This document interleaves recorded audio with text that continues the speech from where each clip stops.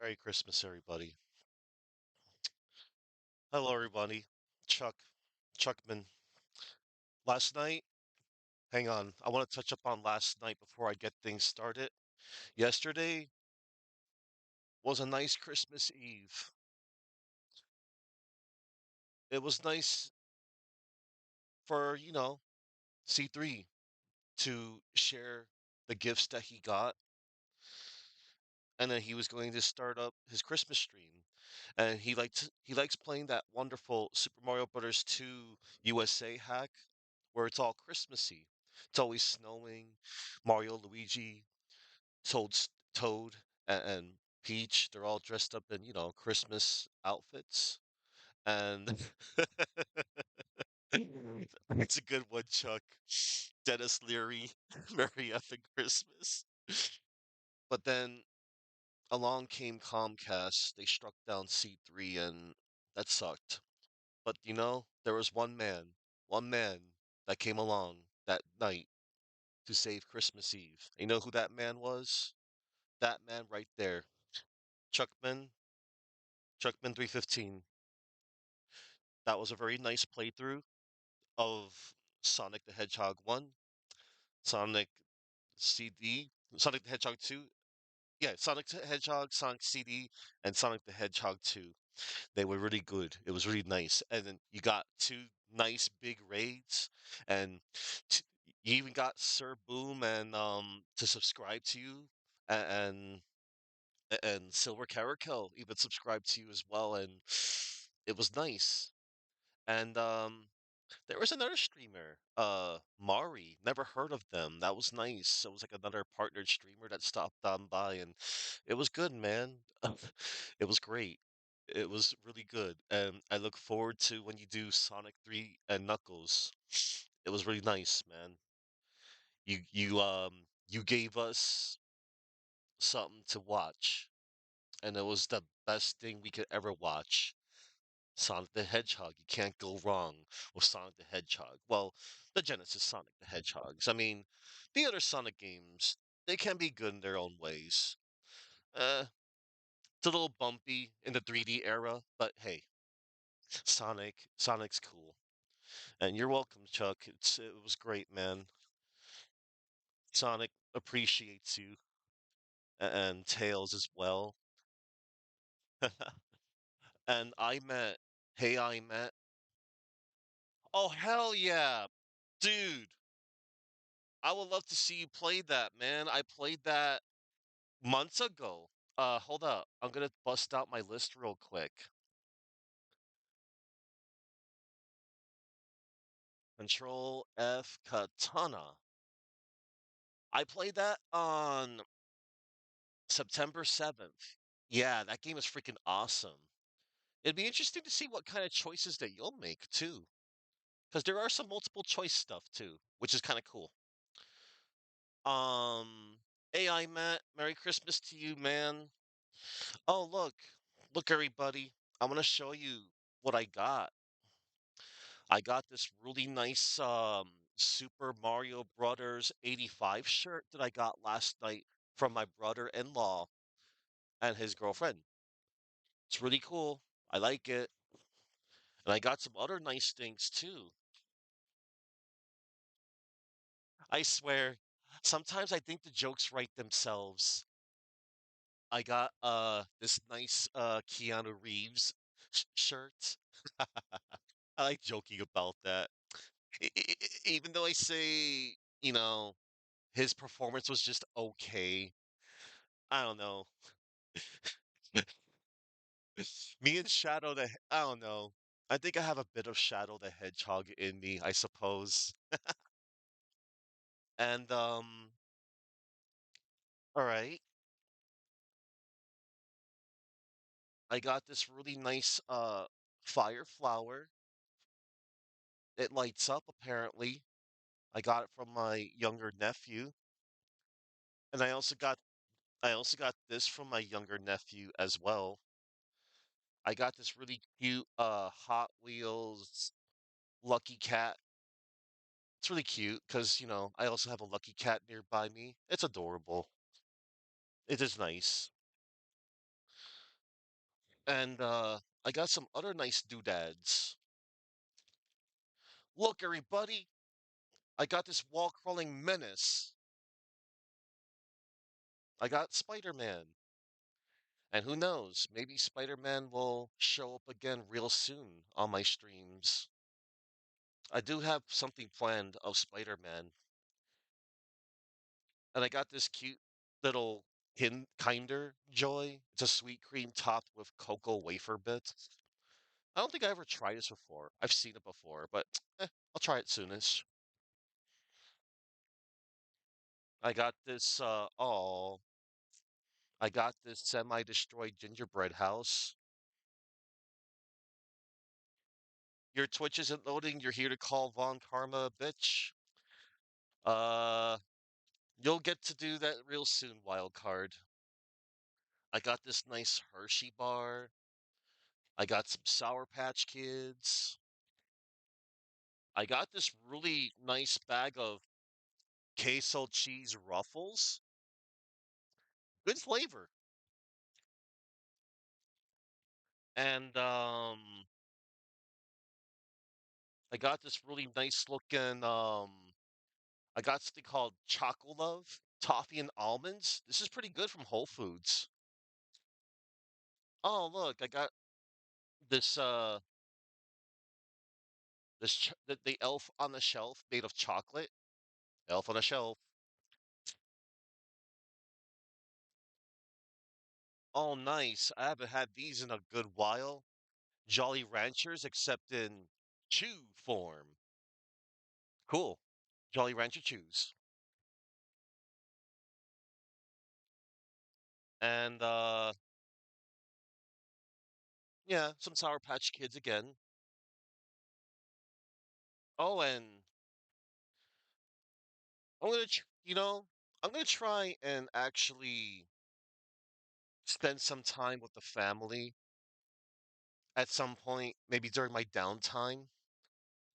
I got a wonderful game of Connect 4. It's on the go. Maybe I could play a Boosh or something. I could teach my cat how to play Connect 4 with me. Huh. Classic. Oh, and everybody, I got something really, really nice as well. Like, oh, don't get me wrong, those are all nice. Look at this. Look what I got right here. I got this cute little Mega Man miniature arcade machine. And it contains Mega Man 1, 2, 3, 4, 5, and 6 on this sucker. That is so cute. Like, man, now I got more options to play Mega Man than I can shake a Mega Buster at, I guess. Yeah, look, everybody. Mega Man's so excited. I got something else to play Mega Man with. He's so excited. He's so excited. He's like, I get first dibs on the arcade machine.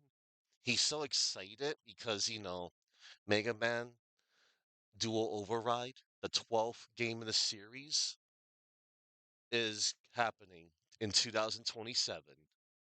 But it's okay, Mega Man. We're going to keep your memory alive going forward. Yes. Yeah, so I can't wait to try this out. I wonder if the emulation's any good on here. Well, yeah, this is cool. I think I love this, and I like the box too. Oh, cool on the side. It's basically the front cover of the Famicom art. You got Mega Man, the other six robot masters, who are also his brothers. All right, everybody. I'm glad to have shown off, what I got for Christmas. Oh, and digitally, um, nice shout outs to whatchamacallit. Nice shout outs to hang on. Um oh yeah, that's right. I could I'm gonna check something. Whatchamacallit. Upside Down Matt. He gifted me something called Record of Lodos War, Deedlit, and Wonder Labyrinth. That was something on my friends list on a good for a good while. I thank Matt, Upside Down Matt. He gave me a nice game on Steam for me to try out in the future. And when I took a glance at that game, the first thing that popped in my mind was, damn, this looks like Castlevania Symphony of the Night. And apparently it's based on a manga anime of some sorts. So that's kind of cool. Indeed, I meant it is mega awesome. Mega awesome! I smoke 12 packs a day. I don't. That was Mega Man from Captain and the Game Master. And hello there, Chronos. Adorable. The best tiny arcade thingies like that have a little port somewhere to use a real controller. Oh, that's cool. I guess if I can look I'll check it out eventually. Maybe I can hook up this bad boy. This is a wonderful GIF. I'm still gonna I love this. This was an early GIF from Rally Flow Bro. I love this Ghoulie ES controller. This really has been the best damn controller I've ever had the pleasure of holding in my two hands. And it works on Switch, Switch 2, PC, Android. I still haven't checked it out on my phone yet. But yeah, hello Kronos. Hang on everybody. I'm gonna make sure I got my names. I got Checkman, I met, Wildcard, and Kronos. All right. Wildcard and Kronos from the Dymac TV side. Good to see you guys. All right, everybody. I'm glad I showed off my gifts. And now we're going to get down to business. We're going to start case 4. And not only we're going to start case 4, we're going to do this in one go. This is my Christmas gift to you all. All right. Some of them have the built-in X input style support. So it depends on what brain box is in there. Gotcha. All right. Chronos of Dymac TV is a set of words you haven't heard in that order in many years. Many years. All right. And I know some of y'all out there are super excited to see, um, man, I got Chuck hooked on like me, like him watching me some playing some Ace Attorney. That's cool. Like he saw me do case 2 and case 3, and now buckle up, man, because this is gonna be one hell of a case. All right. I'll go close out a few of this, a little of this, a little of that. Close out my socials. I already posted. All right. All right, everybody. This is a case. That's all I gotta say about this. I can't wait to, man, it's been so many years since I physically done this case. I did love watching a lot of other streamers over the years play through this series. But yeah, this is my third time physically playing the first game. All right, episode 4, Turnabout Goodbyes.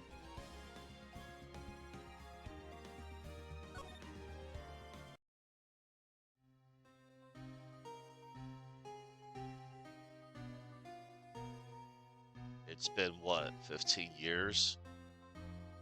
About that. Yes. 15 years is a long time to wait. You can't imagine how much I've suffered. You've suffered. But now, the perfect opportunity has presented itself. At last, I shall have my revenge. What? Merry Christmas.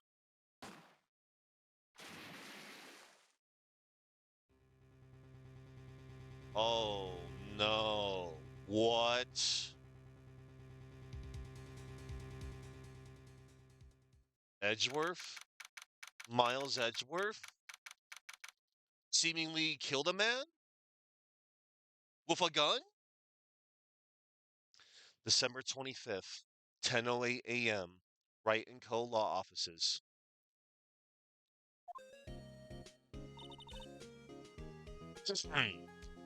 Hey, Nick. Do you know if there are any good waterfalls around here? Waterfalls? Dare I ask why? Duh, Nick. Isn't it obvious? I need a waterfall to stand under, preferably a freezing one. Ellipses. Oh, is that part of your spirit medium training? Of course! Except I've been slacking off lately. I need to brave the elements and be forged anew under the rushing spring waters. Um, okay. I don't know about any falls per se, but Gourd Lake is pretty close. Oh darn. Sorry, but them's the breaks. Couldn't you just take a cold shower or something? Ellipses. Good idea. So much for rushing spring waters.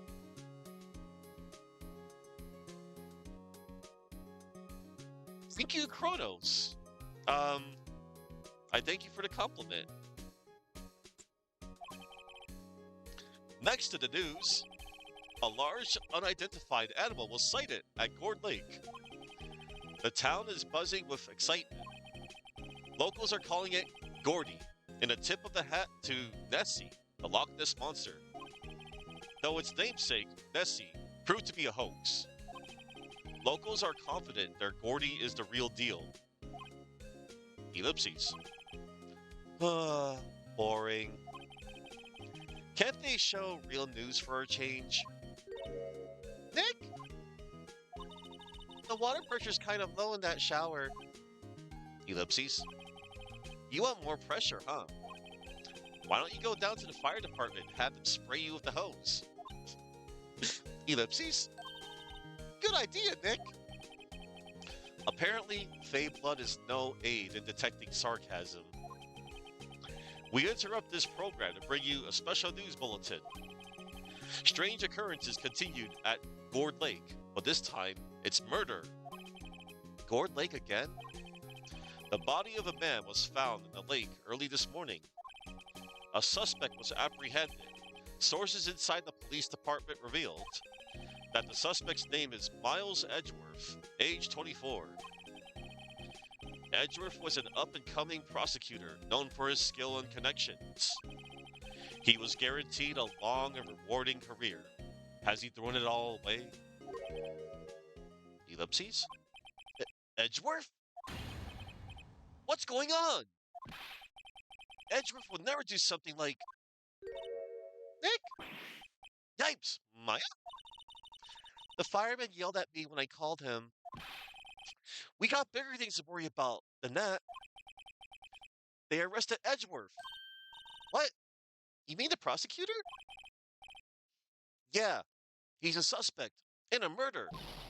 What? When? Where? Whom? Why? How? I don't know. Let's go find out, Nick. Oh boy. What to do?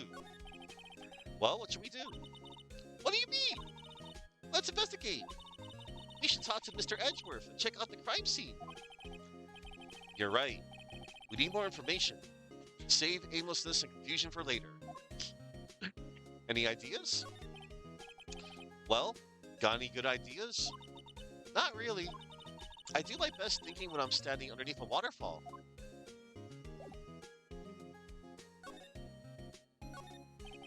Looks like it's cleaning day again at the hotel across the way. I hear they're planning a second branch outside the city. I can see the bellboy getting the angle of that screwdriver in the drawer just right. Mia's favorite plant. Its name is Charlie. Maya's gotten the knack of watering it lately. Charlie's been perking up these days. Maya brought in a poster of the Steel Samurai the other day. We had a big fight over whether to put it up or not. I know she's just waiting for a chance to sneak it up on the wall. Difficult looking legal books stand in a formidable row. They mock me. I tried reading one and it made my head hurt. When I closed it, it slipped out of my hand. Then my foot hurt too. uh, Mia's desk. If we had more clients, I would probably sit here more often. Lately, I've been spending more time on the couch watching TV.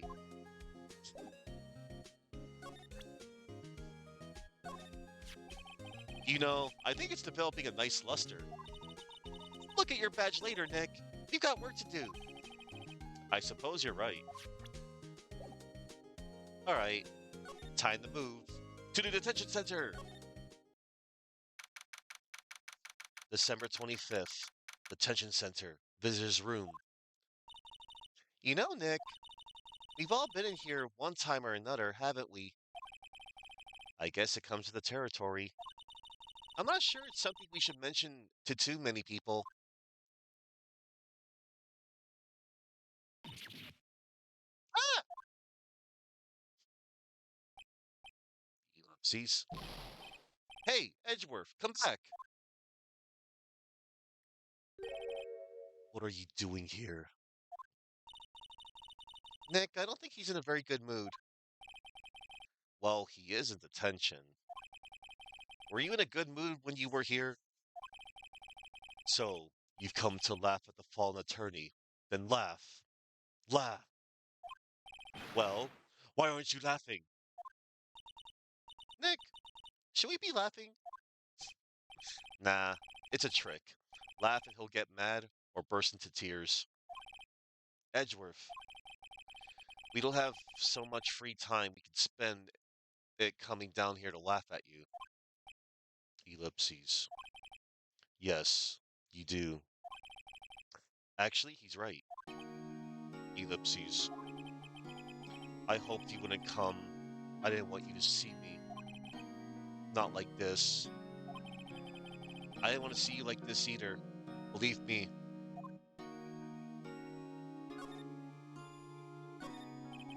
Smile for the camera.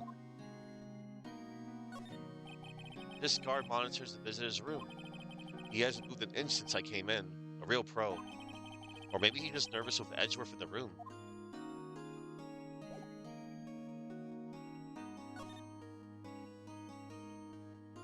What happened?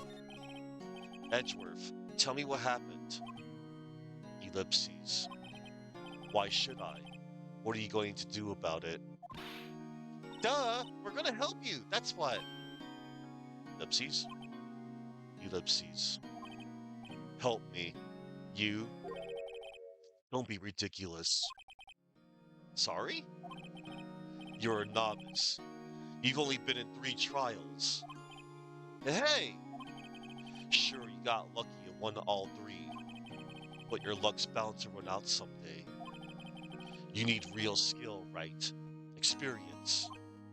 Ellipses. Nick, he's insulting you. Nick? Why am I always the one who has to get angry? Gourd Lake. The murder took place at Gourd Lake, correct? Yes. Late last night. The lake is a long way away from your offices in the courthouse. Why were you down there? Ellipses. I see no need to tell you. Mr. Edgeworth, you didn't really... Ellipses. Gordy. Huh? I went to see Gordy. Gordy? What's that? I'll tell you later. Why won't Edgeworth talk to us?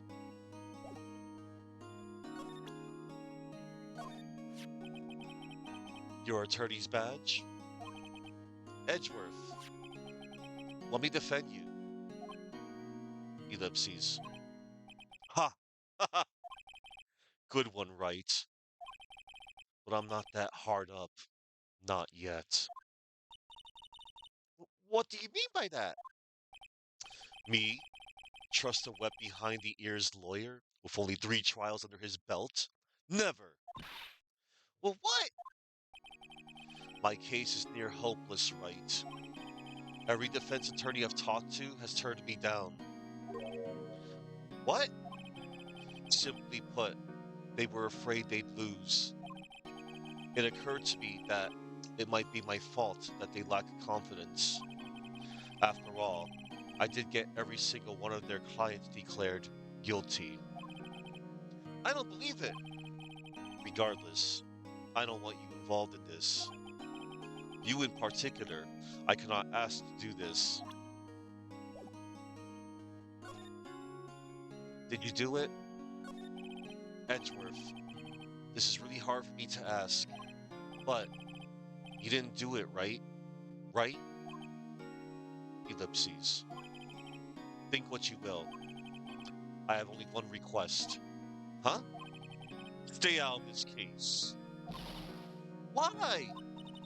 But Nick is trying to help you. I know. I know that. But I don't want your help, okay? Why not? Ellipses. Look, just go away and leave me alone. Nick, Mr. Edgeworth did it, didn't he? Maya, let's go investigate elsewhere. But Nick!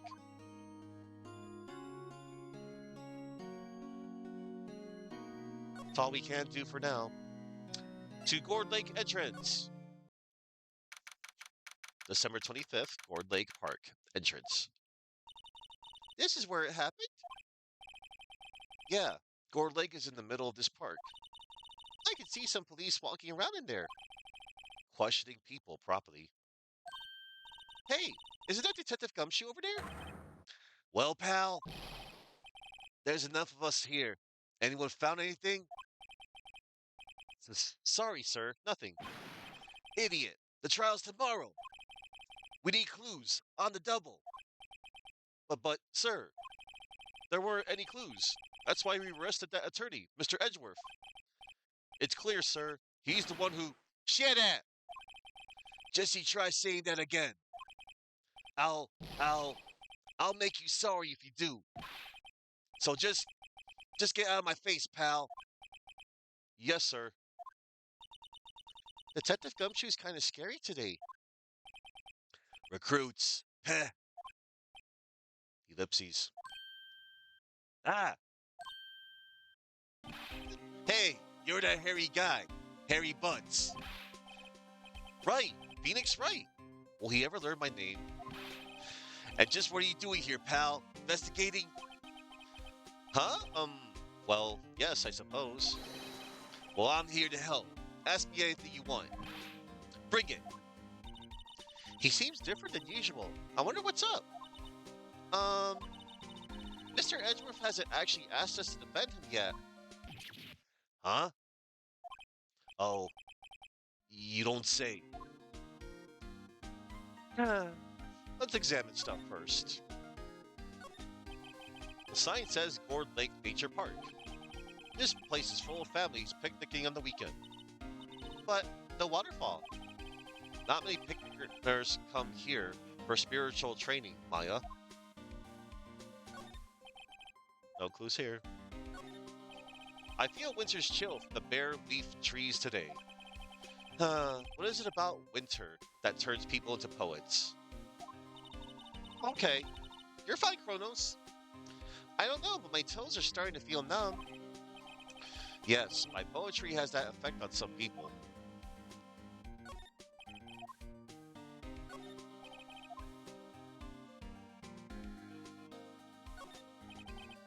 Right. What happened? Detective Gumshoe? Do you know what happened here? Huh? You don't know, pal? No. Wow, okay. Mr. Head in the fluffy pink clouds lawyer. Head in the... Huh? Never mind, I'll tell you. It happened last night about 15 minutes after midnight. There was a boat out on Gourd Lake. In that boat were two men. One of those men shot the other with a pistol. And the shooter was Mr. Edgeworth? A cop who arrived at the scene arrested him. How did they get there so fast? Well, there was a witness. When the report came in, we raced to the lake. A witness? Edgeworth. You don't think Mr. Edgeworth is a murderer, do you? Absolutely not. It's impossible. I don't care if there's a witness either. I don't believe a lick of it. But right. Who cares what the witness says? I care. Ellipses? You really believe in him, don't you, detective? Of course I do. But the police are pretty sure he's the killer. Nobody's even really taking this investigation that seriously. Oh no! After all the help Mr. Edgeworth has been to us, hard to imagine that no one's standing up to take his side. Well, at least you are, detective. At least you are. Oh no, you didn't miss anything incredibly you didn't miss any details. We're at the nitty-gritty. Defense you request. Is it true? No one will take Mr. Edgeworth's case? Yeah, he's a bit of a celebrity. If you defended him and lost, your reputation be sure to suffer. Um, guy, you say? Estavrance? Or girl? Or they? Ha ha ha. Because, hey, both genders, they can get away with it.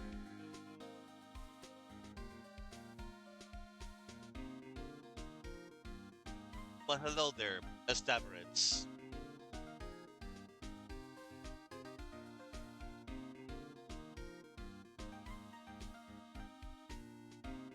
It was clearly a furry wearing an Edgeworth fursuit. Darn me and my logic. You got a hockey mask and a chainsaw. Your man was framed. We'll see about that, Kronos. If you defended him and lost, your reputation be sure to suffer. What's more, the case against him is, well, it's pretty solid. I suppose it would be if they have a witness. Hey, pal, don't tell me you're going to turn your back on him, too. Remember the Steel Samurai case? Mr. Edgeworth helped you get your client declared innocent. I know. I went to Edgeworth. I tried. He really doesn't want us to represent him. Especially not us, he said. What? Well, that doesn't make any sense, pal. You should have heard him talking about you after that trial. He kept saying, right, right, right, over and over. Ellipses? Nick? I'm not sure that's a good sign. Neither am I. Why wouldn't he want your help? I don't get it. The witness. Who was this witness? Sorry, pal. That's confidential. Anyway, the witness saw everything, apparently. I'm sure they'll turn up at the trial tomorrow. Was there only that one witness? Yep, it was pretty cold out in the lake last night. And it was Christmas Eve after all. Still, we're being thorough. You never know when you're going to turn up another witness. That's why we're here today, checking things out. So far, we're coming up empty. Oh, it's Christmas today. I've forgotten. What are you getting me for Christmas, Nick? Talk to Santa. Detective Gumshoe, sir. What? Find something? No, sir, not yet. But there was a call from the precinct. They want to hold an investigation briefing. A briefing? Right, I'm off. Oh, sorry, pal. I guess you heard. I gotta go. Any last things you want to ask me about before I head back? Yes, the autopsy report. Well, yes. Do you have any information on the victim? Sorry. They haven't worked up the autopsy report yet. I'm still waiting for it myself. Actually, say if you get the time, drop by the precinct. We can talk more there, pal. You're not coming back, detective? Probably not, pal. So what should we do if we have something to talk to you about? Right. Here, I'll show you how to get to the precinct. Come down and see me anytime. Directions to the police station received from Detective Gumshoe. Oh, hey, Detective Gumshoe. Well, what? We like to take a look around the park. Can we walk around? Yeah, no problem, pal. You got my permission. You know, Nick, I think there's something to be said for talking to people when they're busy. Yeah, they don't have time to think about not giving you information. Right. Now let's now let's get investigating. Imagine being a lawyer and needing to be told where the cop shop is. All right, let's go to Gourd Lake Public Beach. December 25th, Gourd Lake Public Beach. You think they teach kindergarten the police station is over here? Yes. Wowzers! This is Gourd Lake? Yup. I'm not sure it warrants a wowzers though. Probably not. But hey, look at that snack stand. Samurai dogs? I want a samurai dog, please. I bet they're great. With a name like Samurai Dog, how could they not be? They're a little behind the times though. The kids are all into the pink princess now. I mean, like, you know? Nope.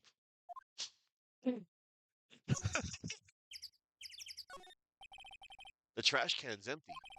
At least the place is well maintained. Wow, Gourd Lake is really big. Yeah. Say, Nick, why is it called Gourd Lake? Oh, well, a long time ago, they used to grow gourds here. Whoa, no way. Oh, sure it was because the lake looked like a gourd when viewed from above. You know, like an hourglass shape? Well, it is shaped like a gourd, actually, but that's just a coincidence. Oh, okay. A lineup of plastic benches. I guess the idea is you buy a dog and eat it here. I doubt anyone would sit here and eat on a day like this. Except maybe Maya, if she had a samurai dog. A hot dog stand. It's closed. The Christmas fringe looks a little half-baked. The banner reads Samurai Dogs. Somebody needs to redecorate. All right. Well, let's go investigate this little party popper here. Huh? Someone left some poppers here. You know, you pull the string and it goes pop. Yeah, I know the ones. You see them a lot around New Year's. Hey, Nick, they might be a clue. Let's take them. Come on, admit it. You just want to pop them, right? Was it that obvious? Poppers. Take them. I suppose it couldn't hurt. Huh? Where'd he go? Into my pocket. Poppers put in the pocket. A classic party noisemaker. Pull the string, it goes bang. Not very clue worthy. Jugs. All right. Now let us go into Gourd Lake Woods. December 25th, Gourd Lake Woods. I like it here, Nick. Look, someone's camping. They got guts camping at the scene of a murder. Hey, Nick. If they were camping here last night, they might know something about the murder. That's true. Good call, Maya. Let's go talk to them. This SUV has seen better days. It's dented all over. I can't believe anyone would drive their car down here. The sign says no camping. Funny place to pick to pitch your tent. Wait, what if the sign said no setting tents on fire? Ellipses. I don't think they have signs like that. Oh, Hey, Nick. What? Don't tell me you're hungry again. No, no. I was just wondering, why are camping pots and pans made of aluminum? Ellipses. They didn't talk about that in any of the law books. So there's no law saying they have to be made out of aluminum then. I'm not having this conversation. The trees grow quite thick here. Further back, the trees fade into the shadow, where the sunlight can't reach them. There's food and some magazines on the sheet. It makes a pretty tough skin to camp in this cold. One moment, everybody.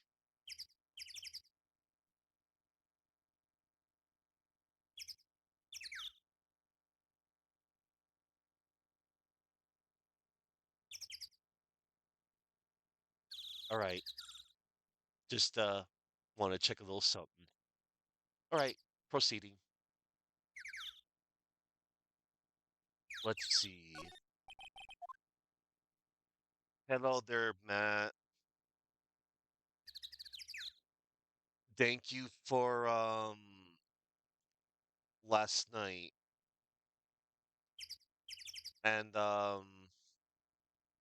yeah, thank you for gifting me Record of Lodos War, Deedlit in Wonder Labyrinth. It looked really cool to me.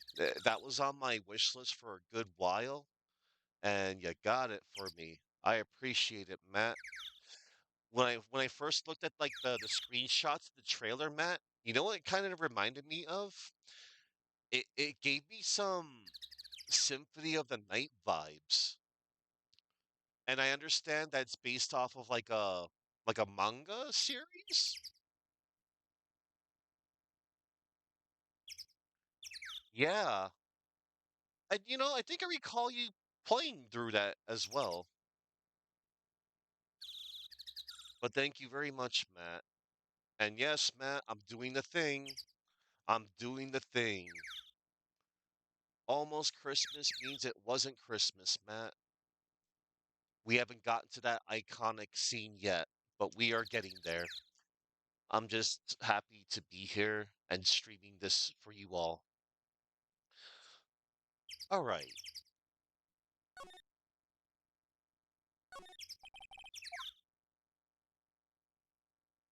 Oh, it's based on a D&D campaign. Okay. All right, light novels. Gotcha. All right. So that's what it was. All right. Cool.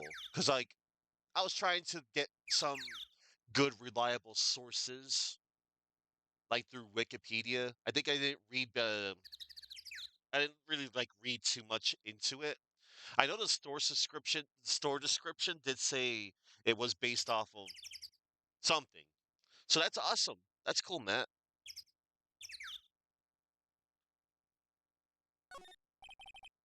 This camera has a mic and some sort of attachment. It must take pictures when triggered by a noise. Wow, cool. Let's try it out. Huh. Hi, I'm Nick. Ellipses. Maybe I'm not saying it loud enough. Hey, I'm Nick. Ellipses. Huh? Nah. Will you stop that? Maybe it's broken? Then don't kick it. Maybe it isn't set to respond to voices? Well, what then? These things? The party poppers? Bang. That's a lot of clicks. Well, it responded. Y'all! Hey, you! Get your hands off of that! Eek! What the Sam Hill? Look what you done now. There goes a whole roll of film. Ah, what? Huh? So sorry.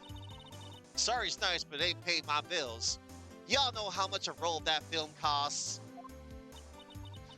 I'll pay you back. What were y'all thinking setting off a party popper in a place like this? Well, what? Don't try to play stupid with me just because you think I'm some country bumpkin. Yeah, I know how y'all Yanks think. I say, those southern folks talk with that exaggerated drawl. Why, they must be dumb. Well, let me tell you, just because I might be dumb, don't mean we all are. Nick, help! And who are you now? Her chaperone? Yeah, no, rather, we're sort of friends? Just figure out what y'all are gonna say and say it for bejesus's sake. God, I'd rather sit through one of Papa's draws than listen to you stutter all day. Oh boy.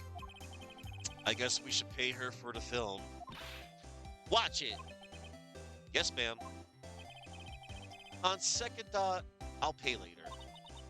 I'm really sorry. Oh man. What happened? Um, what? Can't you see I'm changing the film my camera here? Someone, I'm not naming any names, but someone used up a whole roll. Sorry, that didn't work. I wonder if I have anything to show her that would get her attention. Your name? What? Can't you see I'm changing the film my camera here? Someone, not naming any names, but someone used up a whole roll. Sorry, that didn't work. I wonder if I have anything to show her that would get her attention. Alright, do I have my attorney's badge? This is my badge. Huh? Aren't badges supposed to be all shiny and impressive? You cop or something? I'm a lawyer. What? Y'all ain't gonna try and pull one of them lawsuits on me over that film now. Cause I'll have y'all know I'm a fighter and I wrestled meaner looking things than you. No, that's not it at all. We're here investigating a murder that took place here in the lake. A murder? Ellipses. Sounds cool. Why didn't y'all say that in the first place? Go ahead, ask me anything you like. Finally, some cooperation. You two, y'all can come out of hiding now. I won't bite.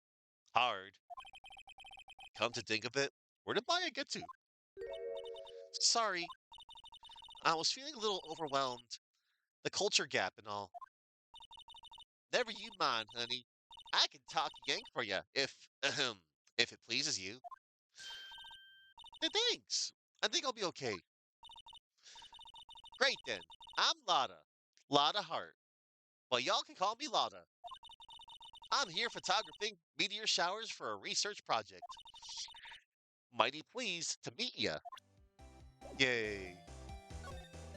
What happened? Oh yeah, when was that murder anyway? I ain't seen much television lately. It happened late in the night on Christmas Eve. That's so. Christmas Eve? A man on a boat was shot. Did you see anything? Well, let me see. A boat, you say? I reckon I might have seen one. Not sure, though. Y'all gotta remember, I've been watching this here lake for a good 3 days now.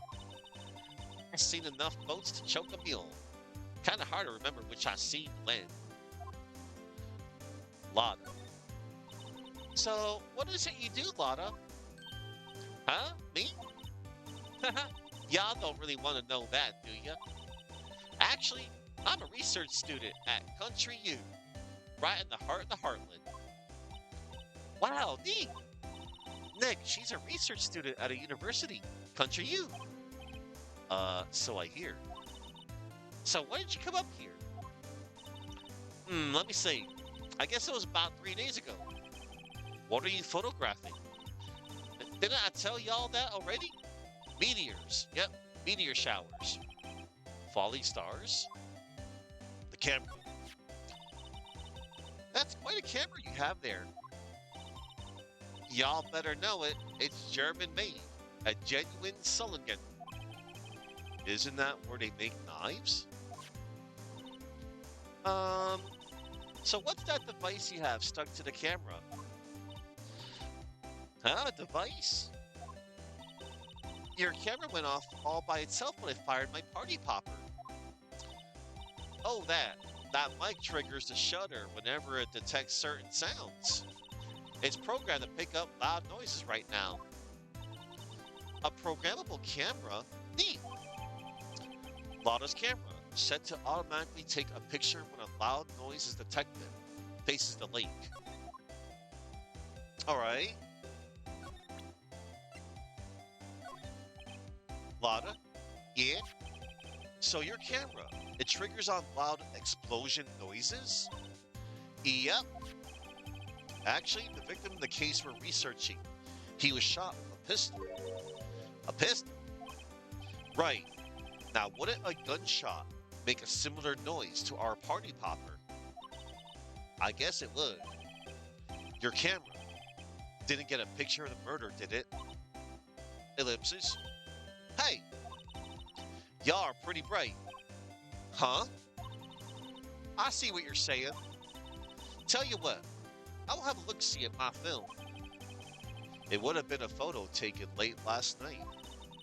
I checked it once. Don't remember if there was anything on it though. But what if I got something? I could be witness to a genuine murder. Yeehaw! I'll go check that film. Y'all come back now, you hear? Wow. He went inside her SUV. I guess we should come back later. Hmm. This camera's rigged to respond to noise, but only responds to loud noises like a party popper. Okay, so I think I can't do nothing here for now. All right, it's time to dip. We need to get out of here. Nothing here. Oh, let's go to the boat rental shop. December 25th, boat rental shop. Nick, what is this place? A boat rental shop. Closed for Christmas, it seems. I guess a murder taking place on one of the boats won't be good for business either. Boats? I've never ridden on a boat. Really? Well, how about we go out on one when the trial's finished? Hey, good idea. You bet. Okay. A small boat rental shop. Doesn't look like anyone is around. They're probably closed because it's Christmas. There are some boats floating at the dock. Was one of these boats used in the murder, I wonder? Nick? Huh? I changed my mind. I don't really want to go for a boat ride.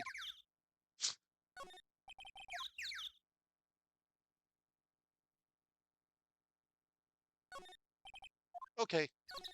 Nothing we can do here for now. There's more forest off that way. I thought I'd find any helpful clues in there. Okay. All right. Nothing we can do yet for now. Let's see. Yeah. Let's go to the Criminal Affairs Department. December 25th, Police Department, Criminal Affairs. Ellipses. I guess Detective Gumshoe is still in that meeting. Hey, thanks for coming down, pal. Detective Gumshoe. We just finished the meeting, for better or for worse. I get the feeling we're in for some bad news. The victim. Do you know anything about the victim yet? No, no. Still can't ID him. Has Mr. Edgeworth said anything? Not a word. The meeting. So how did the meeting go? I can't tell you, pal. You're a lawyer. True. Ellipses.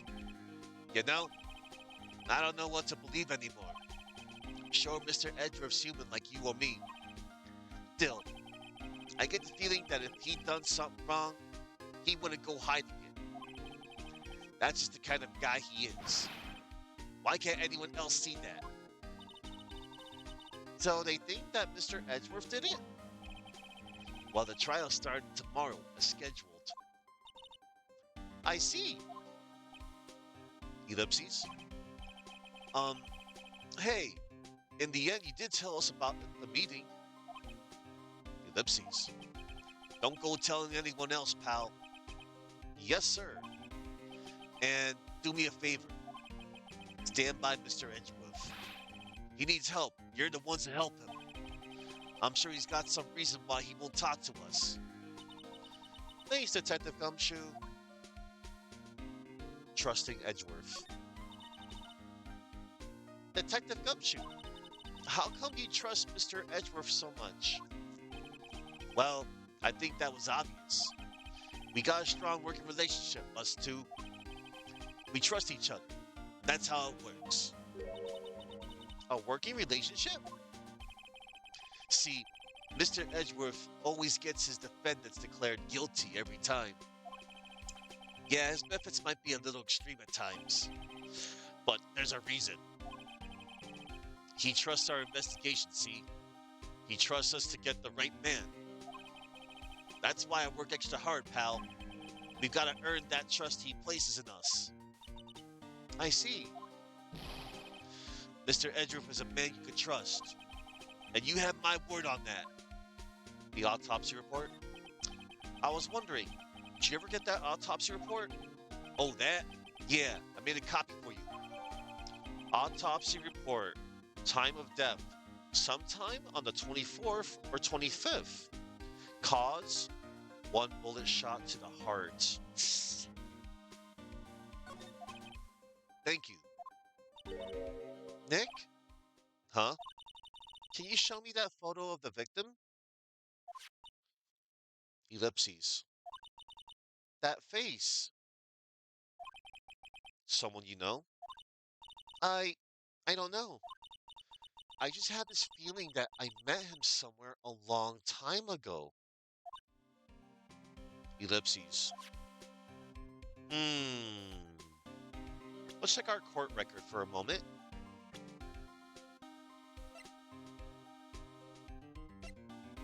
Lotta Hart, age 22, claims to be a research student. She's camped out to photograph shooting stars. She's got a lot of heart. Anyway. Hey, is that the police department's mascot? That's the Blue Badger. It was my idea. I made it. It's my mascot. I see. How nice. I'll get him assigned mascot of the Criminal Affairs Department if it's the last thing I do. Good luck.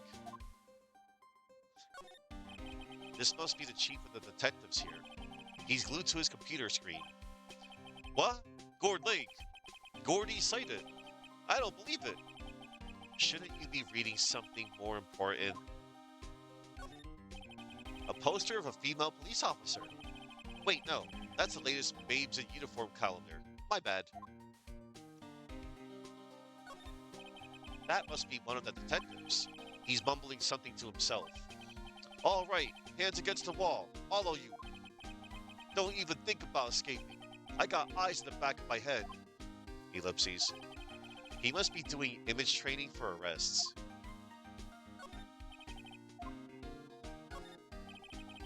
These are the detective's desk. There are computers and files on each one. Funny, they're a lot tidier than I expect. I guess the detectives don't spend a lot of time at their desks. Alright. All the flavor text has been collected.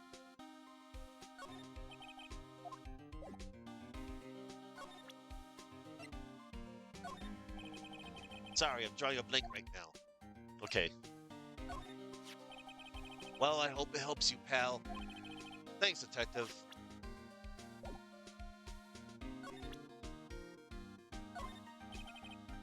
Alright. Okay, we got the autopsy report, so... Ellipses? What is it? Oh, nothing. Just something's been bothering me. Ellipses? Could you show me that autopsy report once more? Ellipses. Ellipses. Ellipses. Hey! I remember now! This guy! He's a lawyer that was at that office Mia worked at.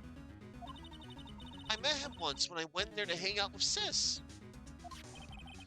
That office? Wait, you mean Grossberg's office? guy. That was the last name I expected to come up. Maybe I should go talk to him for old time's sake. Love this track. What to do? Well, what should we do? Hmm. The police have pretty much made up their minds that Mr. Edgeworth did it, and Mr. Edgeworth won't tell us anything. I guess we could go look for clues down by the lake? Right. Any ideas? Well, penny for your thoughts? Thoughts? Thoughts. Yeah, why won't Mr. Edgeworth tell us anything? And, and, and why did he refuse to ask for our help? What a jerk.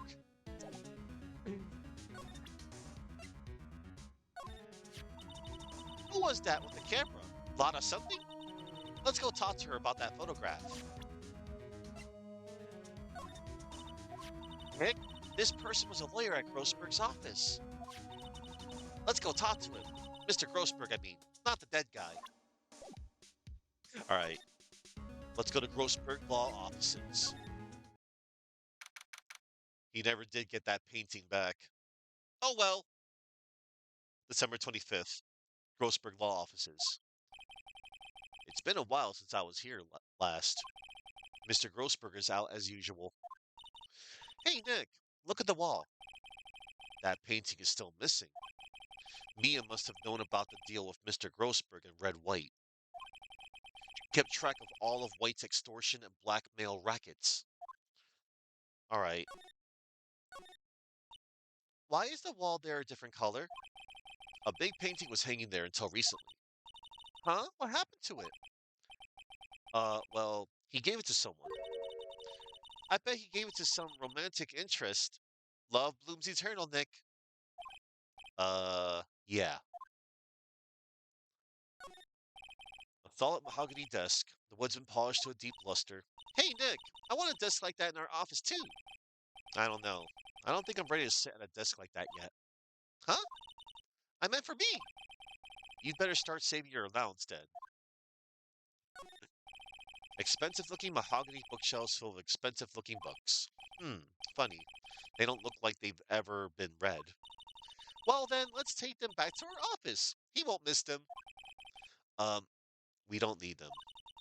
Then, can we take that wooden bear? It is kind of cute. Oh.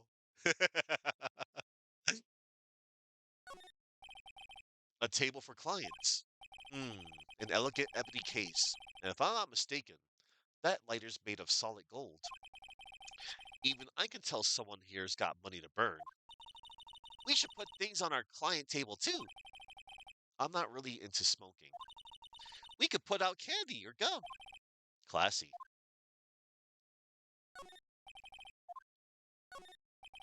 An expensive potted plant. No idea what kind of plant it is, but it's probably the most expensive one available. I think our Charlie is cuter. Right. He's a really cute plant. All right. Okay. Well, he's not there. And Edgeworth's not there. Back to Ford Lake entrance. Let's go to the public beach. Then let's go back to the woods. Yep. Hey, y'all. Lana. Wait up a sec. We got bingo. Bingo? My automatic camera took 2 pictures last night. Hey! This is them. Take a look. Wait. See? See? He's shooting him with that pistol. It looks like that, yes. But you can't really tell who that is shooting. Yeah, well, there was enough fog out there last night to strangle a bullfrog. But you know, seeing these photos reminded me of something. What? I saw the murder happen. I'm a witness. What? Are you serious? Course. How do you forget? Never mind. Y'all reckon I should tell the cops? I reckon so. I reckon so. What's that? Now don't y'all go trying to mock my accent. I'm a sensitive lady. Hey, so I'm off to talk to the cops. Y'all can have this photo. Later. Wait, Flotta. What? Can't y'all see I'm kind of busy? So tell us what you saw, too, please. Nice try, honey, but I wasn't born yesterday.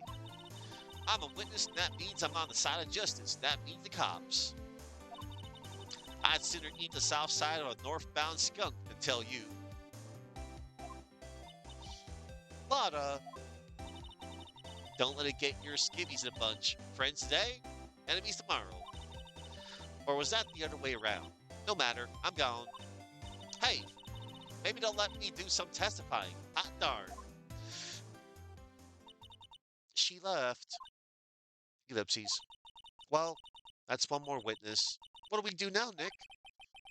Well, if she saw something, there's not much we can do about it. The question is, what exactly did she see? I guess I'll find out in the trial tomorrow. The lake photo, taken automatically on December 25th at 12:15 a.m. Okay, guess there's nothing we can do here. Oh, December 25th, Gourd Lake, Public Beach. Looks like the police have given up their interviewing. Hey,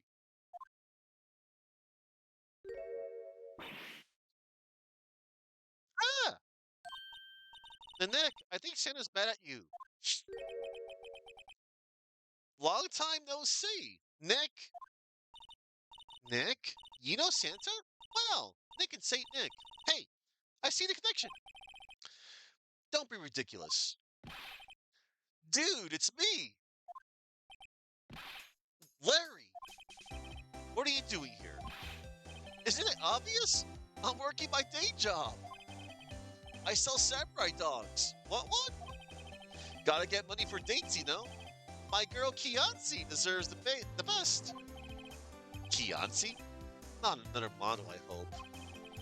Oh, Kianci's a fine woman, Nick. It was her idea that I wear this costume. She was all, "You go, girlfriend," you know? She brought this costume for me. That? That's great, Larry. Wow, a Santa costume. She must be really nice. Whoa, cute. Nick, who's she? She's not your... Not my what? No, she's not. I'm his partner, Maya Fey. I'm, the little sister. Sister? Ellipses. Wow, Nick. Must be tough. Working 9 to 5? Having to take care of a little sister?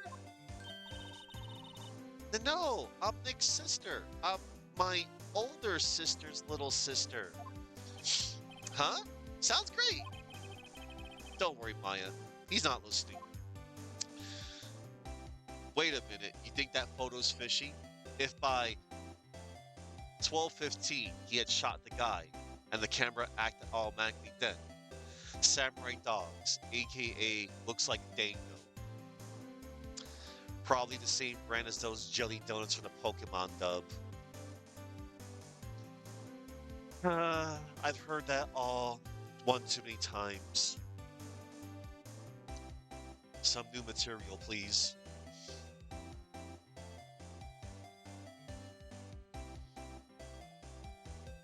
Anywho, Dongo. Oh. I'm laughing right now because 2 days ago I had a problem pronouncing affidavit. I thought it was pronounced affidavit. Now you're telling me how to pronounce Dongo correctly. Dongo, Dango, whatever. Moving on. What happened? Hey, Larry. There was a murder here last night, and since you work here, have you heard anything? Nick, you're wasting your time. Last night was Christmas Eve. He was with Kianci, obviously. He wouldn't have been standing out here in the cold. Oof! I think what you just said caught him off guard, Maya. No, it's just Kianci's not in town right now. She she's in Hawaii on a photo shoot. A model. I knew it. Well, anyway, there was a murder here on the lake. The trial's tomorrow. Huh? Neat. The defendant is Edgeworth. Miles Edgeworth. Nick? Why would Larry know Edgeworth? Whoa, Nick! You don't mean that Miles Edgeworth? Old Edgy? Yeah, he's a murder suspect. Whoa! Murder! Huh? You know Mr. Edgeworth, Larry? Yeah, of course. Edgy was in the same class as us in grade school. What? All you know is vowels in Japanese make one sound each, so it's actually relatively easy to pronounce Romaji. As always, sounds like Katana and Hakai. E always sounds like Ebi and Ed, etc., etc. Gotcha. Samurai dogs. Tell me about the dogs. Huh? Oh, you mean the samurai dogs? Why are they samurai dogs? I mean they kind of look gourd-shaped. Oh, well, originally, they were gourd dogs, you know? Like, guard dogs. Ouch!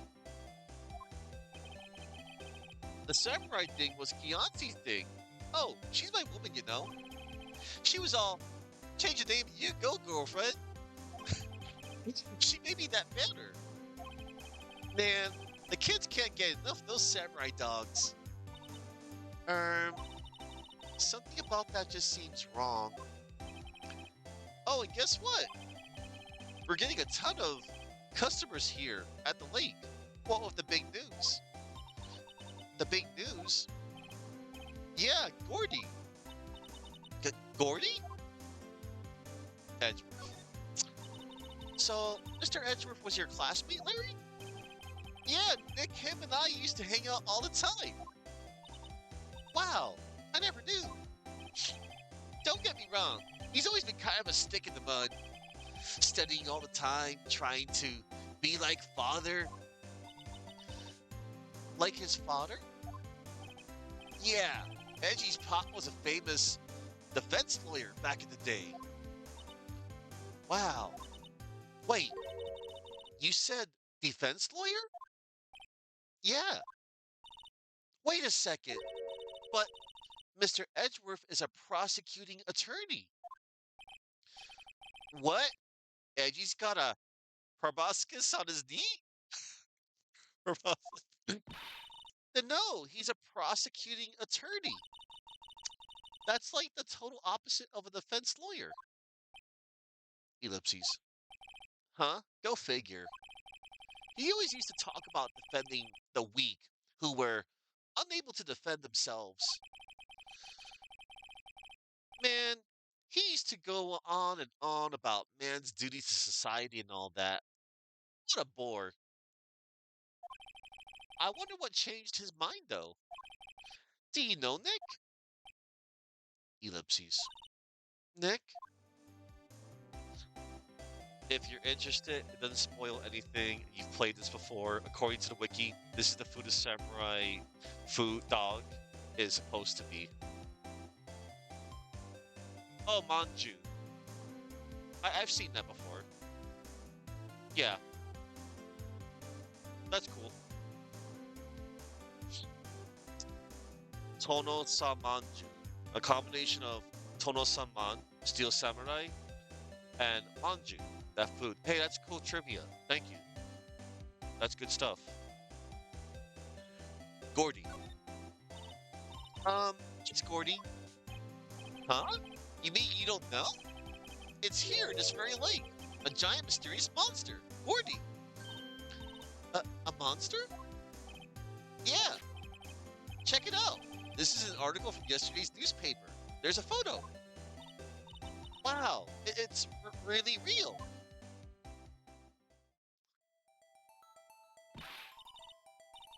Nick, a monster, a real monster. Yeah, it's probably just a log or something, right? Hey, there's a quote here for the person who took the photo. What's this? I set the camera to automatic, and when we got into the frame, I heard a loud bang, like an explosion, followed by the sound of something slipping into the water. I wish I could have seen it. Why would there be a sound like an explosion? Larry, could I borrow this article from you? Sure, no problem. That'll be $1 million. 1 million? Grow up, Larry. Gordy article. Article about a monster sighted at Gourd Lake. Is the original name of Samurai Dog. The pinchy bit at the end makes it look kind of like an elephant trunk. Cool.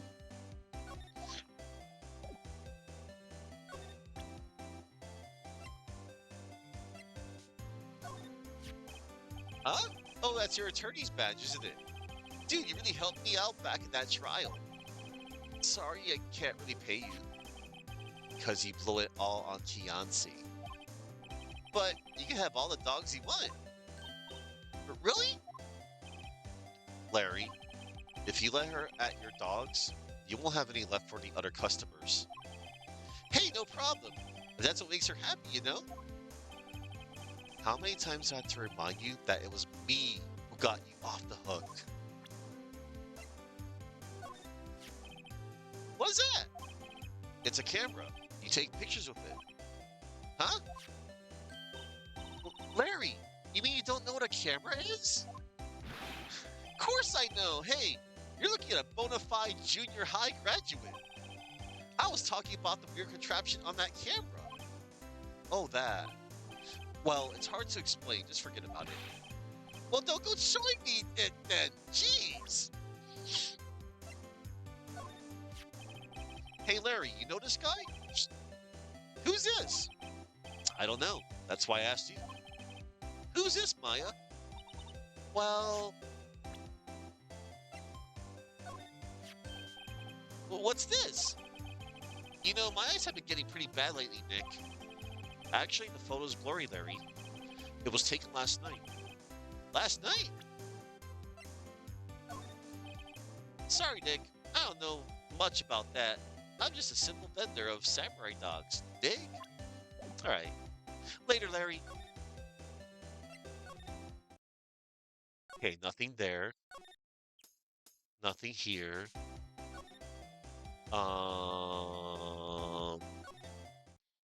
Right. Back to criminal oh! It's ellipses. Not a gumshoe in sight. If you're looking for Detective Gumshoe, he's in the questioning room. Apparently, an important witness turned up. He'll be in there for a while. Lot of heart. It has to be. Uh-oh. Okay. Um, back to the offices. Is Grossberg out? Ahem! Ah, that old familiar clearing of the throat. Aha! You're Mia's something, are you not? I was her understudy. Yes. Phoenix Wright. Aha! And you're Mia's something too, are you not? Her little sister, yes. You've grown.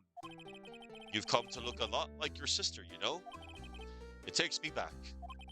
Ah, the days of my youth, like the scent of fresh lemon. You see, um, Mr. Grossberg, sir? Hmm? Ah, yes, I beg your pardon. Of course you came here to discuss something. What is it then? Something the matter? Yes. What happened? There was a murder last night. A murder? You haven't heard? I just got up, you see. Well, Miles Edgeworth shot someone with a pistol. Edgeworth? What? Who did he shoot? Well, the identity of the victim is still unknown. This is terrible news indeed. I guess he hadn't heard anything. That painting. Mr. Grossberg? Whatever happened to that painting? Oh, yes. I do not think it shall ever be coming back home to this office. I can't exactly claim it as stolen. I suppose it's my just desserts. Old, bitter desserts. Alright. You've really grown up in the past few years, my dear. How proud Mia would be if she could see you now. She said she was more worried about me than anything. Aw, just go on and take the compliment, will you? So this camera on the lake takes a photo whenever it hears an explosion sound. That's what she said. And it just happened to be set up on the beach, pointing out on the lake. Yes, she said it was to photograph shooting stars. Hmm, shooting stars, explosions. What's the connection? I'd be suspicious of this witness of yours. Hmm, strange. I feel as though I've seen this man somewhere before. Ellipses. Ah! Did you remember? He was a lawyer. Here in my office. That's Hammond. Robert Hammond. Mr. Hammond. And you say this is the man Miles Edgeworth shot? Oh boy. So this is the moment the crime took place, eh? Yes. You can't really say for sure that's Edgeworth. I'm not sure whether that's a good thing or a bad thing. Not sure at all. My apologies. I'm not sure I can help you with that. So, let me bust out my little notes here.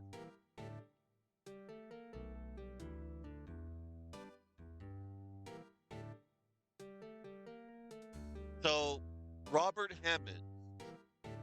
So, Robert is a Germanic given name that comes from Harad, fame, and Barat, bright. Hammond can be derived from the Old Norse, Hamundur, which is composed of Ha, High, and Mund, protection. And his Japanese name is Yukio Namakura. Namakura might come from the Japanese word Namakura, which means a blade, sword, that is not sharp or sloth. Adjective for a lazy person. Eh, just a name.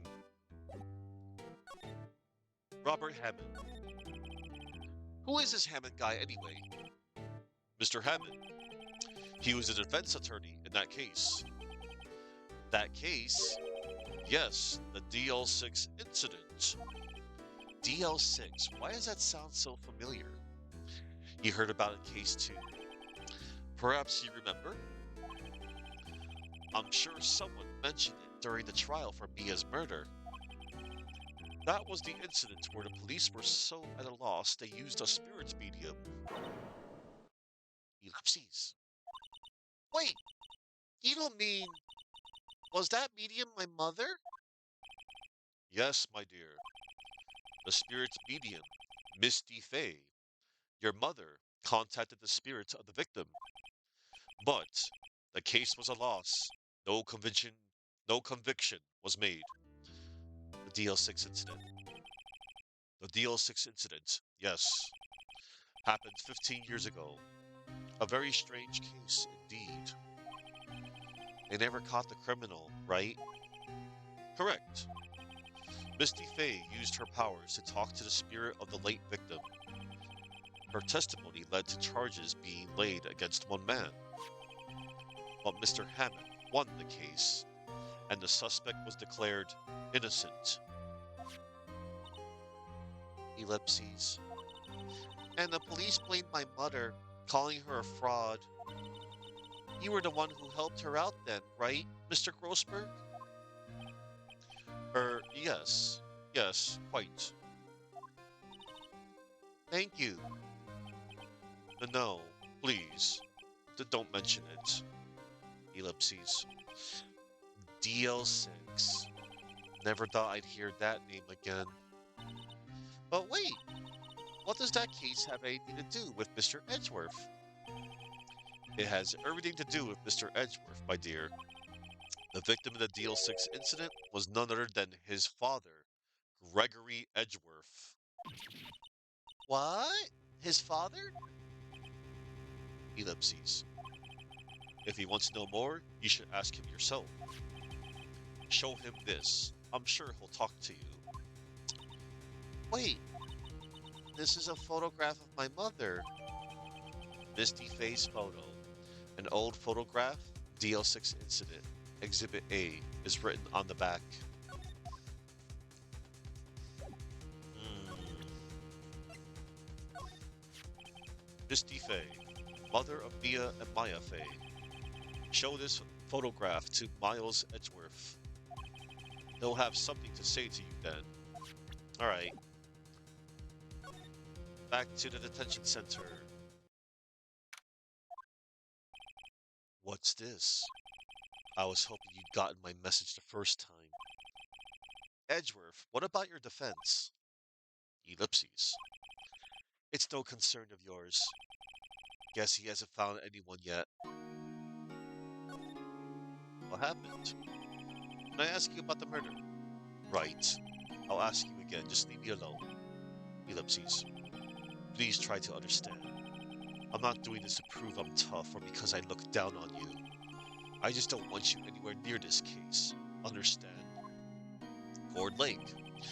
Why did you go to Gourd Lake? I have no intention of telling you. No, or apparently, would you tell Detective Gumshoe? Detective Gumshoe is really worried about you. Ellipses. Alright. Okay, Edgeworth. It's time for you to talk. What's that? I'm not in the mood for idle banter, right? Alright. Ellipses. Ellipses. Edgeworth? It's only been a matter of hours since you last visited. Yet you've made incredible progress in your investigation. I'll admit it. I'm impressed, right? You were always single-minded in your work, though. Once you start on something, you always see it through, don't you? About the DL6 incident. Right, DL6. I didn't want you to find out about it. That is why I refused your offer to defend me. I'm sorry if it sounded like I thought you weren't up to the job. I just wanted to keep you away from DL6. So, do you still think it would have been better for me to stay away? I don't know. But I see no point in hiding anything from you now. Very well. Ask whatever you like, and I will answer to the best of my abilities. Alright. Start talking. The DL6 incident. The DL6 incident was when my father died. Right before my eyes.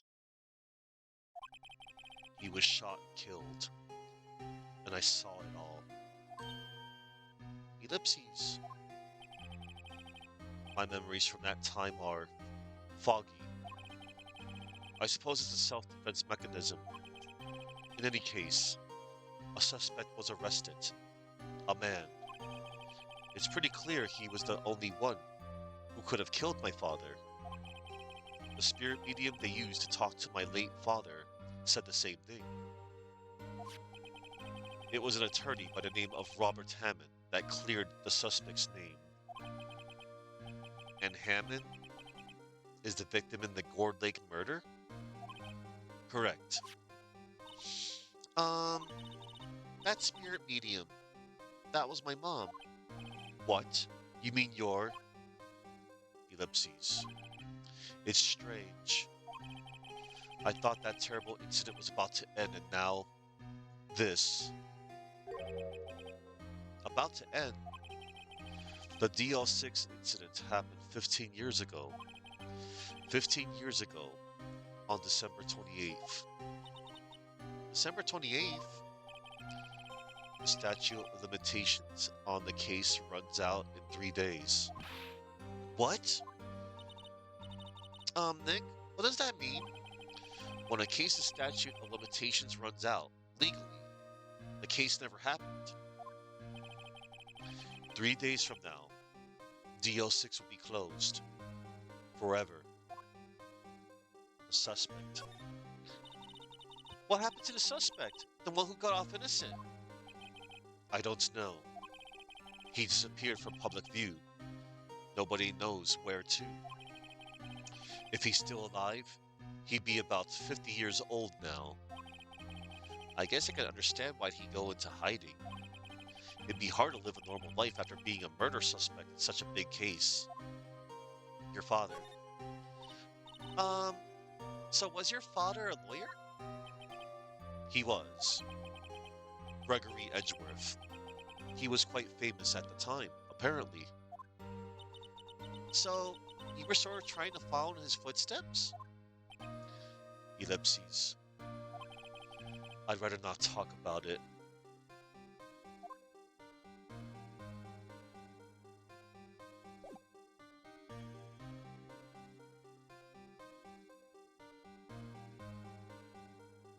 Alright. Gonna get out of here.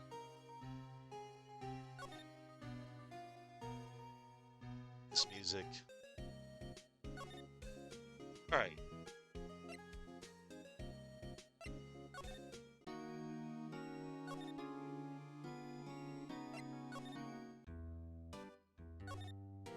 Alright. I think we need to just move back to the Gore Lake entrance, I think? Yeah. And then go through the public beach. And then let's try the boat rental shop. Okay. Gotta go back to the police department.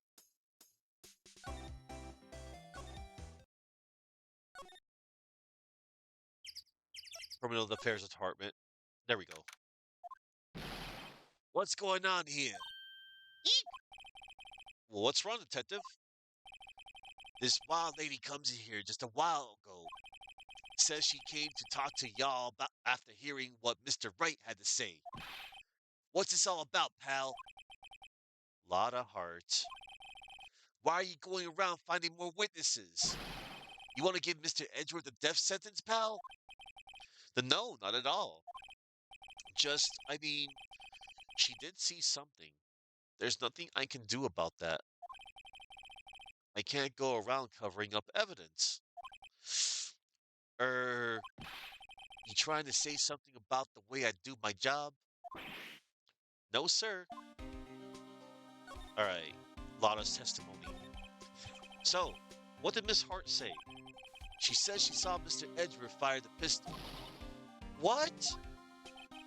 She even had a photograph to prove it. Right, I saw it too. But you really can't tell from the photo who it is shooting. That's why she said she's going to enlarge the photo. She said it'll drop the quality of might, but should let us see who's who. She can do that? Okay, so there's going to be an enlarged photograph that shows Edgeworth in the act. Great. Just great. In any case, she's going to be the one testifying tomorrow. Huh?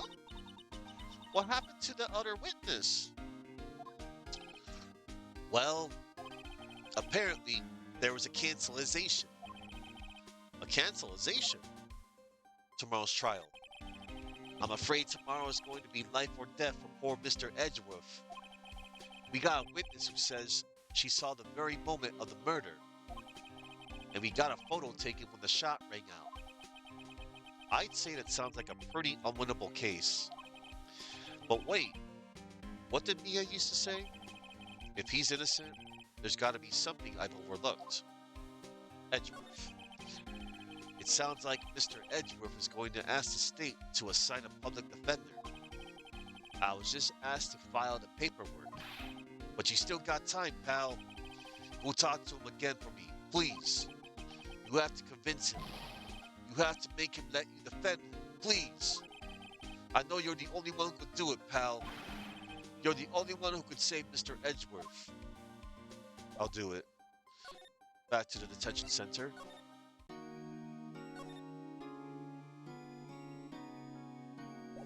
Um,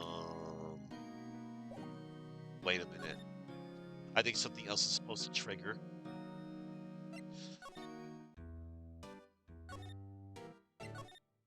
One moment. Back to criminal. Hang on.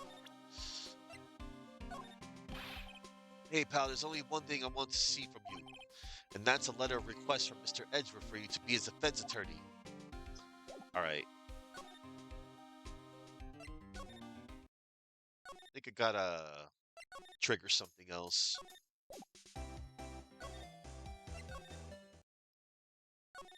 Okay, nothing here. Nothing here. Nothing here. Let's go back.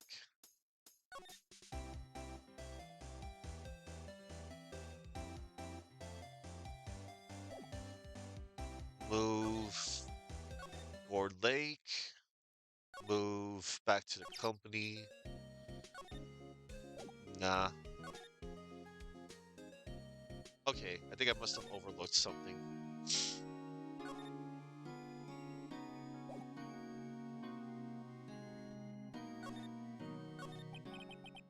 The DL6 incident was when my father died. Right before my eyes, he was shot and killed.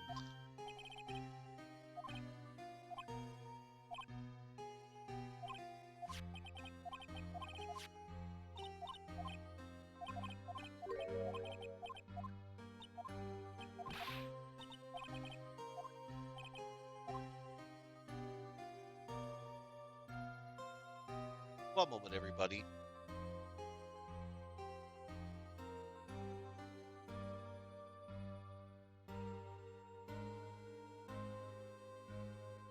I'm just gonna check a little something real quick.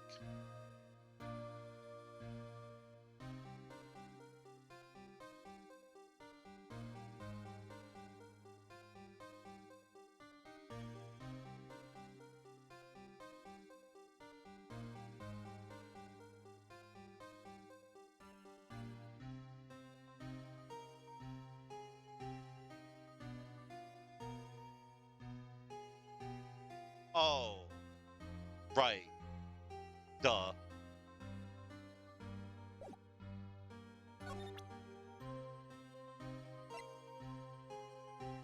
Gotta show him the lake photo. Who would have thought there'd be a photo?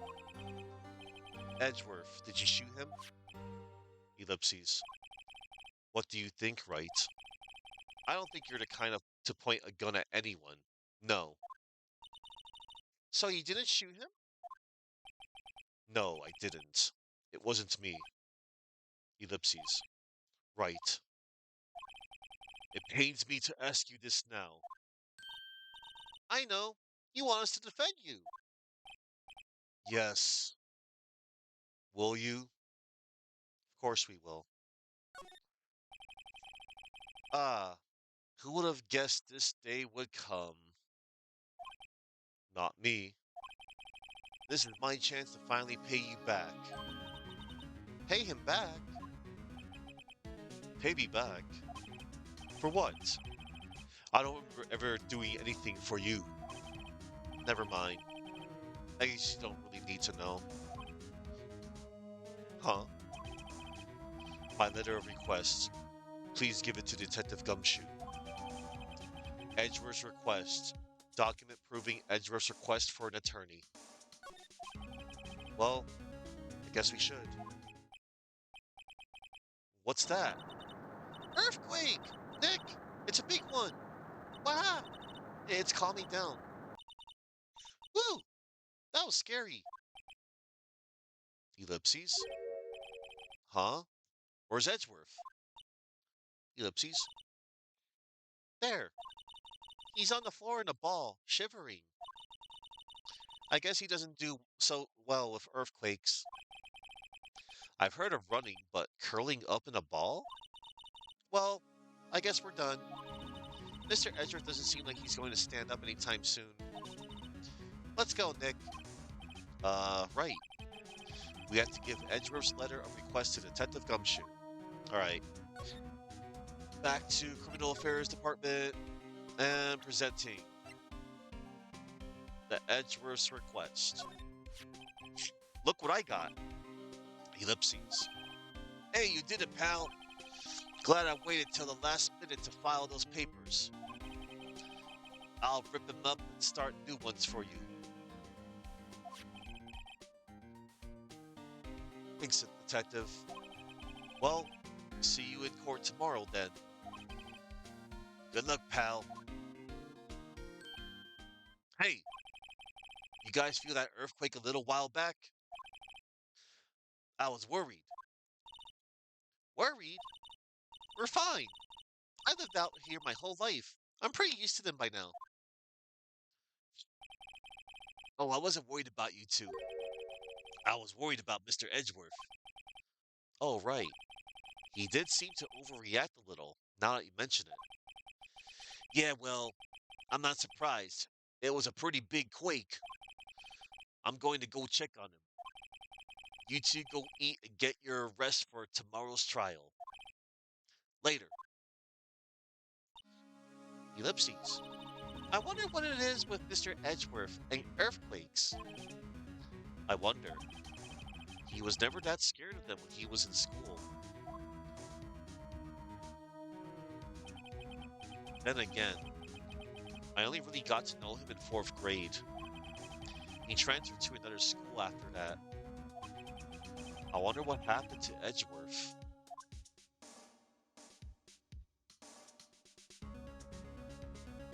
All right, everybody. Time for, as always, the best parts of the game. The courtroom. I mean, the investigations are still cool, you know? Oh boy. Oh boy. This is, oh, December 26th, 9:44 a.m. District Court Defendant Lobby, number 2. Karma? That's right. Manfred von Karma. He's the best prosecutor there is. He hasn't lost a case in his 40-year career. He is a god of prosecution right. A god! Not a single case. He'll do anything to get a guilty verdict. Anything. Sounds like someone else I know, Edgeworth. Humph. You don't understand. I mean, he'll really do anything. Manfred von Karma is a man to be feared. That's quite a claim coming from someone who forges evidence. He taught me what it really means to prosecute. What? Just picture a prosecutor as vicious as me, multiplied by a factor of 10. Huh. So, was he your teacher then, Mr. Edgeworth? Something like that. And now he's trying to get you found guilty? What a creep! Oh, wait. Maybe he's planning on losing on purpose to help you out. Not a chance. He hasn't lost once in 40 years. 40 years! He's as ruthless as me, times 20. That's pretty ruthless. Like I said, he's a god among prosecutors. I guess that's something like Mia was to me. Speaking of Mia, Maya? Uh-huh. We could really be using Mia's help right now, don't you think? Oh, I can't. Sorry, I tried. I really tried, but I couldn't reach. You couldn't reach? I think it's because I haven't been training. My powers are weak again. Oh man, what bad timing. I'm really sorry. I'll try my best. I hope so. What are you whispering about? Uh-oh, it's nothing. Well, it's time. Let's head in. Oh boy. December 26th, 10 a.m. District Court, courtroom number 3. Oh no. Court is now in session for the trial of Mr. Miles Edgeworth. The defense is ready, Your Honor. Behold, everyone. Satan in prosecutor form. Also, it's Vigo the Carpathian from Ghostbusters 2. I'm not kidding. Ellipses. Mr. Von Karma. Is the prosecution ready? Ellipses. Fool! You seriously think that I would stand here were I not completely prepared? You're right. My apologies. He's even got the judge scared. Very well. Your opening statement, please. Ellipses. Decisive evidence. A decisive witness. What else could possibly be required? Nothing, of course. That should be fine. The prosecution may call its first witness. What's with this guy? Is he royalty or something? How am I supposed to fight against this? I call the detective in charge of this case. Detective Dick Gumshoe. Okay, Gumshoe's first. Let's see how this goes.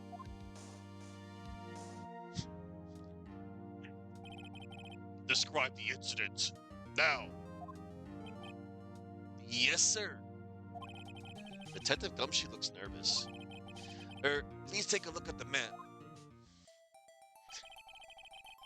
The murder happened late Christmas Eve, around midnight. There was one boat in the very middle of the lake. There were 2 men on the boat. Now, there happened to be a woman camping here on the edge of the lake. At 12:10 a.m., she heard 2 pistol shots. Then the boat started to move. It went towards the boat rental shop.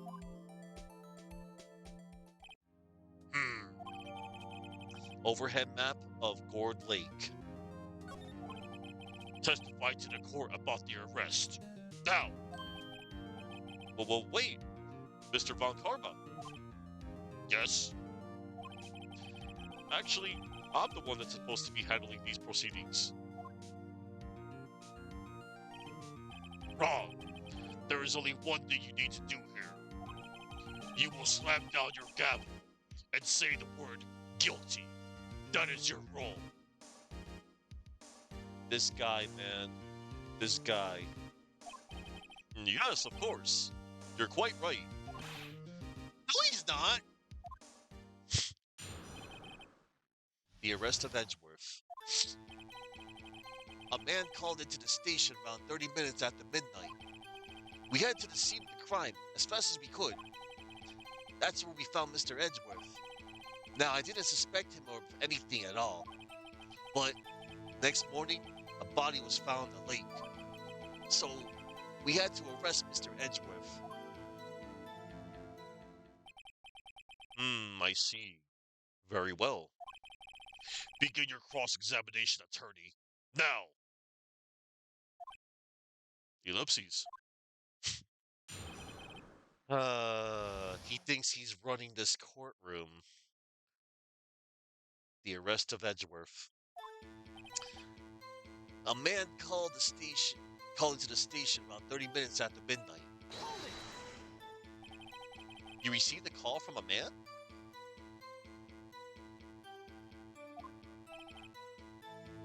Yup. But you said there was a woman camping there. She was the one who heard the two gunshots, right? That was Satan, I swear. His objection. Oh my god. It's freaking Satan. That woman and the man who called in the report are two different people, obviously. Different people? There were two witnesses. Heck? Their testimonies were quite similar, however. Today I've summoned the woman who was camping. The woman who was camping? A lot of heart. What happened next, detective? We headed to the scene of the crime as fast as we could. How long was it between receiving the report and your arrival at the lake? Well, I'd say it was about 3 minutes. That's pretty fast. Our motto for the month is, get there quick. Detective, you will refrain from casually revealing department secrets. Yes, sir. Sorry, sir. I look forward to your next year's salary review. So much to look forward to these days. This is no time for detective daydreaming. Continue. Yes, sir. That's where we found Mr. Edgeworth. What was Mr. Edgeworth like when you saw him then? Well, from what I saw, he looked pretty relaxed. Not like a murderer at all, really. Detective, the court requires the facts, not your opinion. How many years have you been on the force? Facts only, detective. Hard, cold, objective facts.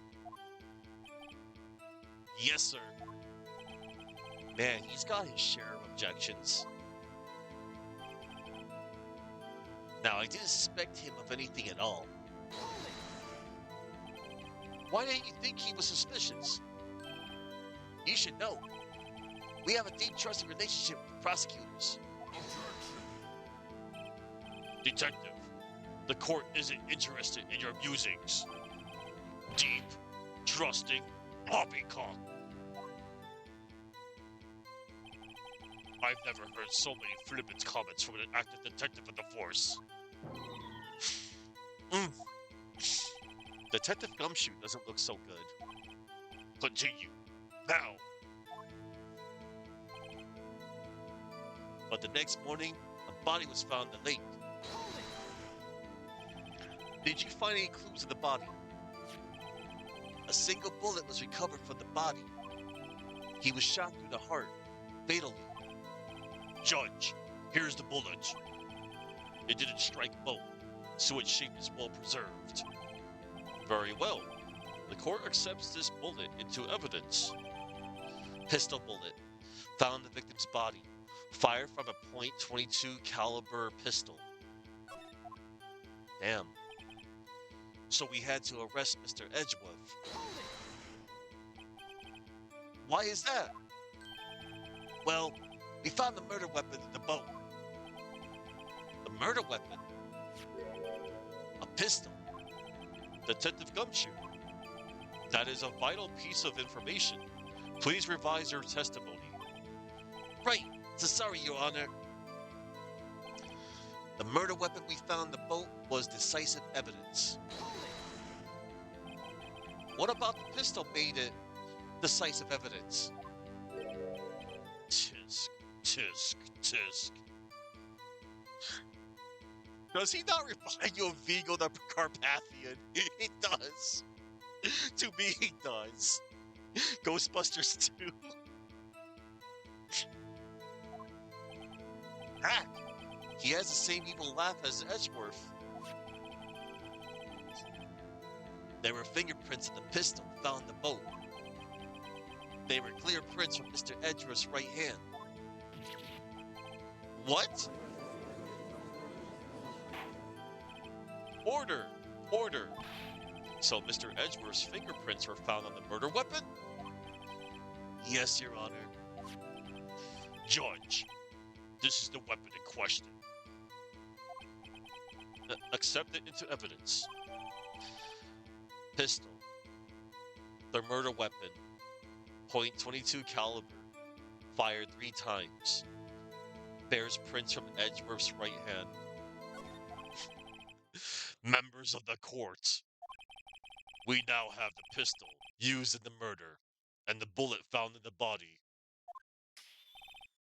Detective. Yes, sir. Was the bullet found in the body fired from this pistol? Yes, the ballistic markings on the bullet match the pistol. Hey, Nick, what does he mean, ballistic markings? Shocking. To imagine someone here does not know something as basic as ballistic markings. Nick, he's glaring at me. Tisk. Very well. I'll explain. Actually, Judge, you do it. Eh? Me? Ellipses? Ahem. Ahem. Ballistic markings are like the fingerprints of a gun. The barrel leaves distinctive marks on each bullet it fires. You could examine these ballistic fingerprints to see which gun fired the shot. It's quite accurate. Indeed. This leads to one inevitable conclusion. The bullet found in the victim's heart was without a doubt fired from this pistol. This pistol, which, as you may recall, was covered with the defendant's own fingerprints. Order! Order! This is bad. This makes it look like Edgeworth did it. Well, Judge, I'd say it's almost decisive. Yes. Honestly, I could declare a verdict at this point. However, you wish to hear the witness speak, no doubt. Very well. I am somewhat fatigued, and so I will take a brief break. I will call my witness after the recess, which will last 10 minutes. Judge. Yes? What are you doing? A 10-minute recess. Now. But wait, just bang your flimsy gavel and get on with it, man.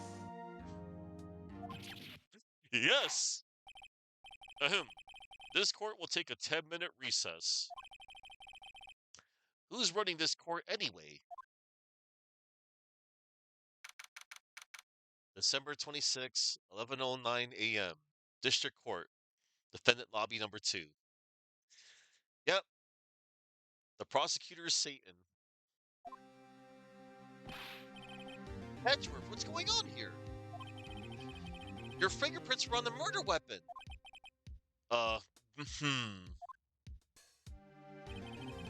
And that foggy photo makes one thing clear. The only one who could have shot that man was the person in the photo. True. Was that you in the boat? Ellipses. Yes, it was me. What? But you must believe me. I didn't shoot him. And then who did? I don't know. You don't know? Weren't you right there? Ellipses. I heard a gunshot from very close by. Then the other man fell for the boat. I can't say why, but I thought at the time that he had shot himself. You mean it was a suicide? Ellipses. That's the only explanation I can come up with. Huh? How am I going to convince anyone of that? Say Maya? Huh? What? Any progress with Mia? Oh, sorry. It's no good. Ugh. I know. I'm no good for anything, am I, Nick? If I can't call my sister, I might as well not be here, right? No, I need you here. No, of course not. I need you here. I can see you're always trying to help out, even if you don't actually help. It's a thought that counts, right? It's okay, Nick. You don't have to make me feel better. I don't know anything about trials or defense. What's more? What's more? I'm a spirit medium who can't even contact spirits. Aw, everyone has their off days. Yeah. I mean, I've just been getting lucky lately. But you never know when my luck is going to run out. Really? Whoa, right. Don't jinx this case any more than it already is. It's bad for my heart. Oh? Oh, so sorry. Whoops. Hey, Airhammer. Merry Christmas to you too, man. Let me, give you a shout out.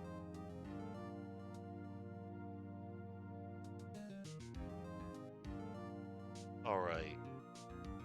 Let me scroll on up. Collecting names. Awesome. Okay. Court is back in session. Mr. Von Karma, call your witness. Yes. Will Miss Laura Hart take the stand? Casey. Laura Hart, you are a research student at a university? That I am. Good.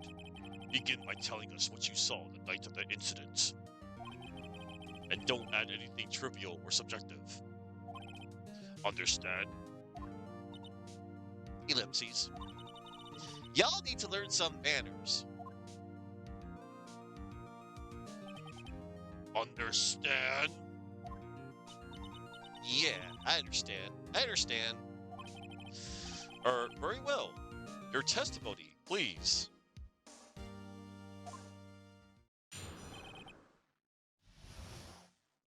Witness's account. It was Christmas Eve, just after midnight, I reckon. I was in my car. I heard this bang come up from the lake. When I looked out the window, I saw two gents in the boat. Then, there was another bang. There wasn't nary a thing on the lake but that boat. Enough.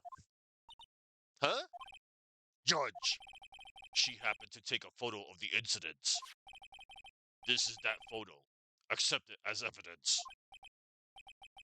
Well, this is a surprise.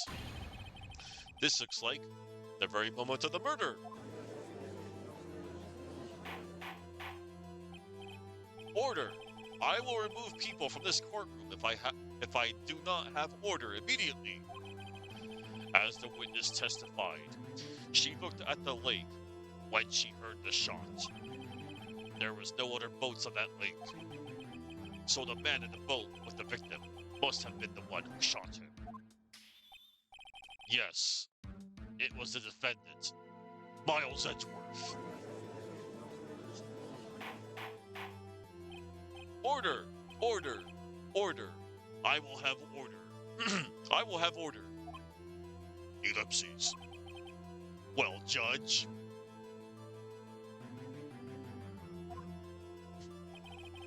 The evidence is decisive. I have very little doubt about this case. Very well. This court finds the defendant. Objection! Wait, Your Honor. I haven't cross-examined the witness yet. A cross-examination?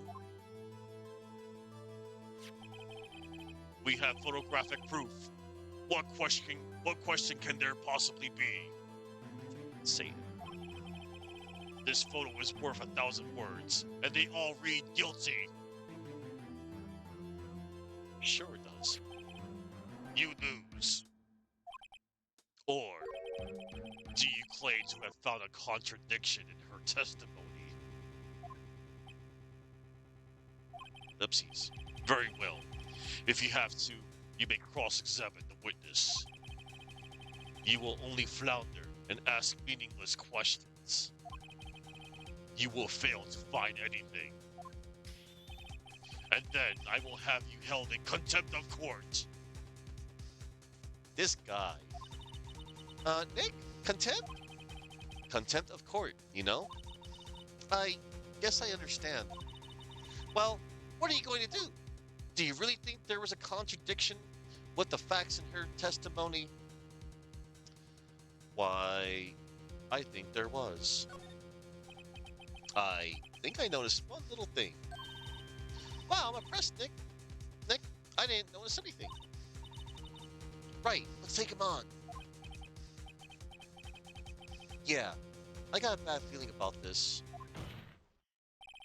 I understand. I will cross-examine the witness. Tisk, tisk, tisk. Very well. I pray for your sake this isn't a waste of time. Whatever, Judge. Hello there, Sir Boom. There is indeed going to be some order here. It was Christmas Eve, just after midnight, I reckon. Just after midnight, you say?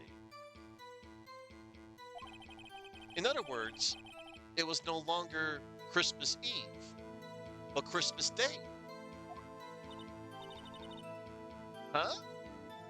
Yeah. Well, yes. Satan, I know you want to find contradictions, but really, I hope your next contradiction is a little more relevant to the trial. Witness, continue your testimony. I was in my car.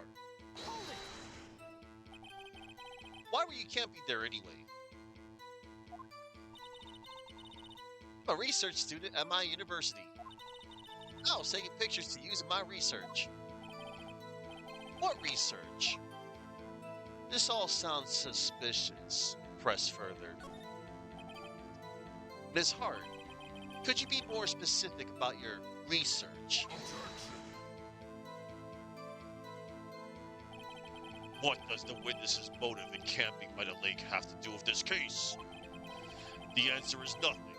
I object to this line of questioning. Objection sustained. Well, wait now. I'm the one who says that. Well, then say it already. Objection sustained. Thanks for nothing, Your Honor. I heard this bang come up from the lake. So you weren't looking at the lake at that time? Nope. I looked after I heard that noise. She said that already. I asked you to find contradictions, not leisurely chat with the witness. Heck. When I looked out the window, I saw two gents in the boat. Could you clearly see the two men? Just look at the picture. Clear enough for you? Uh-oh. Press further. Wait a second. I wasn't asking you about the photo. I was asking if you saw the two men. Yeah? Well, of course. The witness has testified that she saw them. There's also a photo. You'd best look elsewhere for your precious contradictions. He jumped in quick. He's hiding something. And there was another bang. Were you watching the very moment the shot rang out? Well, yeah, sure. You're asking meaningless questions. Meaningless. Contradictions, Mr. Wright. Not meaningless babble. Von Karma, I think I hate you. The feeling is mutual, Phoenix. We hate Von Karma in this house. He's Satan. I'm honestly convinced he's both Satan and Vigo the Carpathian. He trying to keep me from talking to the witness. To what end? There wasn't nary a thing in the lake but that boat. Are you sure about that? Are you sure about that? Yeah, sure as a country gal can be. That sounds pretty sure. Press it. How come you're so sure? Well, heck, I scanned the whole lake. Scanned the whole lake. It almost sounds like she was more interested in the lake than the boat. Miss Hart, you... Mr. Wright, the witness has answered the question in full. No need for further questions. Objection sustained. That's what I'm... Sustained! Yes, of course. Oh, great. Enough! I think we've heard all we need to hear, Mr. Wright. It seems you're unable to find a contradiction in the testimony worth noting. But Your Honor... You keep your promise. Mr. Wright, I am afraid that I will have to penalize any further outbursts by holding you in contempt of court. And if that happens, you'll have to leave the courtroom immediately. Understood? Uh-huh. Nick! Lana's testimony is fishy, Nick. Real fishy. I know what you mean. But if I can't say anything, what can I do? I believe we've covered the evidence sufficiently to make a decision. Then pass your judgment. Very well. Mr. Miles Edgeworth, please take the stand. Hold it! Who was that? It was me. Maya? Is something wrong? Do you need to use the facilities? No, I do not. Lana Hart, your testimony stinks. It's unclear whether you were actually looking at the lake. It's highly doubtful that you actually saw Mr. Edgeworth. Tell us the truth. This is a matter of life or death. Lana, did you really clearly see Mr. Edgeworth that night? Did you see him fire that pistol? You will stand down. The court does not acknowledge the defense's outburst. Answer me, Lana. What's a big idea treating me like some kind of criminal? I saw him. I swear it. I saw Edgeworth. Enough. Judge, declare the defense in contempt of court. Yes, of course. I'm sorry, but you were warned. Guard, escort Mr. Wright out of the courtroom. He is in contempt of court and must leave. No.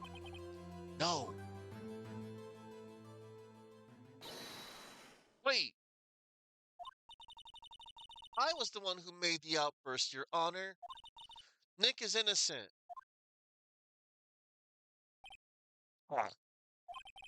What's the difference? All that remains is for the guilty verdict to be declared. Isn't that right, Mr. Phoenix Wright? Wrong. Wrong! What? Did you hear what Miss Hart just said? She said she clearly saw Mr. Edgeworth. That was not in the testimony. That changes her testimony, and I have a right to cross-examine her again.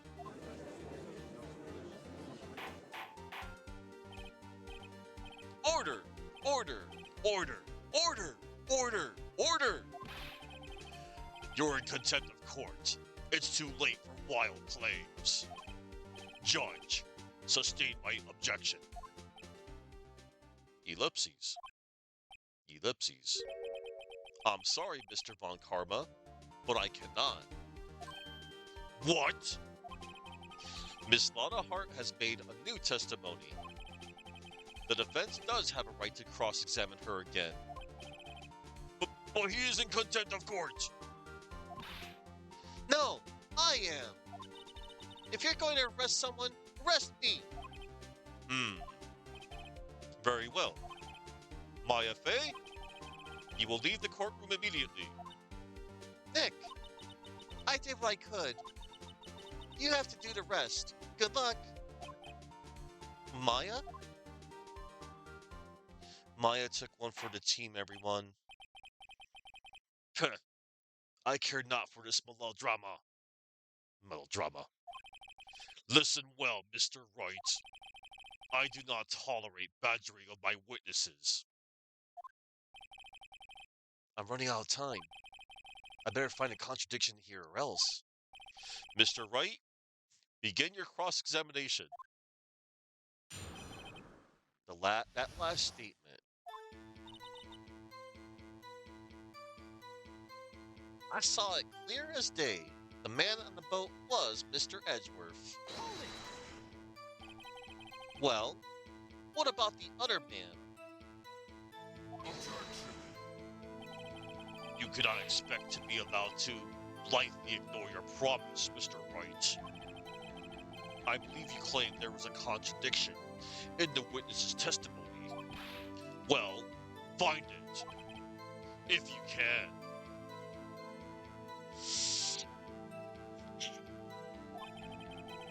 Mr. Wright, I have to assign you a penalty. Oops. Damn. That's it? Uh-oh. I don't know if I can find anything in that. But I can't squander Maya's efforts either. Alright. Well, we will present the evidence.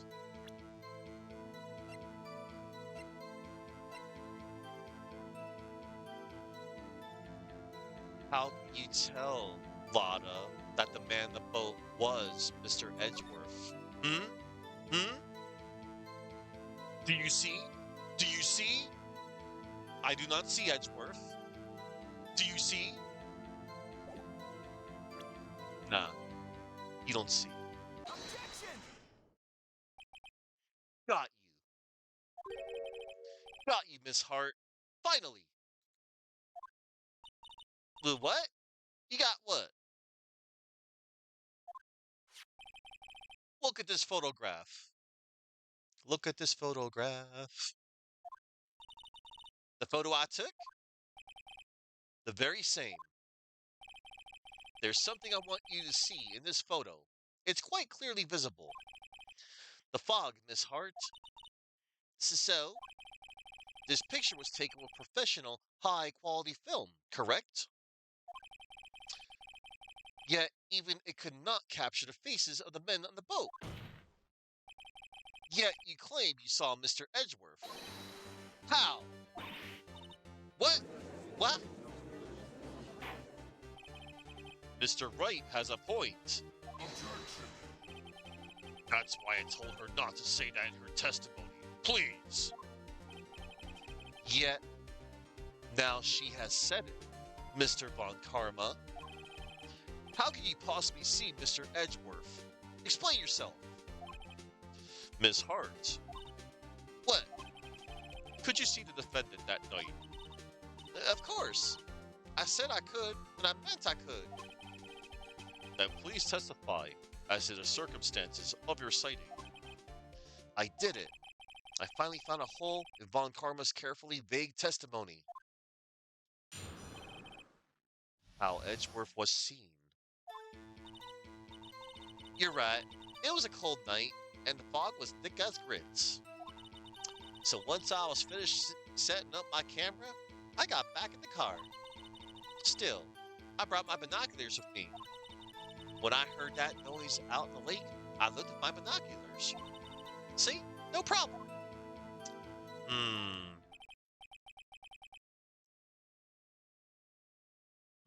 Use binoculars. Very well. You may begin your cross-examination, Mr. Wright. This one better be good. How Edgeworth was seen. You're right. It was a cold night, and the mist was thick as grits. So, how could you see Mr. Edgeworth? Now just hold your horses for a second. You hasty Yankee types will never find a gal where I'm from. Defense attorneys have troubles with that as it is. Nobody loves me. We love you, Phoenix. So, once I was finished setting up my camera, I got back in the car. Your camera? Yeah, it's got an automatic. The issue we are concerned with here is Miss Hart seeing Mr. Edgeworth. The camera has nothing to do with this at all. Objection sustained. There. He's not letting her answer any of my questions. When I heard that noise out in the lake, I looked at my binoculars. If there was a heavy fog, how would binoculars change that at all? What do you mean? Even binoculars can't see through fog. But you say you clearly saw him? I did, yeah. Enough. There is no room for doubt in her testimony. She sounded pretty doubtful to me. But I have to find a clear contradiction first. I don't care how many von Karmic objections I get. I'm going to find a hole in this testimony if it's the last thing I do. Still, I brought my binoculars with me. Binoculars? Yeah, binoculars. Yesterday you mentioned that you were out looking for shooting stars, correct? Well, yeah. Wouldn't you need a telescope, not binoculars for that? Ellipses. I've got doubts about your camera, too. Was that really to take pictures of meteor showers? The camera is irrelevant to this case. You can't say that for certain. Mr. Wright. Is the camera really relevant to this case? If you believe it is, you may continue with this line of questioning. But know this. If you find nothing with this, there will be consequences. Well, Mr. Wright, do you wish to press further about the camera? Of course, press further. This is make it or break it time. The camera is of utmost importance, Your Honor. It is perhaps the key to this entire case. Therefore, I will continue my line of questioning. Wow, maybe I went a little overboard there. Very well. Ms. Hart, you will testify to the court about the camera. Yeah, I hear ya. The camera was set up to take pictures of a meteor shower.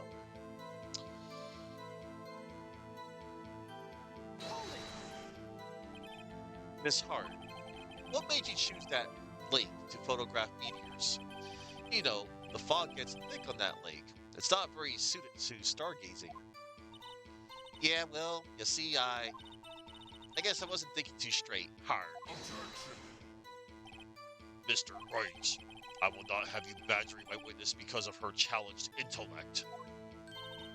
Now, wait a minute. Continue your testimony.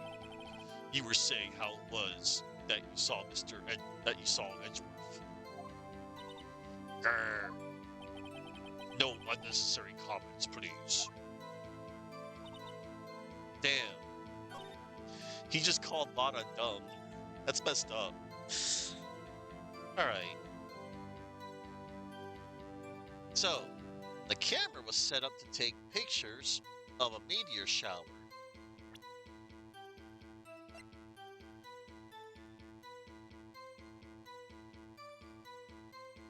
Really now?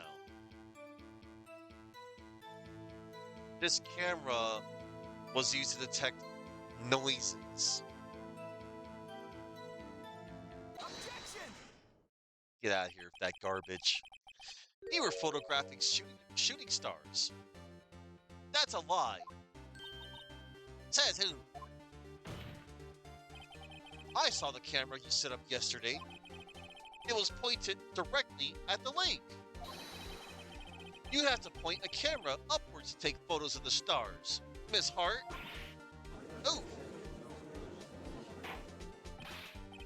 Mr. Wright, what are you driving at? The witness was not at the lake to photograph shooting stars, Your Honor. Ellipses. Well then, what exactly was she photographing? I will submit the evidence. Your Honor, take a look at this. What was Miss what was Miss Hart trying to photograph at the lake?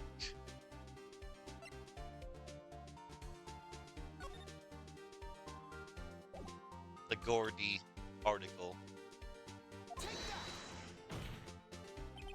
Miss Hart, this is what you were trying to photograph. What's this? A newspaper article? Gordy?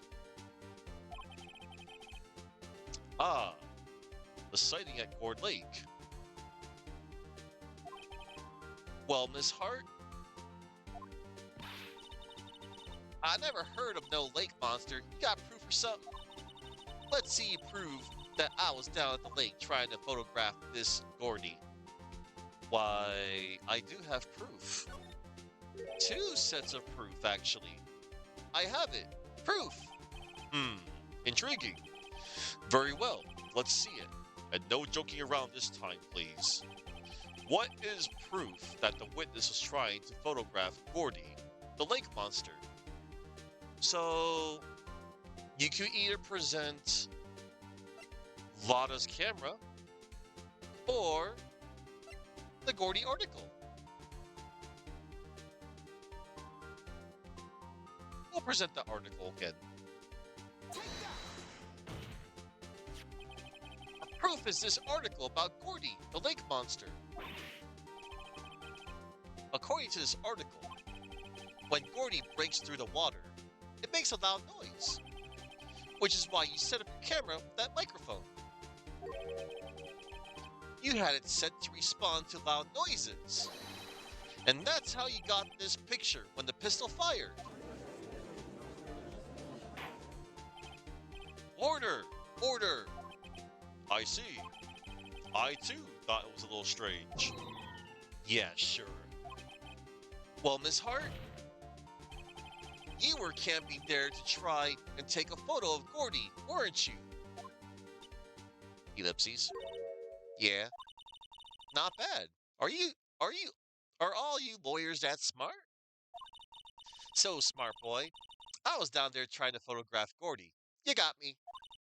So what? Huh? That don't change what I saw, does it? Exactly. What you just used several precious minutes of our time to prove is nothing more than that the witness is an idiot who thinks monsters exist. Damn. Hey! But, as she so succinctly said, so what? Succinctly said. It changes nothing. Not true. You were hiding the whole thing about Gordy for some reason. I know it. But what could it have been? Whatever it is, I'm getting to the bottom of this. Miss Hart, why did you hide the fact that you were searching for Gordy from the court? Please revise your testimony. Ellipses. Right. Fine. I'll testify. It won't change nothing, though. Something will change. It has to. And I'm gonna spot it. Ellipses. Damn. Alright. Here goes. This music Actually, I'm a research student at a university. I'm an investigative photographer. Imagine what a scoop it'd be if I got a picture of that monster. That's why I was camping out by the lake. But that's all I was hiding.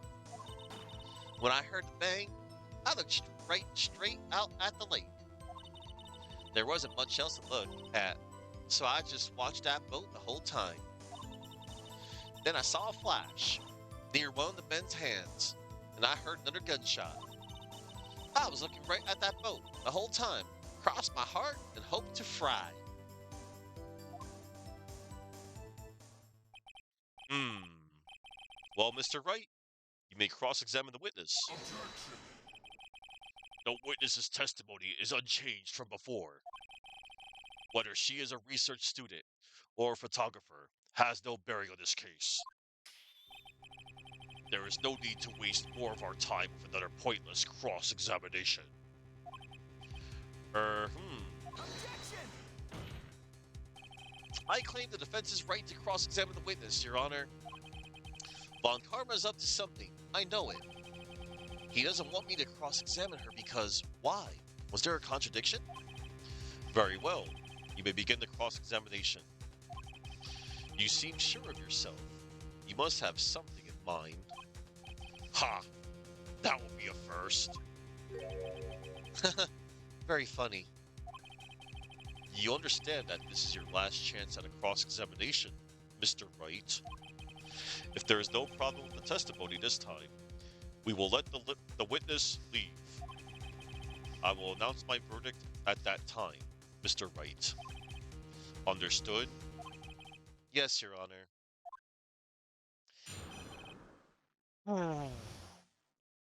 Let's do this. Actually, I'm a research student at a university. Hold it! And what manner of person are you? I'm not sure I'm highfalutin enough to be called a manner of anything. I'm an investigative photographer. Hold it! An investigative photographer? Yep. You get your photo and sell it to the press. It's that kind of business. Hey, I was taking pictures at my sister's graduation last year. And guess what? What? There was a UFO just hanging in the sky. A UFO? You know, an unidentified flying object. A UFO. UFO. That's when I heard, that's when I had sort of a revelation. I knew I should become an investigative photographer. I see. Kind of a shaky basis for a career. Imagine what a scoop it'd be if I got a picture of that monster. Hold it! Is Gordy really all that newsworthy? Heck yeah! They even had him up on the TV. I'm not sure what that appearing on the local news rumor of the month segment qualifies. Last month's segment was Bigfoot sighted on Acorn Hill, I believe. Hey, they also had a picture of him in the newspaper. For real. Mr. Wright, this is one fight I do not believe you can win. Let's keep moving, shall we? Yes, Your Honor. That's why I was camping out by the lake. Hold it! That's why you put the automatic sensor in your camera? Yep, borrowed it from a university professor. It analyzes every sound it picks up, and when it gets a bang, it snaps a shot. Yep. So how many pictures has it taken so far? The only time the camera triggered was that night. But that's all I was hiding. Hold it! I think it's time you told us why you felt you had to hide your true purpose at the lake. Heck, if word got out what I was up to, the lake be swarming with competitors. Competitors? Yeah, second-rate shutterbugs trying to steal my scoop. Ah, is that the only reason you were hiding the truth? Well, actually... Mr. Wright, I'll not have you asking questions with no relevance to this case. Whatever you say, Von Karma. I know you told her to keep quiet. Yeah, whatever you say, Satan.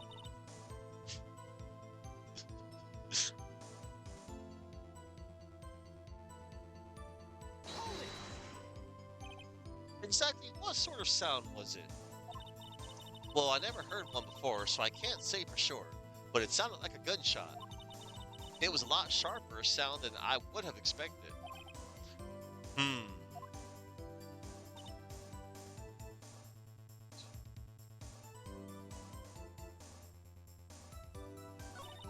When I heard a bang, I looked right straight out the lake.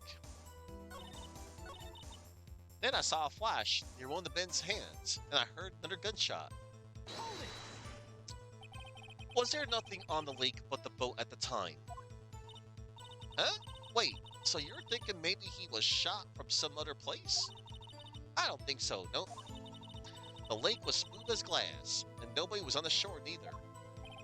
Hmm, I better find some sort of contradiction in this testimony. I won't be able to beat Von Karma any other way. There has to be something. And there is that something.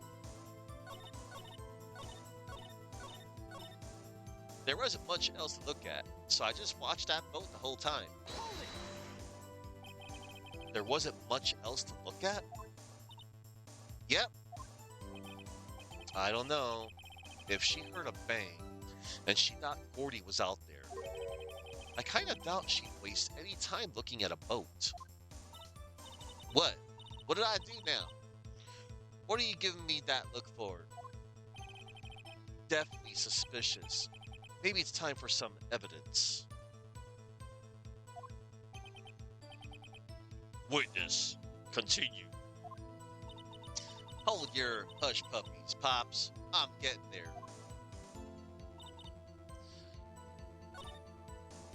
So there wasn't much else to look at, so I just watched that boat the whole time.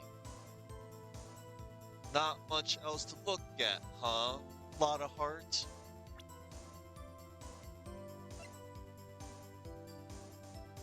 Explain this, Objection. Miss Hart. Were you really looking at that boat? What's with you? Of course I was looking at it. It was the only thing out there. Any normal person would be looking at it. I agree. Any normal person would. But you are far from normal. What? Y'all want to step over here and say that? You were camping at the lake to take a picture of Gordy. Think about it. What would you do if you heard a loud noise? You'd be scanning the lake for any sign of Gordy. That's what. You wouldn't give the boat a second thought. Ah. Order. Continue, Mr. Wright. You testified that you were watching the boat through binoculars. However, you wouldn't need binoculars to watch that boat.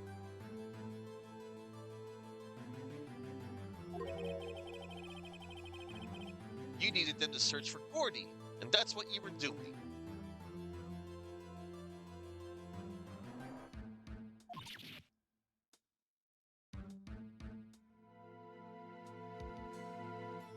Ellipses.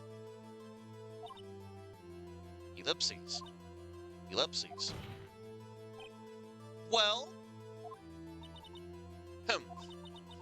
Well, now that y'all mention it, I did sort of take my binoculars and kind of scan the lake a bit.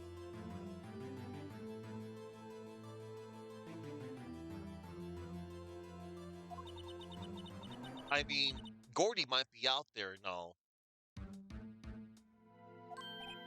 Miss Hart, are you saying that you were not watching the boat then?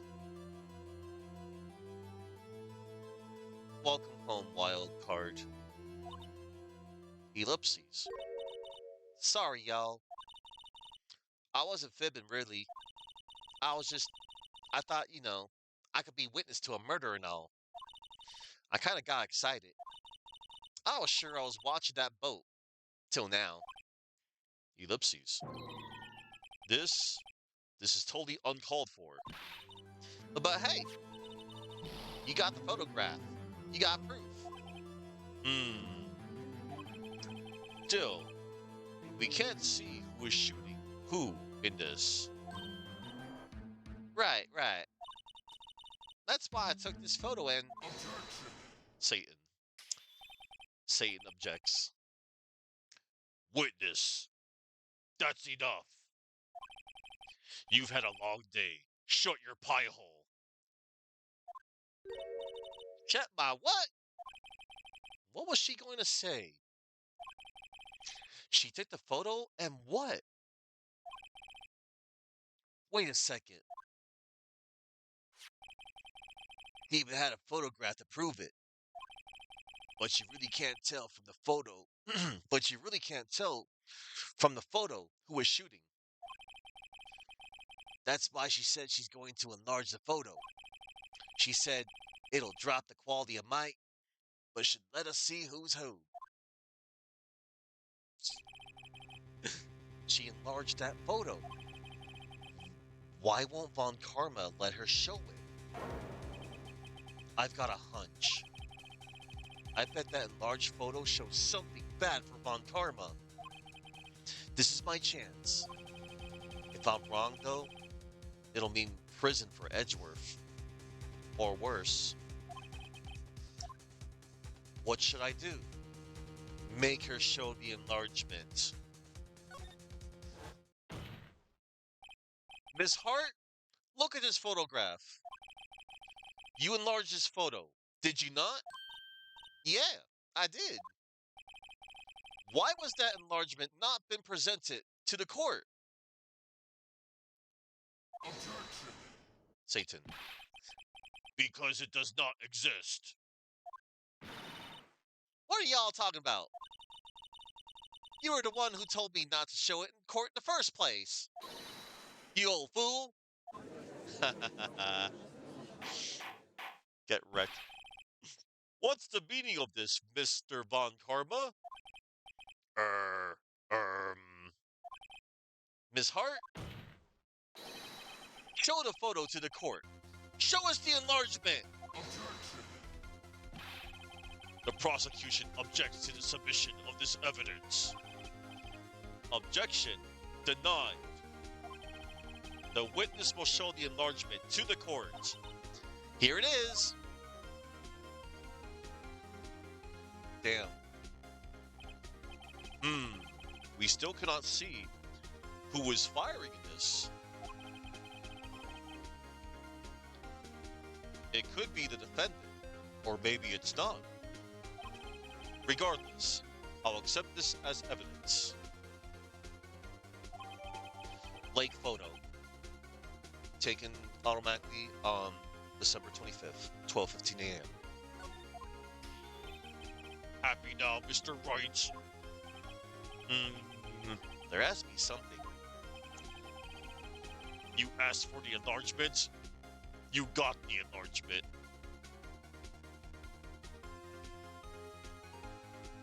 Out of context. And little good it has done any of us. That's why I requested she not show it. I suppose this means that the cross-examination is over, obviously.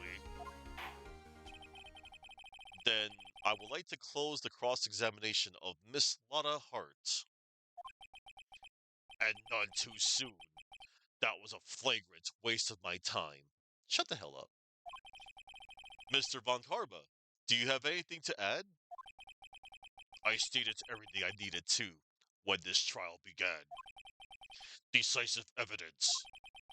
A decisive witness. What else could possibly be required? Nothing, of course. How about an exorcism on Satan over there? Yeah.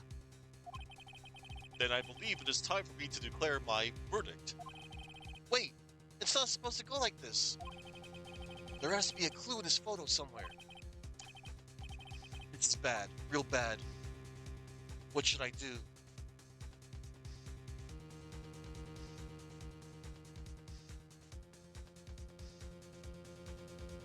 What should I do? We shall do. One moment. I want to do this real quick. We're going to save real quick.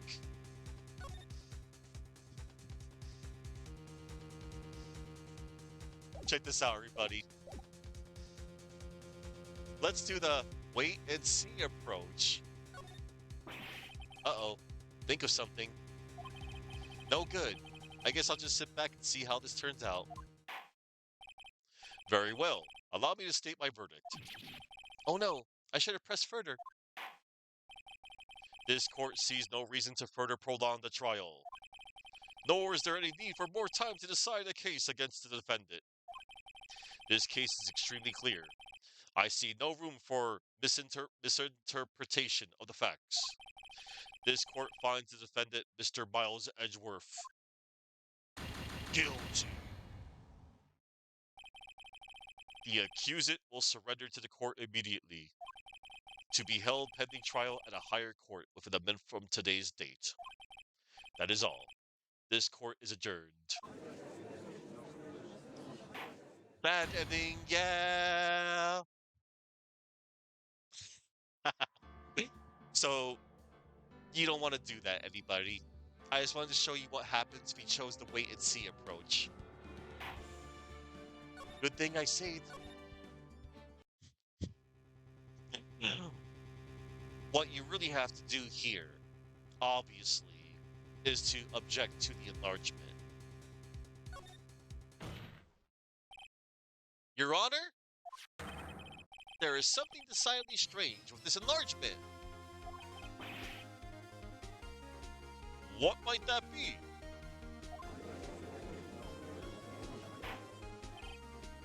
Mr. Wright, you will show the court what you mean. What about this photo? It's strange. Okay, here goes nothing. I'll show the judge what's strange about this photo.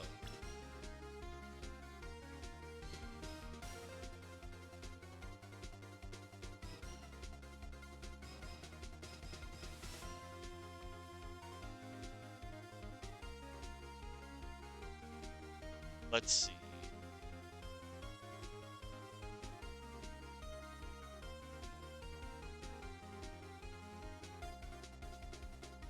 What was strange about the photo?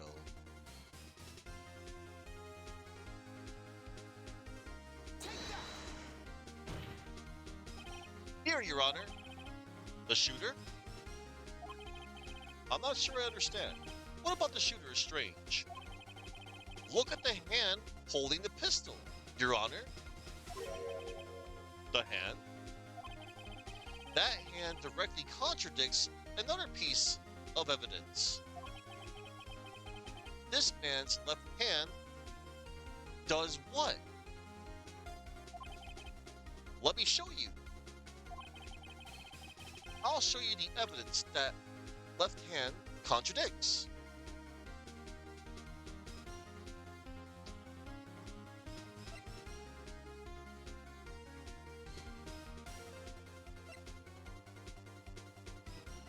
It bears, I believe it's the pistol.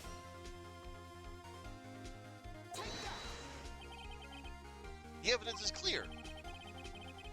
The man in this photograph is holding that pistol in his left hand. Look, the prints are from Edgeworth's right hand.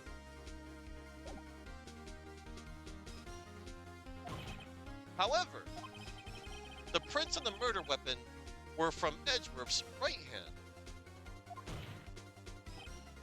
Ergo, the man shooting the pistol in his photograph is not Mr. Edgeworth. Yep.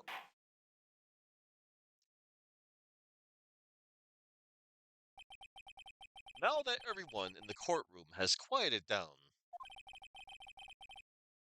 I would like to reconvene this court of law. Mr. Wright? Yes, Your Honor. You have given us definitive proof today. We now know that it was not Mr. Edgeworth who fired the pistol that night. However, this leaves us with a rather large problem. If Mr. Edgeworth didn't do it, then who shot the victim? Precisely. As we have seen, there were no other people on the lake that night. Who but the defendant? Who but the defendant could have shot the victim? Why, that would be, well, not Miss Hart, not Larry, but the victim himself. And Merry Christmas to you too, Devlin. There is only one explanation remaining. The man who shot the victim was none other than the victim himself.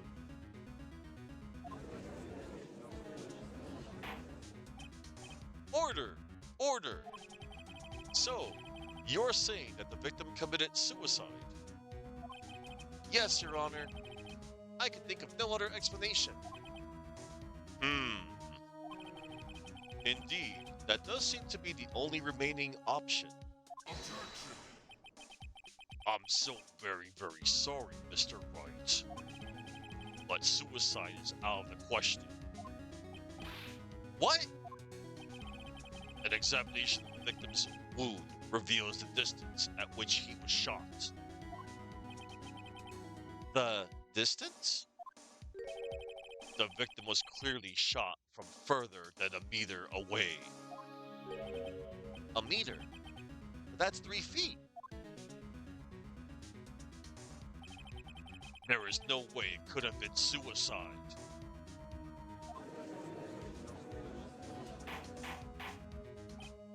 Order!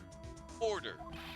Mr. Von Karma, are you sure of the accuracy of your data? Of course. I had already considered the possibility of suicide.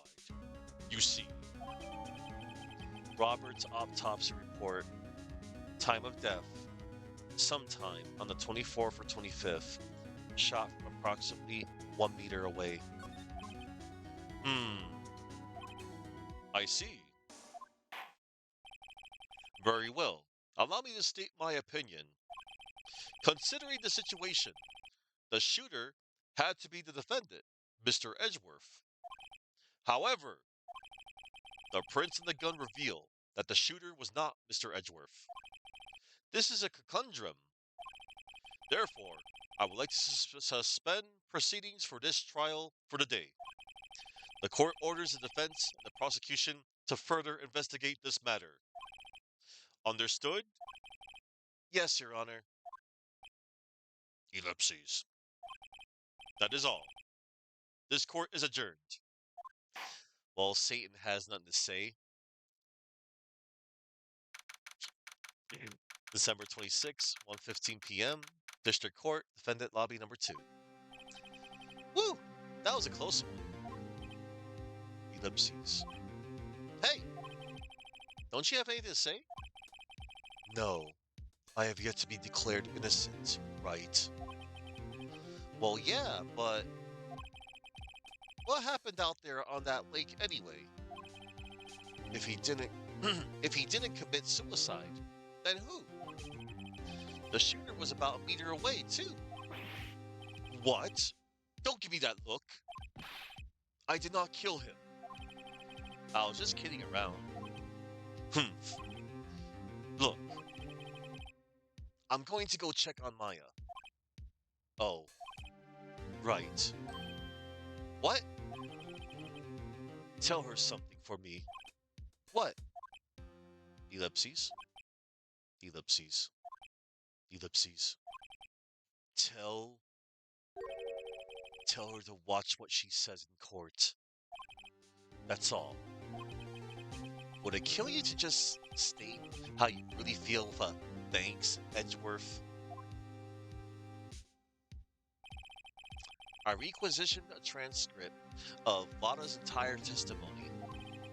I thought it might give me some ammunition for the trial tomorrow. Of course, she didn't see the shooter. So the only part of her testimony that stood was the bang she heard. Lada's deposition. I heard two sounds like gunshots just after midnight on December 25th. Christmas to be continued. Best jingle.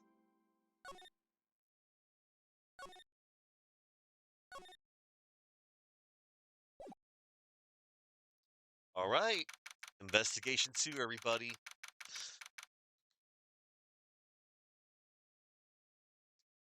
December 26th, Detention Center, Visitor's Room. Maya. Hey, Nick. It's you. I'm glad Mr. Edgeworth made it through the day okay. It's a relief. Hey, why'd you do that anyway? Ellipses. I don't know.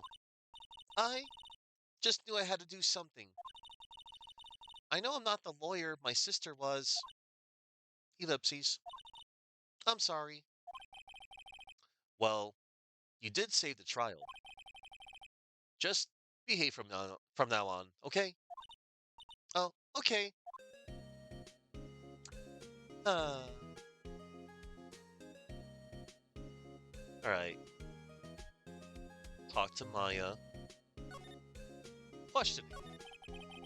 Have you been questioned yet? No, not yet. Detective Gumshoe was here just now. He said, seeing as this is your first offense, we'll let you go after questioning. Whew. Oh, and he wanted me to get bail money ready. You can pay for me, okay? Huh? How much? I don't know. I guess they'll send you a bill or something. Why do I picture giant bales of money every time I hear the word bail? Smile for the camera. This guard monitors the visitor's room. He hasn't moved an inch since I came in. Real pro. Mia. Any luck with Mia? None.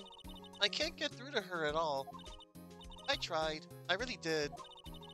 I don't know what to do. Ellipses. I think I probably shouldn't have stopped my training. She sounds like she really did do her best. I should check and see if there are any waterfalls in the local area. I wonder if I'll ever see my sister again. Shucks. Let's check out the profiles real quick. Gregory Edgeworth, deceased. Victim in the DL6 incident, 15 years ago. A defense attorney and Miles' father. Larry Butts, a friend and former classmate, also my first client, often the cause of trouble. Marvin Grossberg, a veteran defense attorney and Mia's mentor. Lotta Hart claims to be an investigative photographer trying to photograph Gordy. Robert Hammond, age 48, the victim in this case, also the defense attorney in the DL6 incident. Misty Faye, 46, Mia and Maya's mother, and a spirit medium, disappeared after the DL6 incident. And then here we have Satan, Beagle the Carpathian, Manfred von Karma, 65, veteran prosecutor who hasn't lost a case in his 40-year career, Edgeworth's mentor. A gifted prosecutor, the defendant in this case. Alright.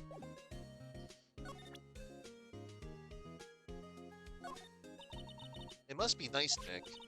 You could just show that to anyone and say, I'm a lawyer. But spirit mediums, well, I don't know. If you're clothes, I bet at least some people will recognize you. But these are medium in training clothes. I wonder if I'll ever be a proper medium.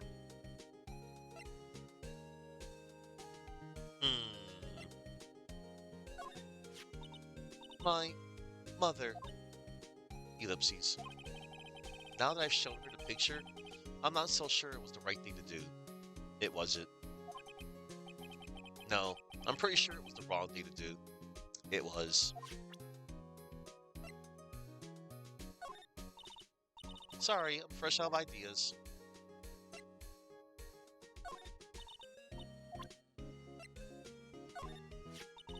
Mr. Edgeworth's prints are on this pistol, aren't they?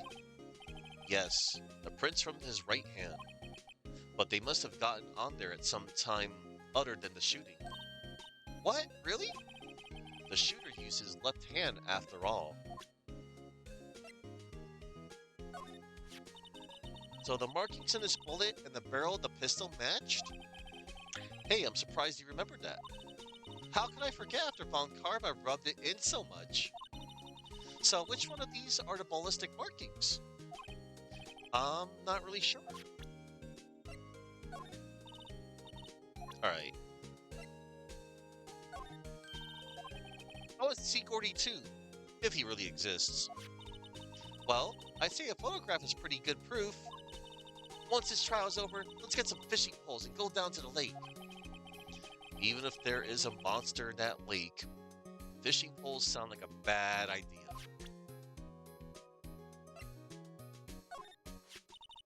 Isn't that the enlarged photo Lana was talking about? Uh-huh. Huh? It's nice and big, but you can't really see the faces any clearer, can you? Alright.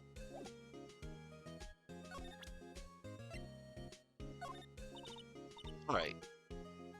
Just wanted to see if there was any more additional dialogue I can fish out.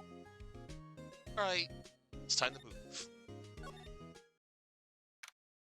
December 26th. Ellipses. Sure is quiet here if nobody around. Right. I have to get Maya out of that detention cell soon. Okay. Mia's favorite plant, its name is Charlie. Maya's gotten the knack of watering it lately. Charlie's been perking up these days. Oh, okay. This is the same dialogue from the previous day. Let's see. Let's go down to Grossberg Law Offices real quick. Apparently, Mr. Grossberg is on vacation today. Well, I guess I can come back tomorrow if I need anything. Alright. Um...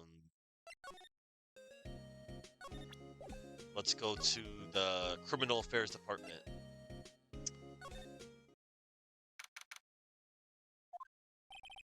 Detective Gumshoe's not here. Gumshoe's at the scene again today. Huh? Oh, really? He's a live wire, that one.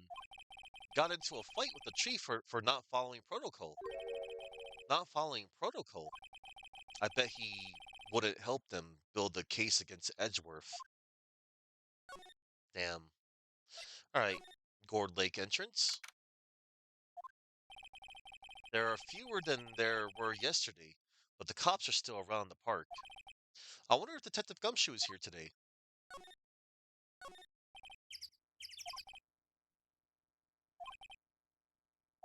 Alright. Let's go to the beach. I haven't seen Larry around today at all. Probably off paying through the nose on a date with the lovely Kianci. Boat rental shop? Looks like the boat rental shop is closed today too. Alright, let's go to the woods.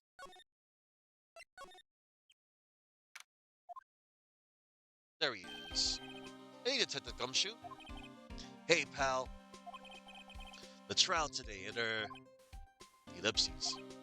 Yes? What about the trial? Well, I was going to say good show, but it wasn't really all that. Though you did save Mr. Edgeworth, I guess. I just wasn't sure how to thank you, you know? Thanks? Tomorrow's trial. Detective Gumshoe? Any idea what strategy Von Karma is planning for tomorrow? It sounds like he's bringing in another witness. Another witness?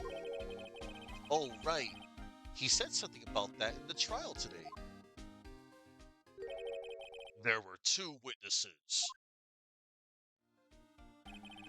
I was wondering who that other witness was. Who was it? Sorry, pal. As much as I'd like to, I'm not at liberty to divulge that information. Right, Prosecutor Edgeworth. Oh, right. I wanted to ask you something about Edgeworth. What's up? Is he afraid of earthquakes? I never heard anything about that before. Ellipses. Mr. Edgeworth doesn't talk about himself too much, see? But there's one thing that's clear as day. Him hating crime the way he does, and him becoming a prosecutor, and him being scared of earthquakes, it all started with that incident. The DL6 incident? Yup, that's the one. 15 years ago, when he saw his father shot before his very eyes. He still feels the pain now. You could see it in his eyes. Maya Fey? I wanted to talk to you about Maya Fey. Huh? She's not out on bail yet? That's strange. I told them to let her go as soon as they had their report written up. Man, I don't know what would have happened in that courtroom today if it weren't for her. Seeing her getting dragged out by the bailiff, I'll be honest with you, pal. I shed a tear or two. Mr. Edgeworth, he was so moved, I saw his lip trembling. Oh, really? Cold as ice, Edgeworth? He was really grateful for what she did, you know. I'm going to head back to the station. I'll get the report on Maya and get her out there as soon as I can. Thank you. Oh, wait. Um, I was wondering, how much is bail going to be? Don't worry about it. Mr. Edgeworth has posted the whole amount. What? Edgeworth? Didn't I tell you? He's grateful to her for what she did. All right, pal. Don't forget to go pick her up, okay? Hmm. Maybe I can get Edgeworth to pay this month's rent too. Oh, a struggling defense attorney.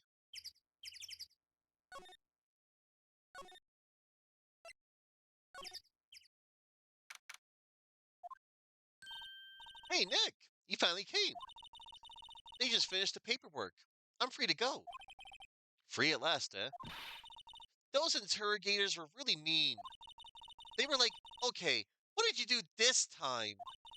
Like I was some kind of criminal. Can you believe it? Well, they let you out in the end, didn't they? Hmm. Oh, that reminds me. Thanks for bail. Thank Edgeworth. Huh? He posted bail for you. Said he was grateful for what you did. Mr. Edgeworth did that? Ellipses. I have to make it up to him. We've got to win this case, Nick. What to do? What do you think we should do next? We're kind of lacking in the clues department. We could go to the park and look for Gordy. Ellipses. I was kidding. Still, still, if there are any clues out there, the park's as good as a bet as any. What do you say? Shall we head down there? Sure. Any ideas? Have you noticed anything lately? You know, I did notice one thing while I was here in detention. It's really pretty comfortable here. It's warm, and they keep it very clean. I meant, have you noticed anything about the case? Well, not much more than that, no. She's probably still upset about Mia. I should leave her alone. Damn. Alright. To the... Yeah.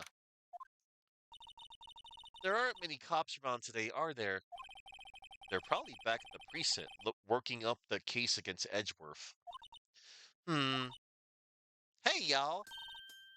Hey, it's Lana. Y'all ready? Y'all really did it today.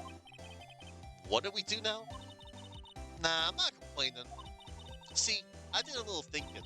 A little self-reflection, you might say. I realized that being a witness is a mighty big responsibility, but I just went up there and started blabbing any old thing that came to mind. Lada. So you see, I want to make it up to y'all. Make it up? Today's trial. What did you think of the trial? To be honest, I was doing it half just to say I'd been a witness, even though I didn't really see anything. I kind of convinced myself I had, though. I'm sorry, I know it caused y'all a lot of trouble. Well, memory is a tricky, vague little thing. Yeah, I sure know that now. I'll be fine the next time I witness a murder. Right. You mean the first time you witness a murder? Gordy. What about Gordy? Right. Well, the day I figured the trial's only stoking the flames of Gordy fever. I'll get my exclusive photos and rocket to start. All right, Lada, you go, girl. I wish I could be an investigative photographer too. Finish your spirit medium training first. Making it up. Lada, what do you mean by making it up to us? Well, you see, actually, I got a bit of information for you. What? That Von Karma didn't want me to say nothing about it. What information? Now we're getting to the heart of it. See, I reckon we might be able to do ourselves a little exchange. Exchange? I thought this was to make it up to us. Right.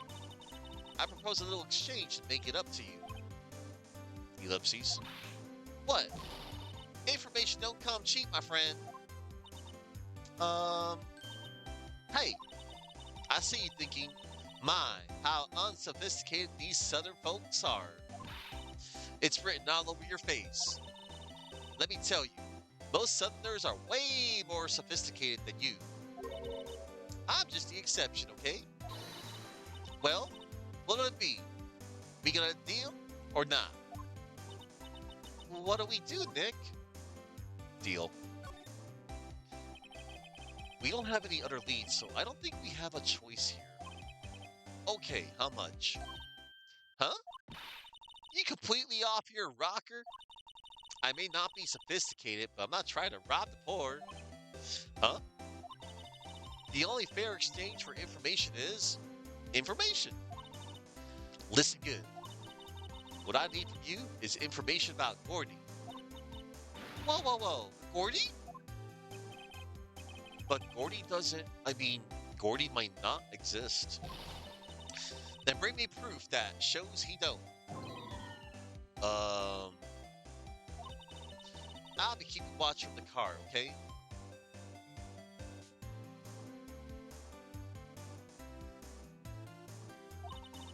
You see something? Y'all come to me first, got it? Okay. Right. See y'all later. Ellipses. Okay, Nick, let's get hunting. Hunting? You don't seriously mean... Gordy! I sure do. What about Edgeworth? We're searching for Gordy for him, Nick. Don't you get it? Okay. And how exactly do we search for a make-believe monster? Maybe we can find a monster myth specialist? And Merry Christmas to you too, Ultima.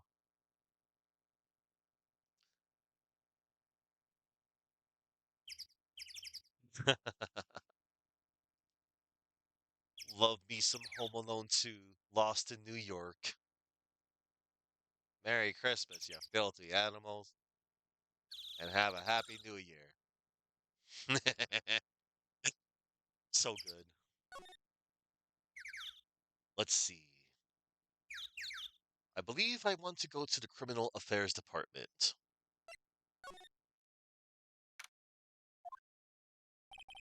Hey there, pal. What's up?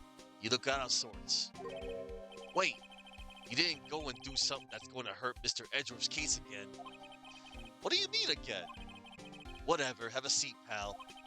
I'm here for you if you need anything. Besides money, that is. Oh, the investigation. How is the investigation proceeding? It's not, really. We have another meeting coming up. We're supposed to talk about Mr. Edgeworth's motive. His motive?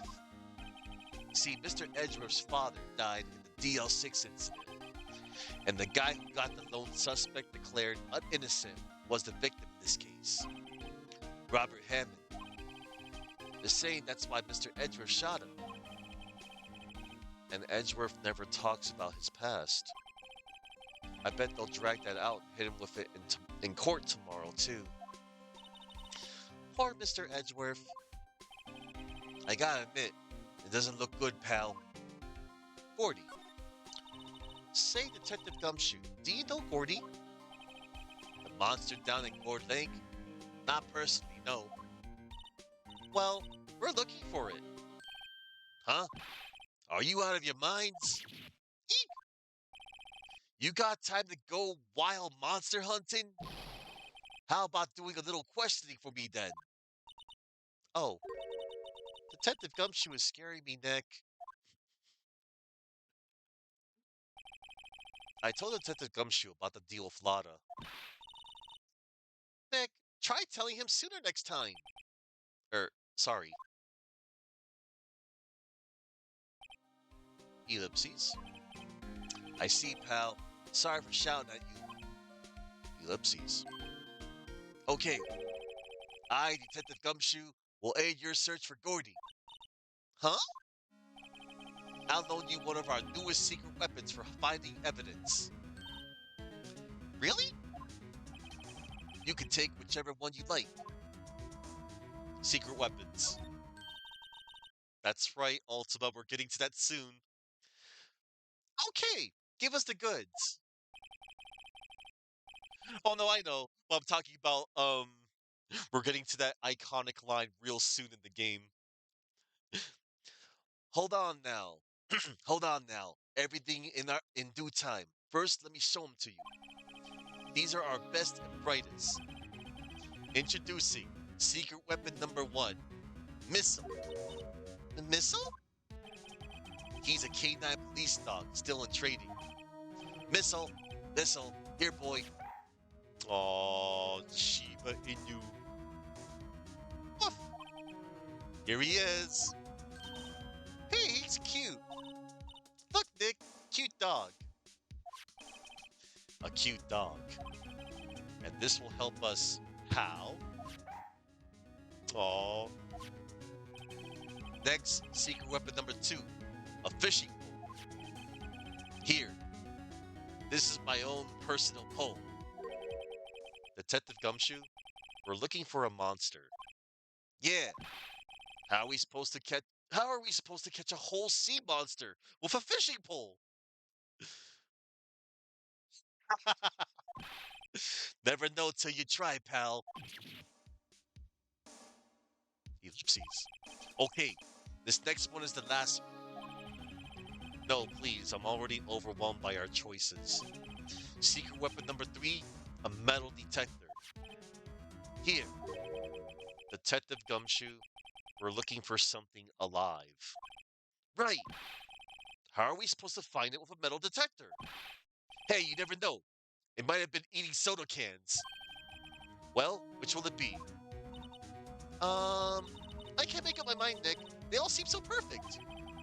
I can't make up my mind either, for the totally opposite reason. Oh well, I suppose it can't hurt to borrow one of them. We're gonna borrow Missile, everybody.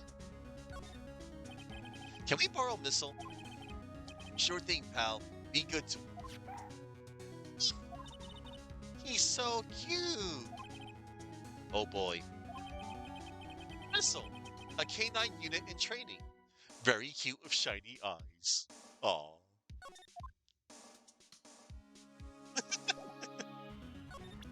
Can we present Missile to him? Missile is a big star in criminal affairs. Why is he named Missile? Huh? Now that you mention it, I'm not sure. but I hear he's aptly named for what it's worth. Oh, don't worry. We're gonna go fishing after we take Missile with us. Oh, by the way, for any of you that out there that played Ultimate Marvel vs. Capcom 3, this was if you remember, Phoenix was a normal command throw for Missile. Like when Phoenix would throw somebody, Missile will actually come up from either behind him or behind the opponent, and then Missile will come and trip the opponent. You can also, if you want, you can actually summon Missile as an assist for Phoenix when you pick one of his assists. Missile comes from this game, everybody. For any of you Ultimate MVC3 players out there. All right, we're gonna go to the beach. What the? December 26th? Well, what's that? The Steel Samurai, Nick. Yo, Maya. Larry, what the heck is that? Oh, it was my girl Kianzi's idea. She was all, if he put this here, it would be like really cool. Dude, she gave it to me along with the banner. Wow, that's real impressive she could find those for you. Well, she knows a lot of people, and that show's finished now, so she got them for free. Right. Hey, Nick. Hmm? Missile's been acting strangely. Missile? Oh, all right. That little creature of the detectives. Hey, I love little doggies. Good boy, good boy. What's wrong, Missile? Ellipses. Yep. Yeet! Missile! Missile! Munch, munch, munch, munch, all the Whoa, stop that thing! Cannibal! It's eating my samurai dogs! Ellipses? My samurai dogs! Wow, he ate every single one. I'm sorry, Larry. Sorry? Sorry, don't pay my bills, Nick! It's going to have to this time.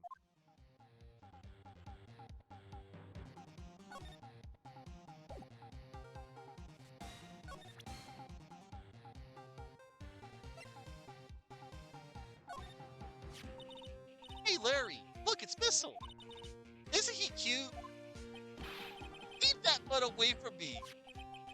What am I going to tell the big boss? There's a big boss in charge of your hot dog stand? Nick, maybe the stand is a front for a mafia money laundering scheme. Maya, I think you should probably try to look a little sorry about what happened. Oh, right. My poor dogs.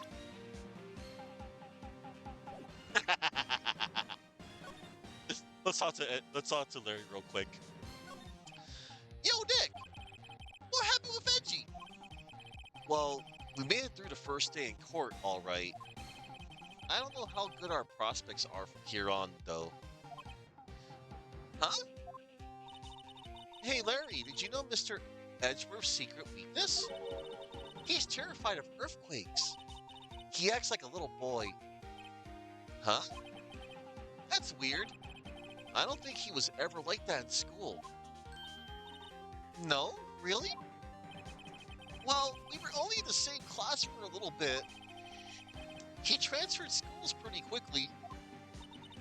Transferred? Right. When the DL6 incident happened. Doesn't look like Larry knows about it, though. The big samurai. Hey, Larry! When did you get that big thing? Huh? Oh, the big guy? I've had that for about a month, yeah. It's a big hit with the kids. Why wasn't it there yesterday? Huh? Huh? Oh, right. The compressor was busted. Compressor? Yeah, it's that little unit by my hot dog stand. That's what I used to put air in the Steel Samurai. It broke a little while ago, so I sent it in for repairs. Oh, and here I thought you'd inflated it by yourself.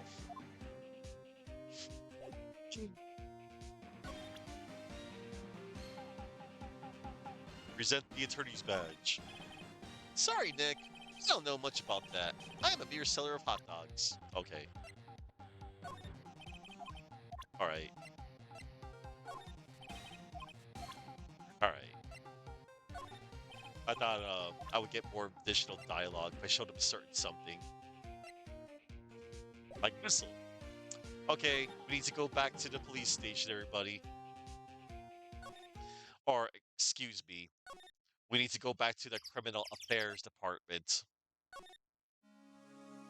Um, another secret weapon. Detective Gumshoe, can we borrow one of the other things? Yeah, sure, pal. But I have to take back the last one of that department policy. Well, take your pick. Which will it be? The fishing pole. Can we borrow that flimsy-looking fishing pole? Sure thing, pal. Oh, brakes. Be sure to dispose of it properly, okay? Right. Fishing pole. Detective Gumshoe's personal fishing pole. Sadly flimsy and of dubious utility.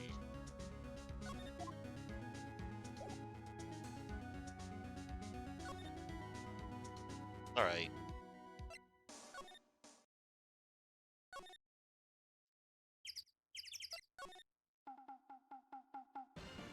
Let's use the fishing rod. You know, you can't catch many fish in this lake. I'm not after small fry. I'm after the biggest fry of them all, Gordy. Ellipses? You really going to try to fish out a monster? To save Edgeworth? Yes. Ellipses? Brings a tear to my eye in more ways than one. Let's see. I think I have to move to the woods to use it.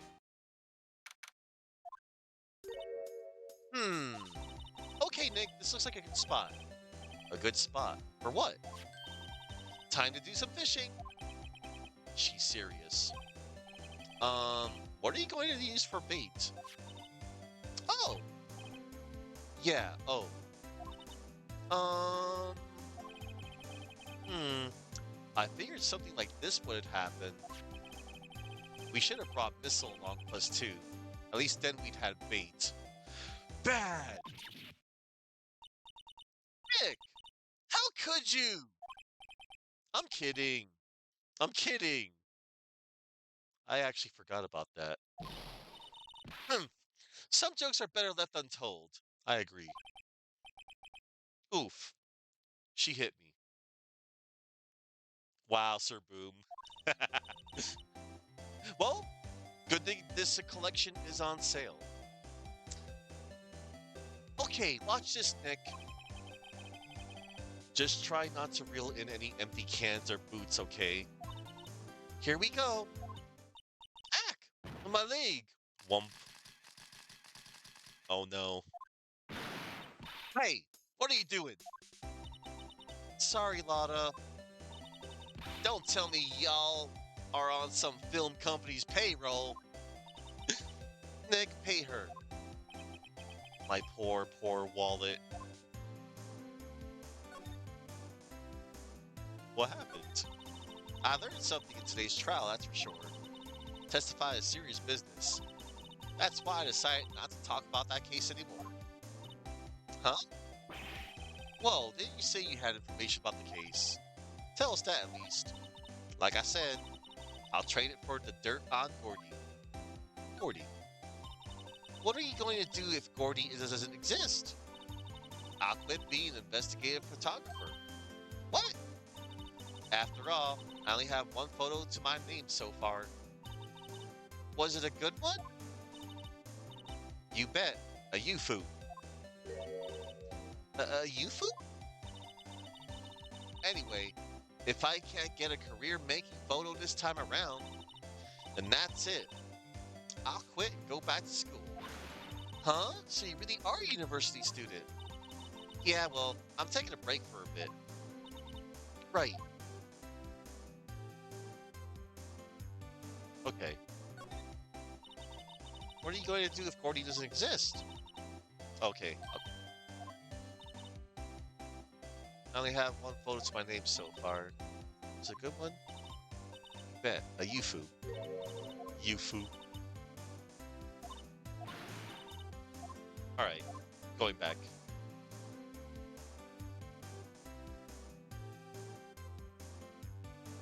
Oh, okay.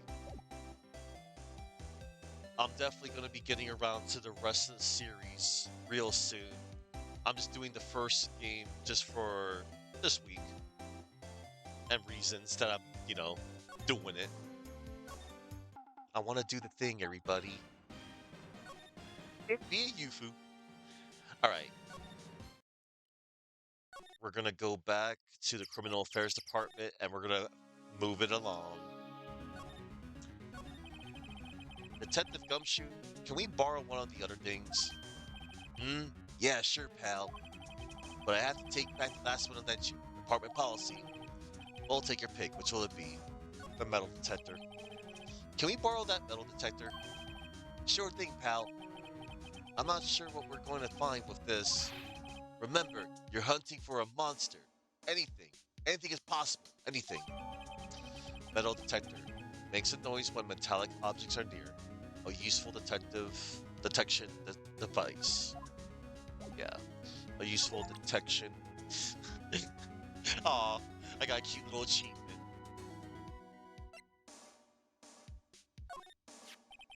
As you can see, it's a metal detector. We use it to look for bullets in the ground. If you can find that monster with it, all the better. I'm not so hopeful. Alright. Back to Gourd Lake. Back to the beach. And... Sorry, Nick. I don't know much about that. I'm a mere seller of hot dogs. Alright. We go back to the woods. Alright. Let's see. Hello.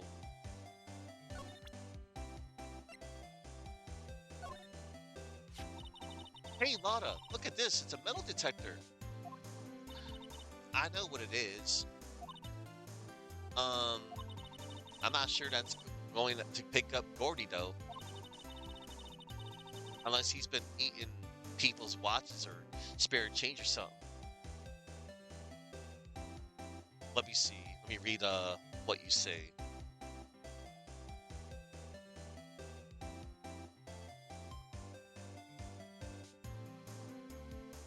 Yeah, that sounds about right, Ultima.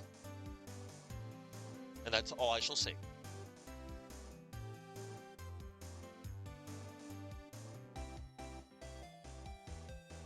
Unless he's been eating people's watches or spare change or something. Oh, I hadn't thought about that. Okay.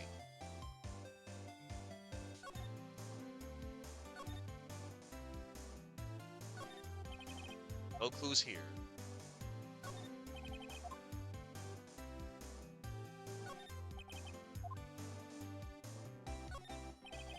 Lana's camera is staring out at the lake, as usual.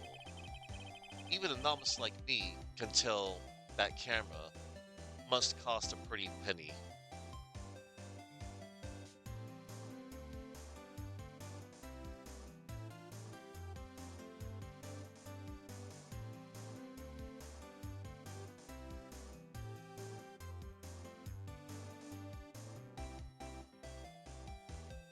Right.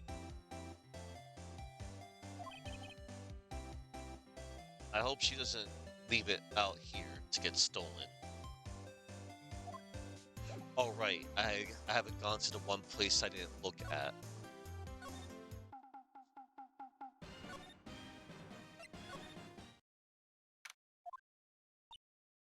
Ellipses. It's always so quiet here. I wonder if the boat shop is closed for good. Well, with the murder in the lake and all, they're probably just taking a vacation till it blows over. I get it.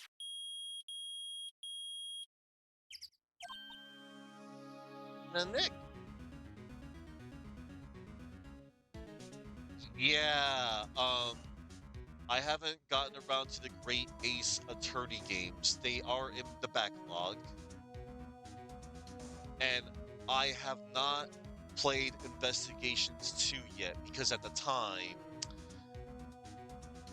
it didn't come over to English due to the poor sales from the first Investigations game. However, somebody did a really good English translation of it, but I didn't bother to get it myself. I didn't even bother to get a DS emulator. So we're in the here and now, and I'll be more than gladly. I'll be acquiring the Miles Edgeworth collection real soon. The only games I haven't done yet is, again, I haven't done the two Great Ace Attorney games and Investigations 2. I have played the other ones, though.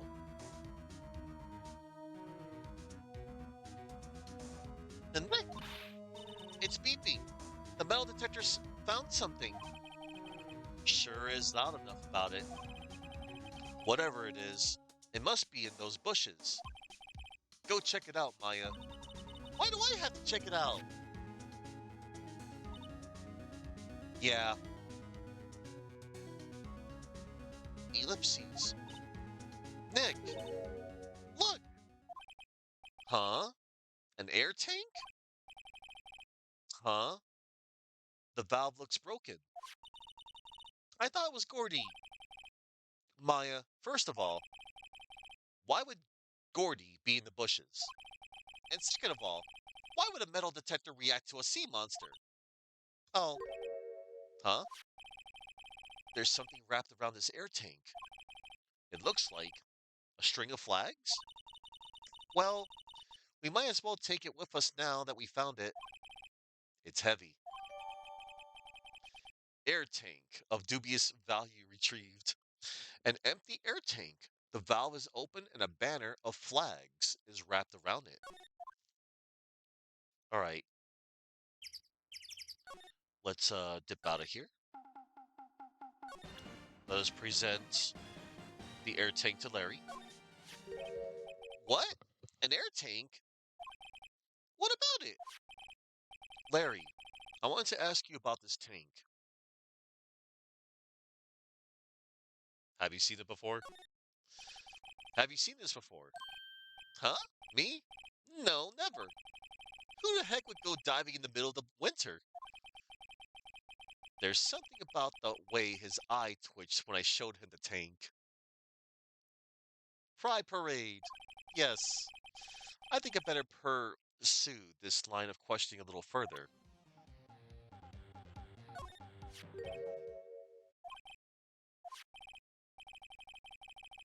I want to ask, is it yours? Say, is this air tank yours? Why would I have a thing like that? Look, see how there's a string of flags around the tank valve? It's just like the string of flags around your steel samurai there. Announce the truth. Ellipses. Must be a coincidence. There's strings of flags everywhere these days. Like elementary schools. And used car dealerships. Look, why would I need a tank anyway? To inflate something. You used this to inflate that, didn't you? Inflate what? What else? That big puffy steel samurai.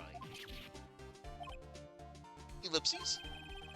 Now, why would you go asking me a question like that? Looks like I hit the nail on the head.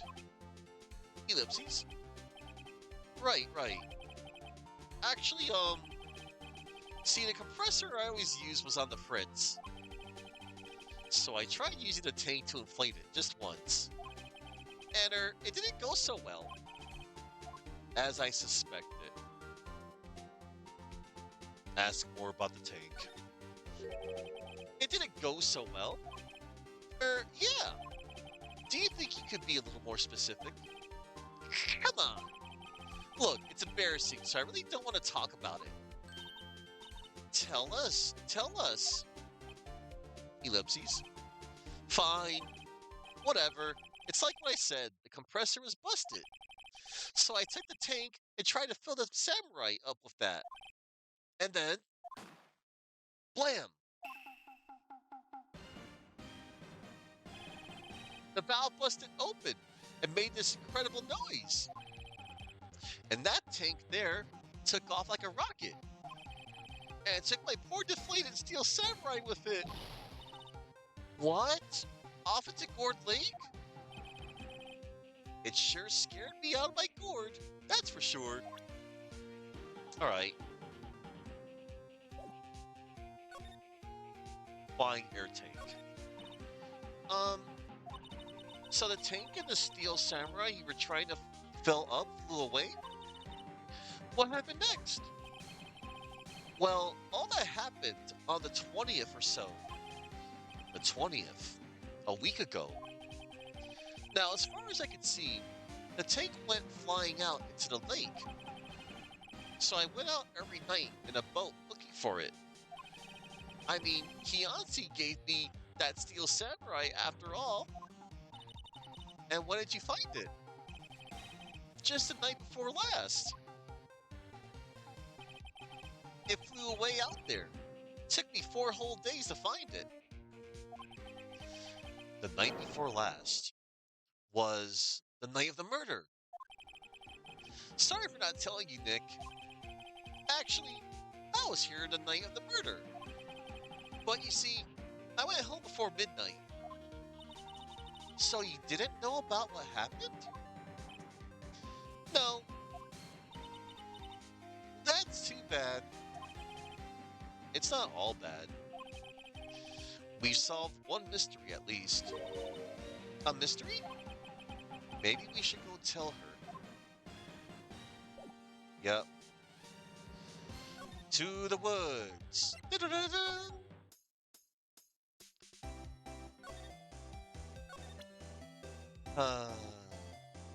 Hey, Lada. Yep, I have to say I know exactly squat about that. It's painfully easy to know when something doesn't catch Lada's interest. Oh, that wasn't it. Hey, Lada, look at this. It's a metal detector. I know what it is. I'm not sure what's going to pick that up Gordy, though. Unless he's been eating people's watches for spare change or something.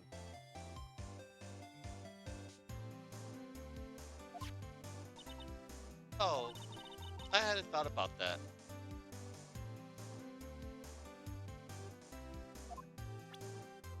Oh yeah, we have to talk to Gordy now. I mean, we talk about Gordy about, yeah. Well, Mr. Lawyer, I've got the info y'all need. Y'all got the scoop on Gordy for me yet? Yep. I'm afraid Gordy doesn't exist, Lotta. Or we found him. It's one of those 2 choices. Lotta, there is no such thing as Gordy. What? How can y'all be so sure? Really, Nick? Y'all got some proof Gordy don't exist? The proof that Gordy doesn't exist is here. Of course I have proof. No lawyer worth his badge will make a claim without the proof to back it up. Here's the proof that Gordy doesn't exist. Yeah, it was this. Larry's air tank? What are y'all doing with an air tank? This is Gordy. Excuse me? What exactly are you saying, Nick? There's a stand near here. A hot dog stand. There's a giant inflatable samurai doll there. About a week ago, an idiot, who happens to be a friend of mine, tried to fill it. He used this air tank. And when the valve blew, the tank flew into the lake. Apparently, it made a pretty loud bang when it flew. A bang? The tank, along with the still deflated samurai, fell into the lake. At the same time, a couple was taking a photograph of the lake. This photo.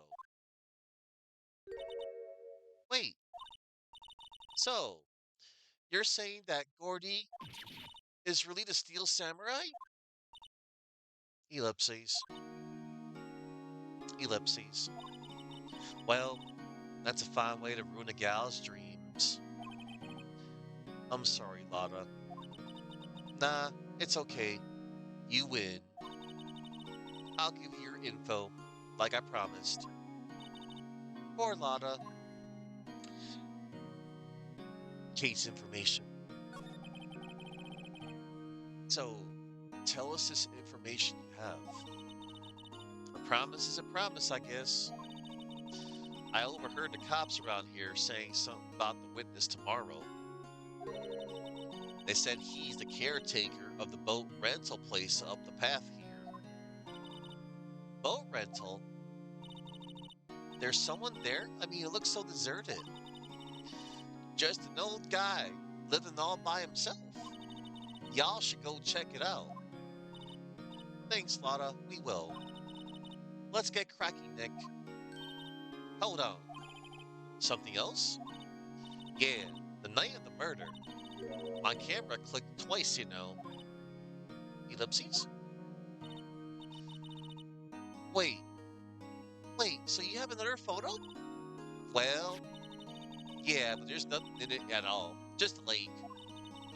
I figure it wouldn't be much use as evidence, so I kept it to myself. Well, it may not be helpful at all, but here, take it. The second lake photo.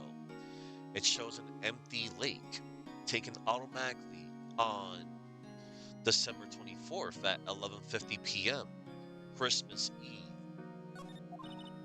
Bye now. Y'all take care. Time for me to pack up and leave.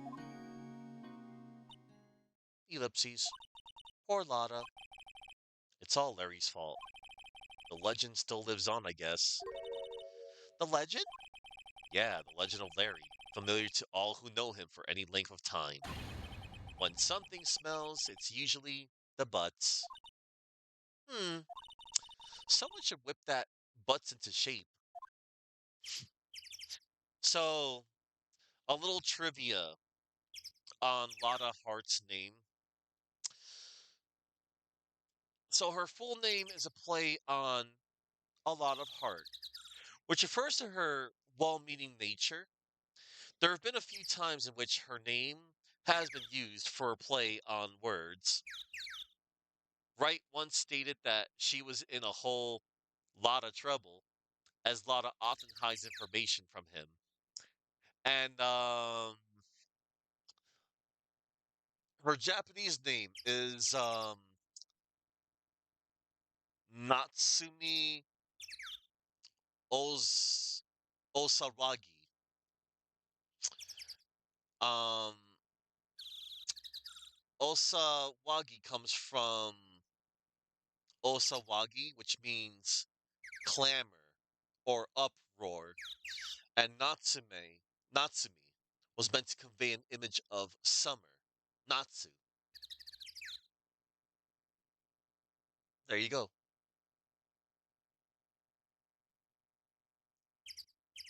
All right. Uh,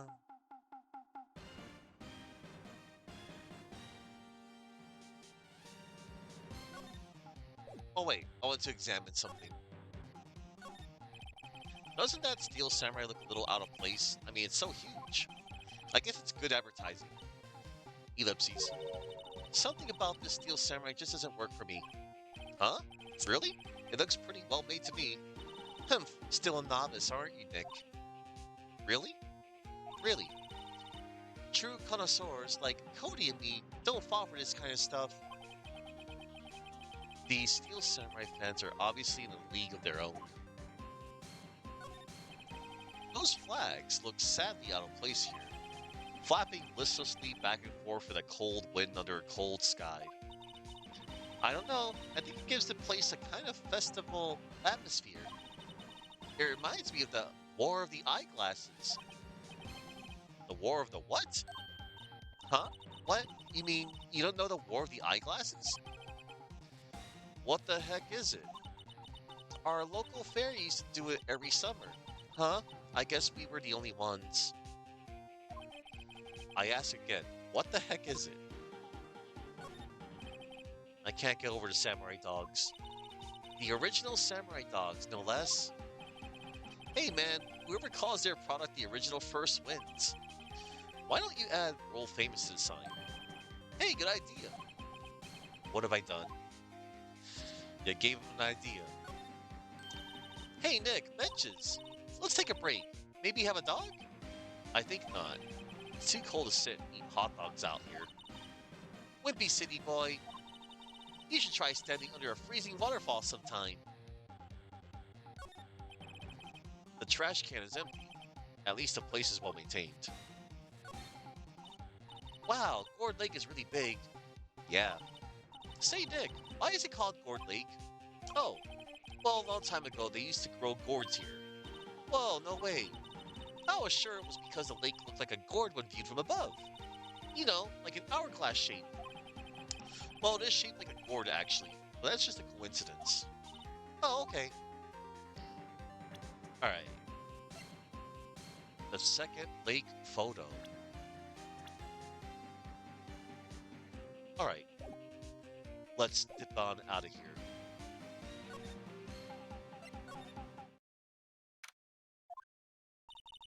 Hey, Nick! This is the boat shop that Lotta was talking about. You're right. Doesn't seem to be anyone around at all. Well, let's go check it out anyway.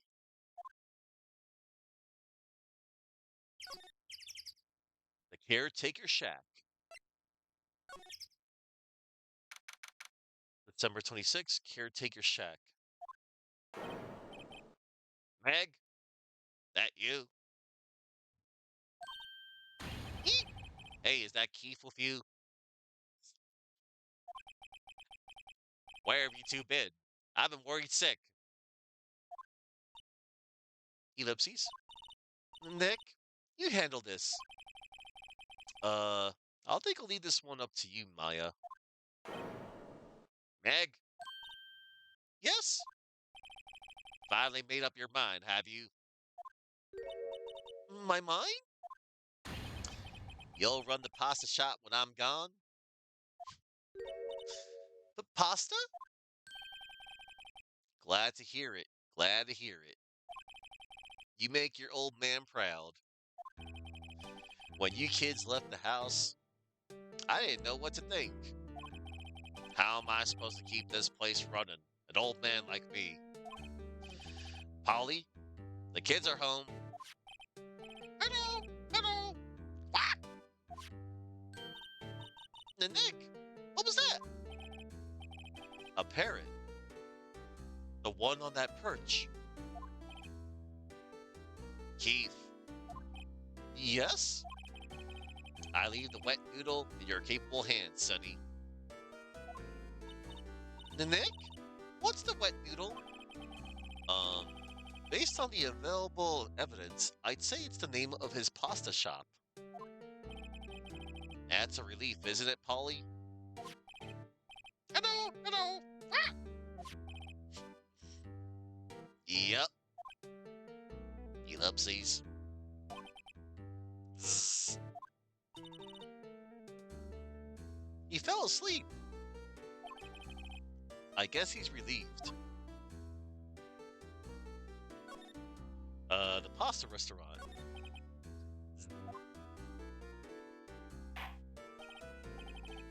A pasta shop? Yep. To think the wet noodle will live on when I'm gone. My father started it, you know. So that makes you two the third generation. Meg? Yes? Tomorrow we'll start with the secrets of dough tossing. The dough tossing? You too, Keith. Yes? You'll be the best pasta wrangler the West has ever seen. Pasta wrangler? The West? Isn't pasta from Italy? Meg. Yes? You know the best pasta's always been made west of the Rockies, don't you? Right, of course. Everyone knows that.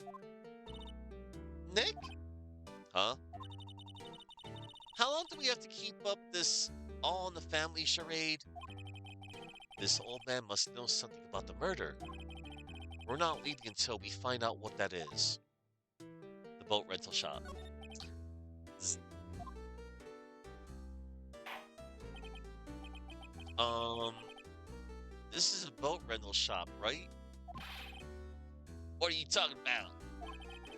This here's a palace of pasta, the wet noodle. No, now that you mention it, we haven't gotten many orders for spaghetti lately. All the kids come up and say, "Yo, dude, we want to ride in one of your boats." That's why I keep them boats out there. Youngsters these days. Darn if I understand them. I'm pretty confused myself. Nick, this isn't going anywhere. But this old man is the witness tomorrow, right? We've got to find some way of getting information out of him.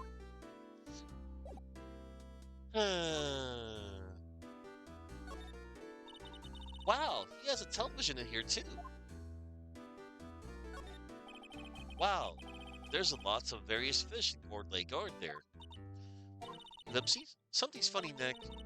All these fish are saltwater fish. Look, Nick, he has an electric blanket on his table. Looks warm. That's a great idea. We should do that at the office. We could sit down with our clients, snug and warm, and drink hot cocoa. And what? And what? Talk about murders? Aw, you're a party pooper, Nick.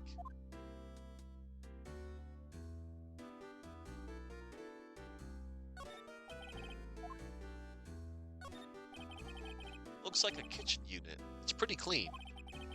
Funny, he doesn't look like the type who'd keep things tidy like that. You're forgetting, Nick. He's running a pasta shop here. Wow, what an amazing parent that is. Good morning. Elepsies. Hello. Elepsies. It ignored me.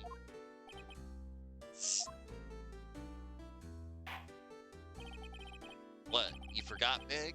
You gotta call her name first. Her name? Polly. How you been? Hello, hello. See? Me. So the parrot's name is Polly. Parrot, the erstwhile companion of the boat shop. Caretaker. Answers to the name Polly. Too bad all she can say is hello. Har har har.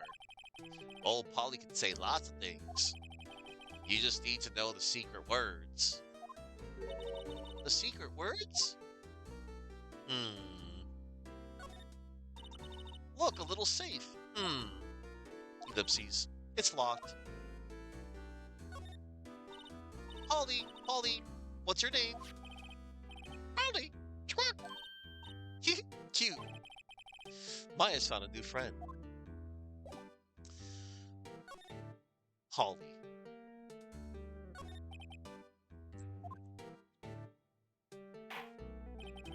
Back, my memory's gotten worse of late. That's why I just tell everything important to old Polly here. Everything? Important? I wonder. Polly, what's the number to the safe? 1228. What? All right. Hey, Polly, watch it, will ya? See, Nick? All it takes is a little clever thinking. And a criminal mind. Quick, Nick, write that number down. Hey, don't get me involved in your little heist schemes.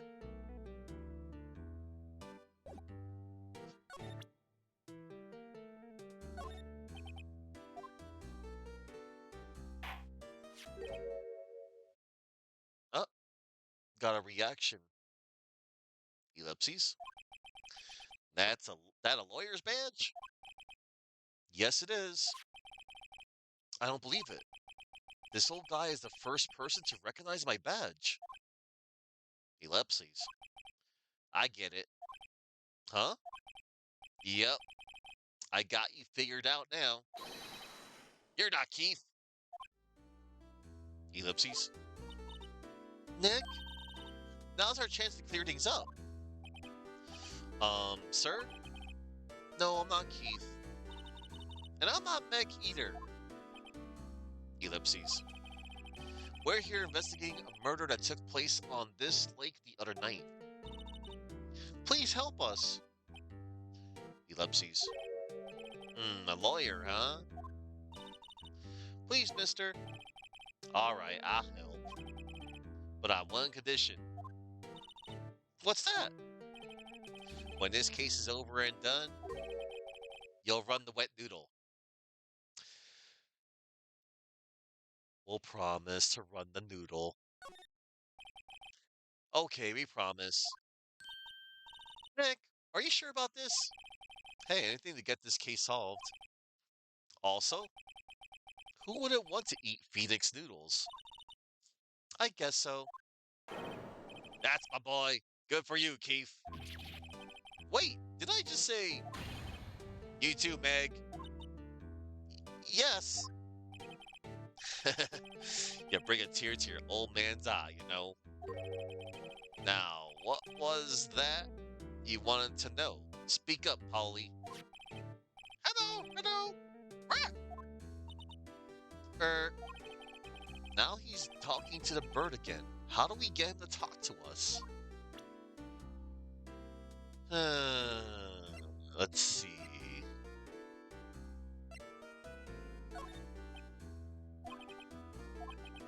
He fell asleep.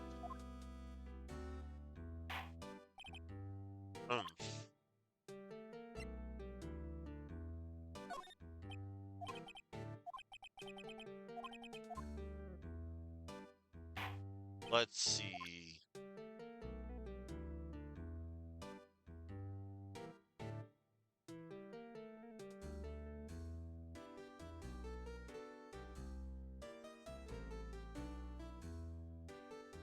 Oh, yeah.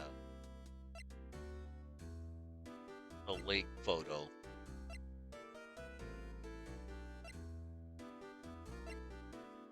I think.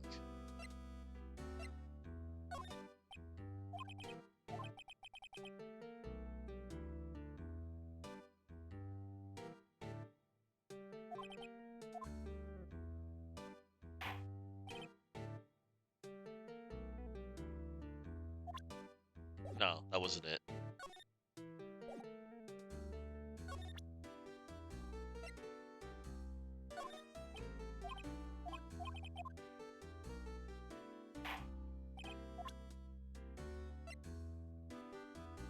Polly? Polly here's my only friend in the world. Is that right, Polly? Hello, hello. Hello, hello, Squack. Yep.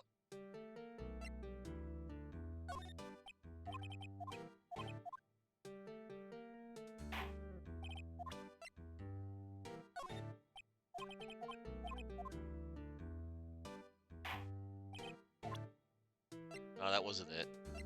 The overhead map?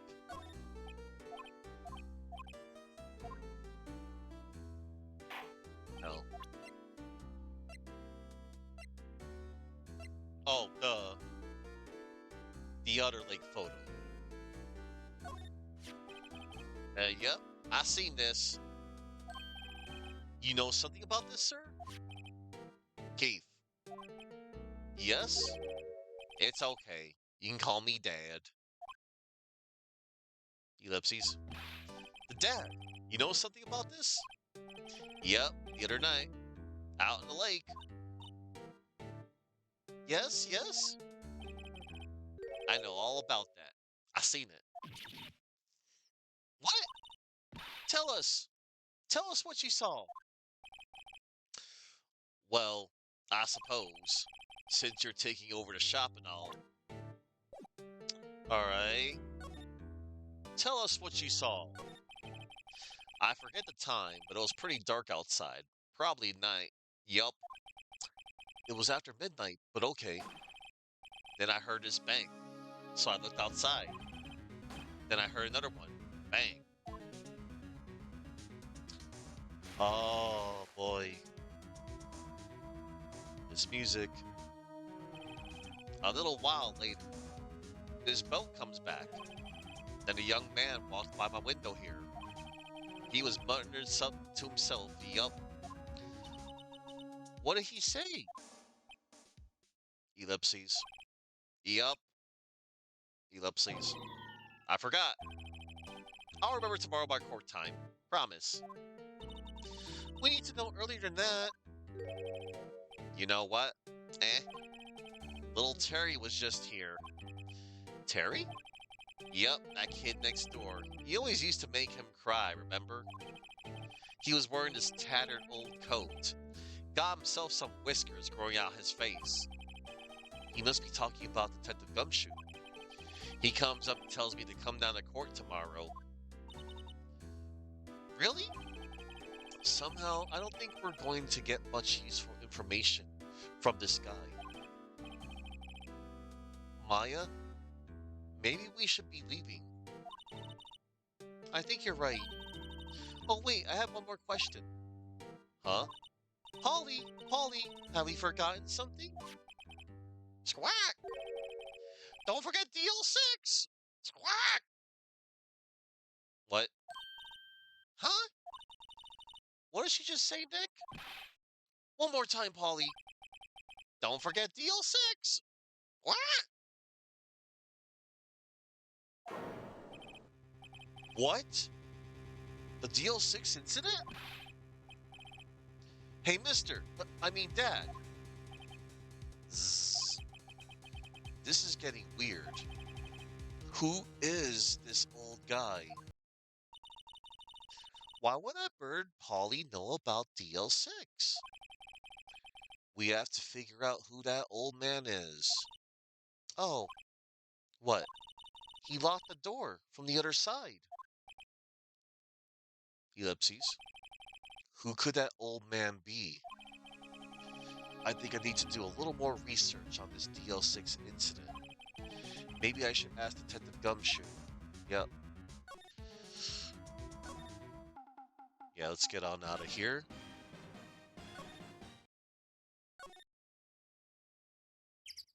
Criminal Affairs Department. Hey, pal. Long time no see. Ellipses. You don't look so happy. What's wrong this time? Actually, we wanted to ask you something. Yeah? The boat caretaker. You know the boat rental shop down at Gourd Lake? Oh, yeah. The old man who runs it is appearing as a witness in court tomorrow, right? Huh? How'd you... now it's supposed to be top secret. Do you know who that old man is, Detective? Ellipses. Actually, I don't. He's a bit of an odd bird. I've been able to get a straight answer out of him. I said at first that he wasn't persuasive enough to stand and testify as a witness. That's why we called Miss Lotta Hart yesterday. As for who he is, we have absolutely no idea. Sounds suspicious. The DL6 incident. Detective Gumshoe, please help us. Huh? We need to know about the DL6 incident. Ellipses. That was when Edgeworth's father died. I can't help but think that has nothing to do with this current case. Ellipses. To tell the truth, I don't know much about DL6 either. Mr. Edgeworth forbade us from reading the file. So, I'm afraid I can't show them to you either, pal. What? However, if you could convince me somehow that the DL6 incident is related to this case, Well, I guess I consider opening the file up. Okay. Convincing, you say. We shall present Polly. What's that? Parrot? The old man at the boat rental shop's parrot. The parrot knew about that incident. That incident? DL6. What? Polly, have we forgotten something? What? Don't forget DL6. What? Huh? I'm pretty sure that old man must have taught her that word. Yeah, but how would that old man know about the DL6 incident? Wait, what if? What if that old man was connected to DL6? Nick, you think he might be? Ellipses. Ellipses. I get you.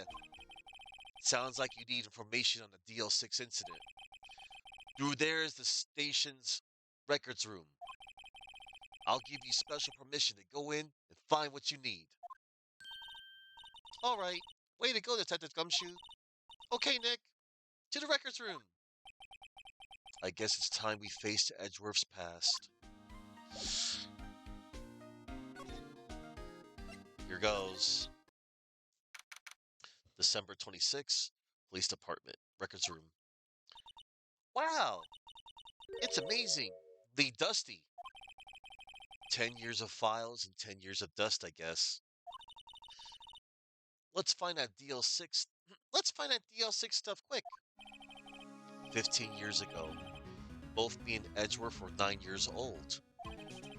We were almost through with 4th grade when he suddenly transferred. Because of DL6. Nick, I found out where the file is. Oh, thanks. Just let me know what you want to know about the DL6 incident. I'll go get the right file. Let's explore real quick. It looks like there are files inside that glass case. The case is so dusty I can't see what's inside. Nick, it's locked. They must keep important case files in there. There are shelves stuffed with case files in the back of the room, too. Forgotten cases, rotting away for eternity. Nick, let's get what we need and get out of here. All this dust is getting to me. Here are files of collected case reports. There's quite a large volume of reports here. Wow, these are all case reports? Yeah, it's like a graveyard of police cases. I guess my sister's case report is in here too, quietly gathering dust. Alright, the case summary. Well, first I have to get a handle on the main facts, like a summary. Right. Summary. Found it. Here you go. December 28th, 2001. That's exactly 15 years ago from the day after tomorrow. So in 2 days, the case is closed. The incident took place in the elevator of the district courthouse. What? Is this the same district courthouse where we're holding the trial now? Looks like it. There was a large earthquake at 2 p.m. on that day. Part of the court building collapsed, and all the lights went out.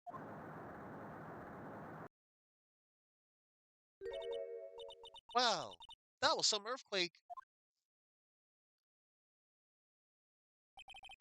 At the time, 3 people were trapped in the elevator. It took 5 hours for them to be rescued.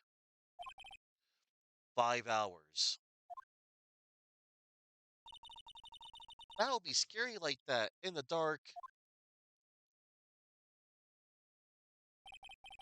There was a lack of oxygen in the elevator, and the survivors were unconscious.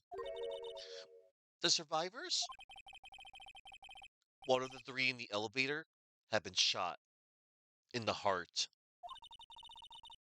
That was Mr. Edgeworth's father, wasn't it? He said that his father was shot before his very eyes. So Miles Edgeworth was one of the other passengers in that elevator. Victim data. Do you have data on the victim, Edgeworth's father? Yeah, hold on. Victim, here, found it. Gregory Edgeworth, 35, defense attorney. If he were still alive, he'd be 50. He had lost that day's case in court and got in the elevator with his son Miles. Miles? Miles Edgeworth, of course. So, he was in the elevator with his father. From the angle of the bullet and other evidence, it could not have been a suicide. The murder weapon, a pistol, was found in the elevator. The pistol had been fired 2 times. Where have I heard that before? Huh? It sounds just like this current case. What's going on here? Suspect data. Got any data on a suspect in there? That would be the guy that my mom got arrested. Hold on. This is it. Hold on, this is it. The man arrested as a suspect in DL6 was Yanni Yogi? He was a clerk in the court, apparently.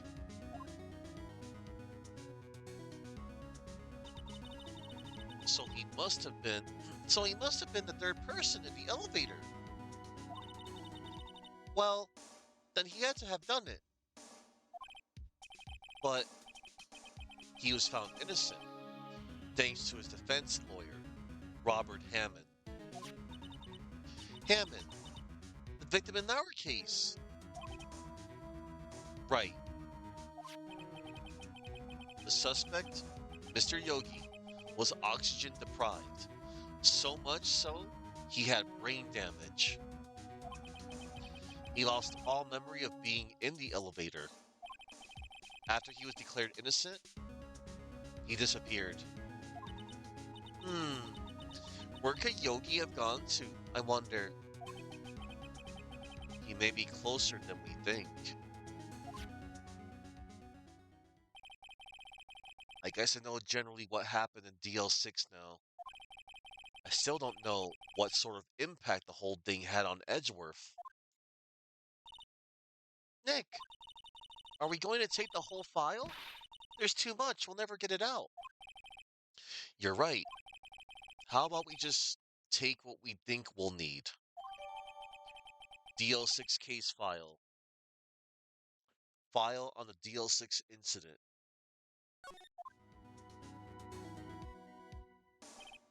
Right. That's probably all we'll be able to find here.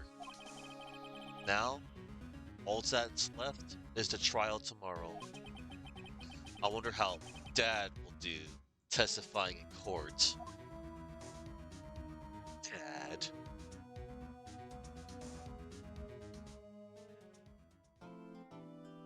Still the best jingle.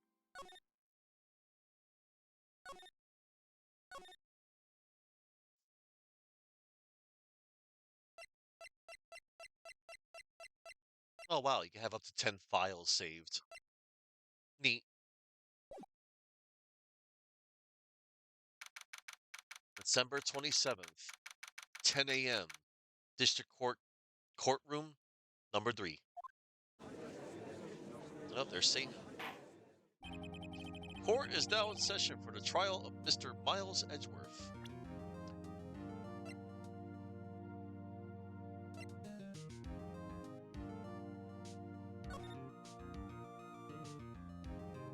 Let's check out the report real quick. Case summary. Date, December 28th, 2001. Location, elevator, district courthouse. Air in elevator, Was oxygen depleted at time of incident? No clues found on the scene. Victim data, Gregory Edgeworth, age 35.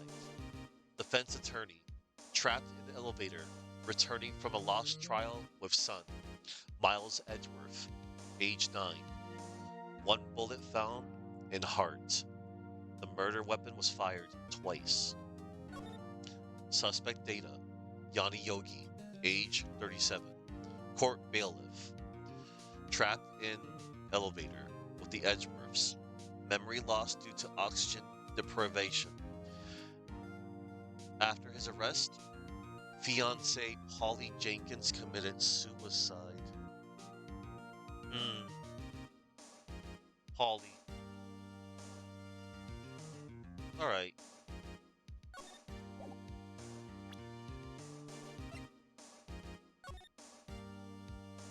that's a grisly photo. Alright,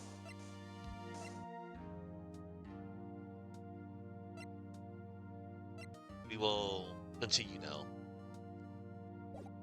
Court is now in session for the trial of Mr. Miles Edgeworth. The defense is ready, Your Honor. Ellipses. Ellipses. Very well. Apparently, the prosecution is also ready. Who is the judge here anyway? Mr. Von Karma, your opening statement. Ellipses. Ellipses. Very well. No opening statement, so. Satan. Not so fast, Judge. I was taking a meaningful pause before speaking. Right, of course. A prediction. Today's trial will end 3 minutes from now.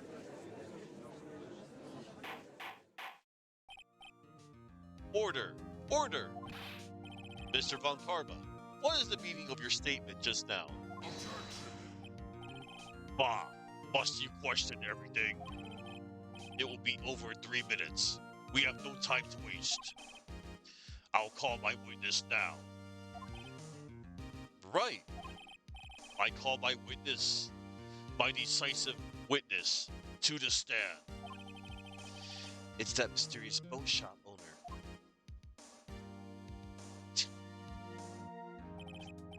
Witness, state your profession.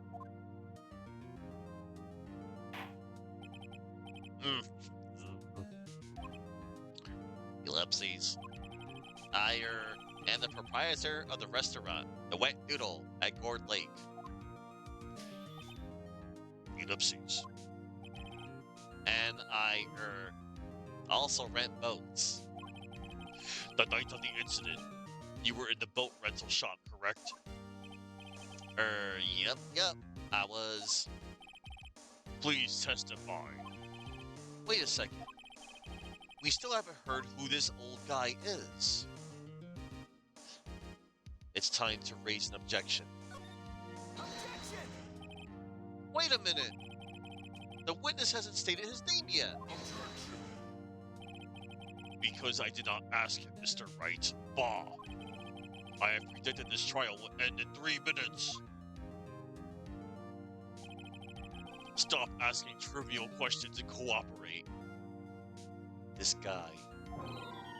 Yeah, right. The witness will state his name.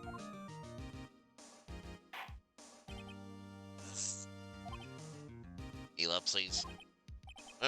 Well, I'm not really sure. Yep.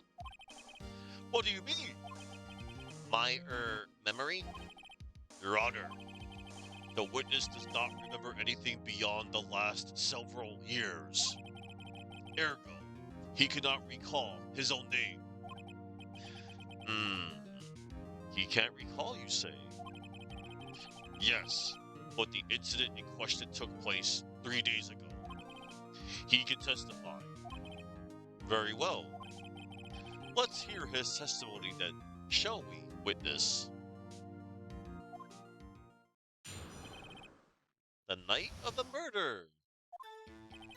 It was a night of the 24th, just after midnight. Yup. I was in the restaurant where I rent boats as usual. Then I heard a bang. Yup. When I looked out the window, I saw a boat just floating on the lake. Then I heard another bang. Just about then, the boat comes back to shore, and a man walks by my window. Hmm, very well. I like to begin the cross-examination. Objection. Satan? There is nothing to question my witness's testimony. Ergo, no need for cross-examination. Besides, there are only 10 seconds left before our 3 minutes are up. Judge, your verdict, now. Yes, Mr. Wright. We're gonna cross-examine. What are you saying? Of course I'll cross-examine the witness. Very well, you may begin. Ah, excuse me, Mr. Von Karma? 3 minutes just passed. I see. Well then, let's just take our time. You may cross-examine the witness. Jeez. Alright.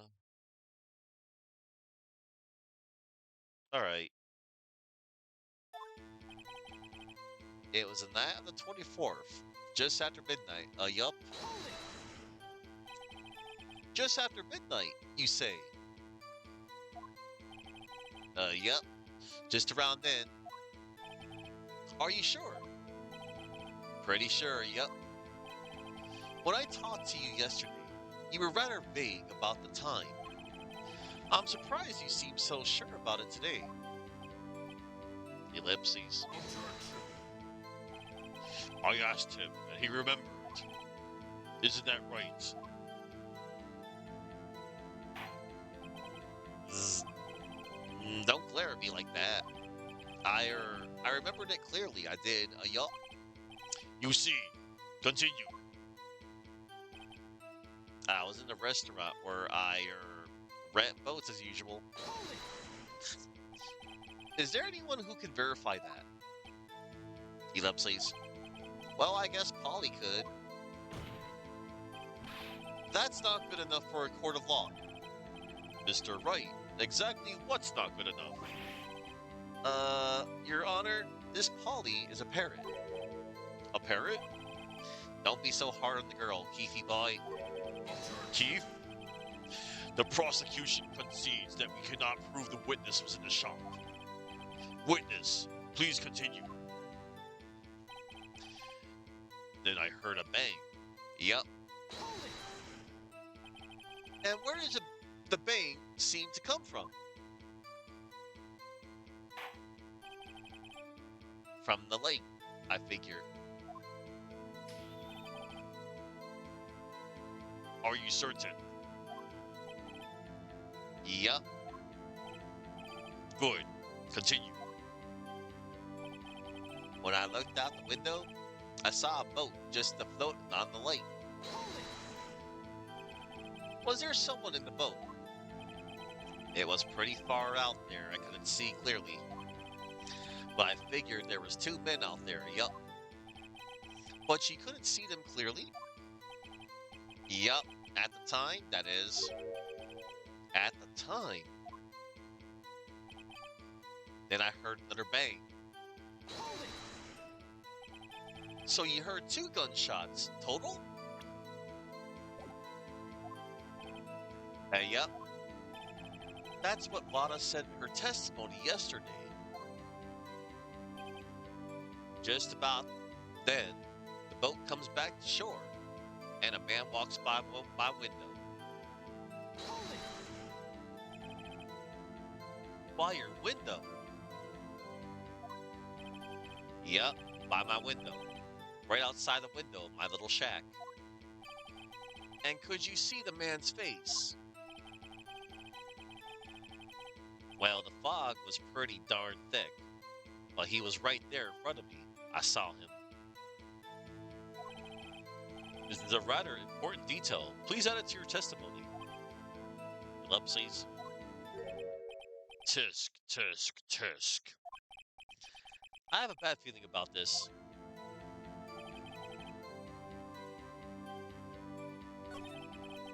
If I know Von Karma, he spent time preparing his witness. I'm not going to find contradictions very easily in this testimony. Whoa, it's tough being a lawyer. Alright. That man wasn't defendant. He was saying, I can't believe he's dead. Hold it. Are you sure? Ellipses. Uh-oh. Dad.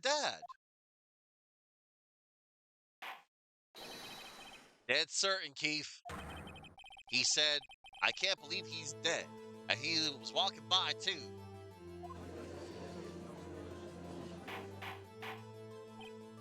Witness, are you sure that the person you saw was Miles Edgeworth? It was him.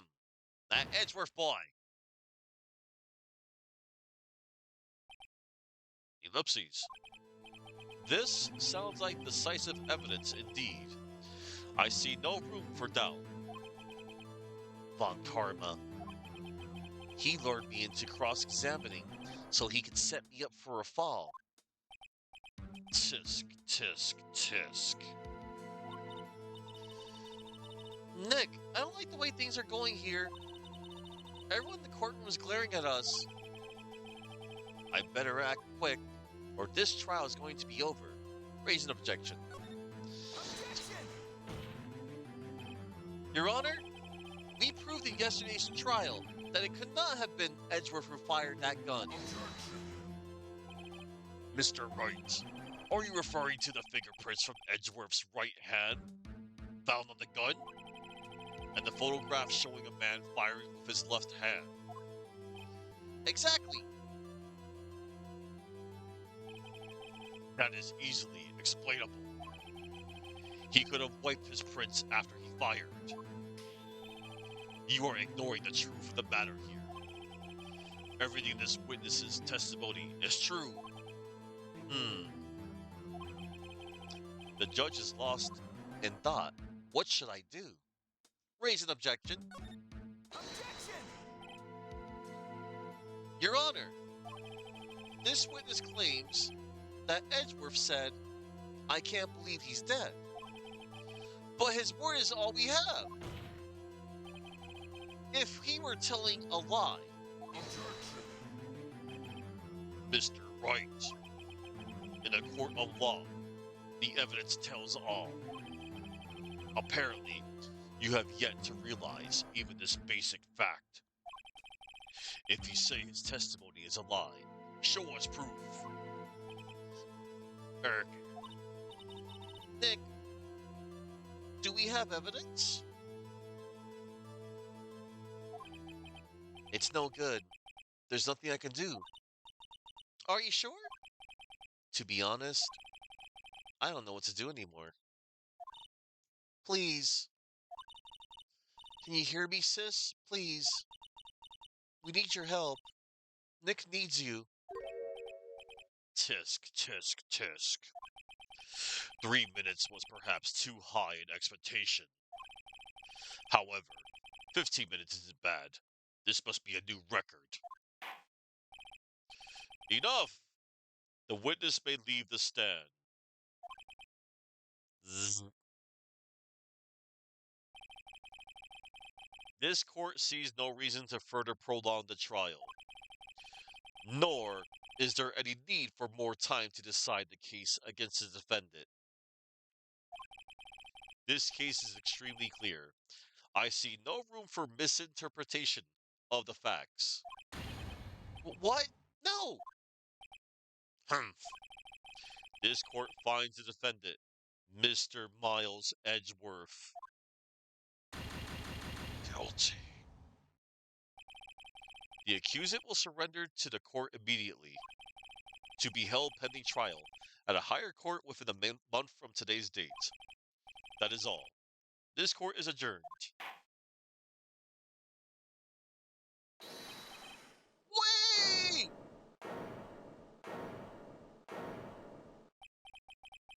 Who was that just now? Me! Huh? What? Larry! What are you doing here? Listen! You gotta listen to me! I, I was...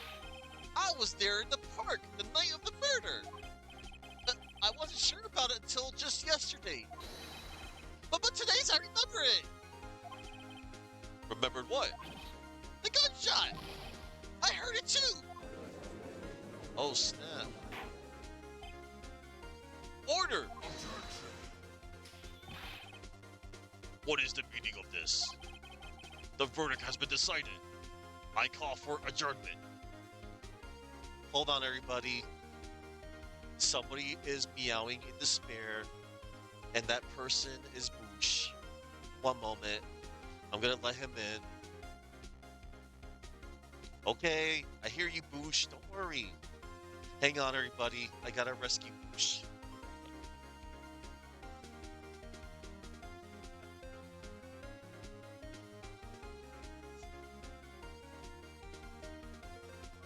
Boosh, are you gonna join me? Are you gonna join me in the witness stand? Come on, come on. Look, everybody, it's my cat. It's Boosh. Boosh is here for Christmas. What's up, Boosh? Hmm? Yeah? What's up, Boosh? You wanna help me solve the case, Boosh? Okay, Boosh. You wanna help me take on Satan and Beagle the Carpathian? We're gonna take him down. We're gonna fight against him, I mean. Is what I meant to say. We can't allow him to run this court. Alright. The verdict has been decided. I call for adjournment. One moment, Mr. Von Karma. So you say you heard a gunshot? Yeah, I did. A gunshot that night. I was sitting here in the audience, listening to the testimony. Then I realized something he said was different from what I remember. Anyhow, I can't just sit here and let you call Edgy a murderer. It's just not right. I'll testify. Let me testify. Larry for the win, everybody. Order! Order! Well, this is the first time something has happened like this in my court. I'm not quite sure how to proceed. Judge, you've already given your decision. The trial is over. Nick, this is it. Larry's given us one final chance at this. She's right. If only it wasn't Larry, he could make things even worse. Mr. Edger was just declared guilty, Nick. It doesn't get any worse. You're right. Okay. Your Honor, if there is another witness, it is our duty to hear him speak. Right here, right now. A waste of time. The verdict cannot be overturned.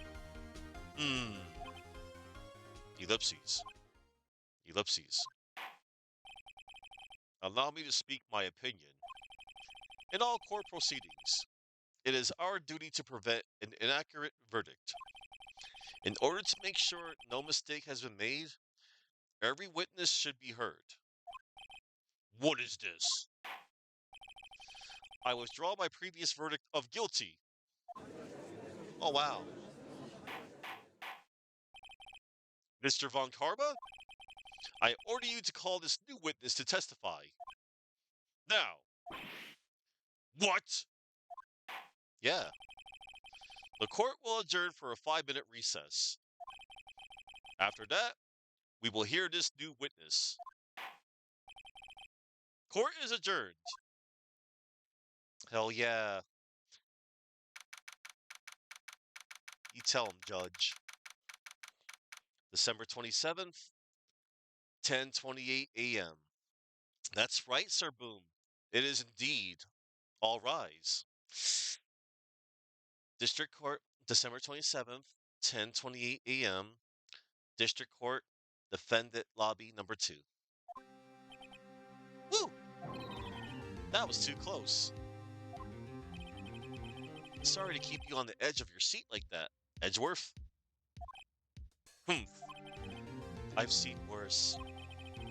Yeah, right, Edgeworth. You're sweating bullets. I just wonder what Larry plans to say in there. Larry was at the lake that night. Yes. He said he went looking for the steel samurai balloon that flew into the lake. All right. And he found the balloon and the air tank that night? Yeah. Ellipses. Hey, Edgeworth. Ellipses. Huh? You say something right? Yeah, a lot of things. You seem out of it. What's wrong? It's nothing. Hmm? Mr. Edgeworth, there's something I've been meaning to ask you. What's that? Why are your fingerprints on the murder weapon? Oh.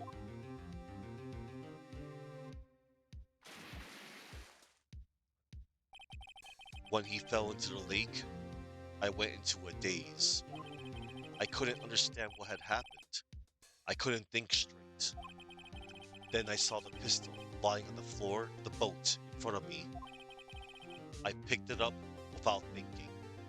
Damn it. I didn't have a reason really. I see. Right. Yeah? This might be our chance. Our chance? Von Karma has only ever run perfect trials. Perfect trials? Perfectly prepared witnesses. Perfectly complete evidence. That's the secret to his success. This is the first time he's ever had to deal with something unexpected. He has to let someone he hasn't even talked to testify before the court. And that someone is Larry. What are you getting at? It's likely his testimony will be full of holes, right? That's right, Nick. No 10-minute trial this time. We'll milk this one for all it's worth. Hey, it was 15 minutes. 15. Everything's on Larry now. Aww. December 27th, 10:35 in the morning, a.m., District Court, courtroom number 3.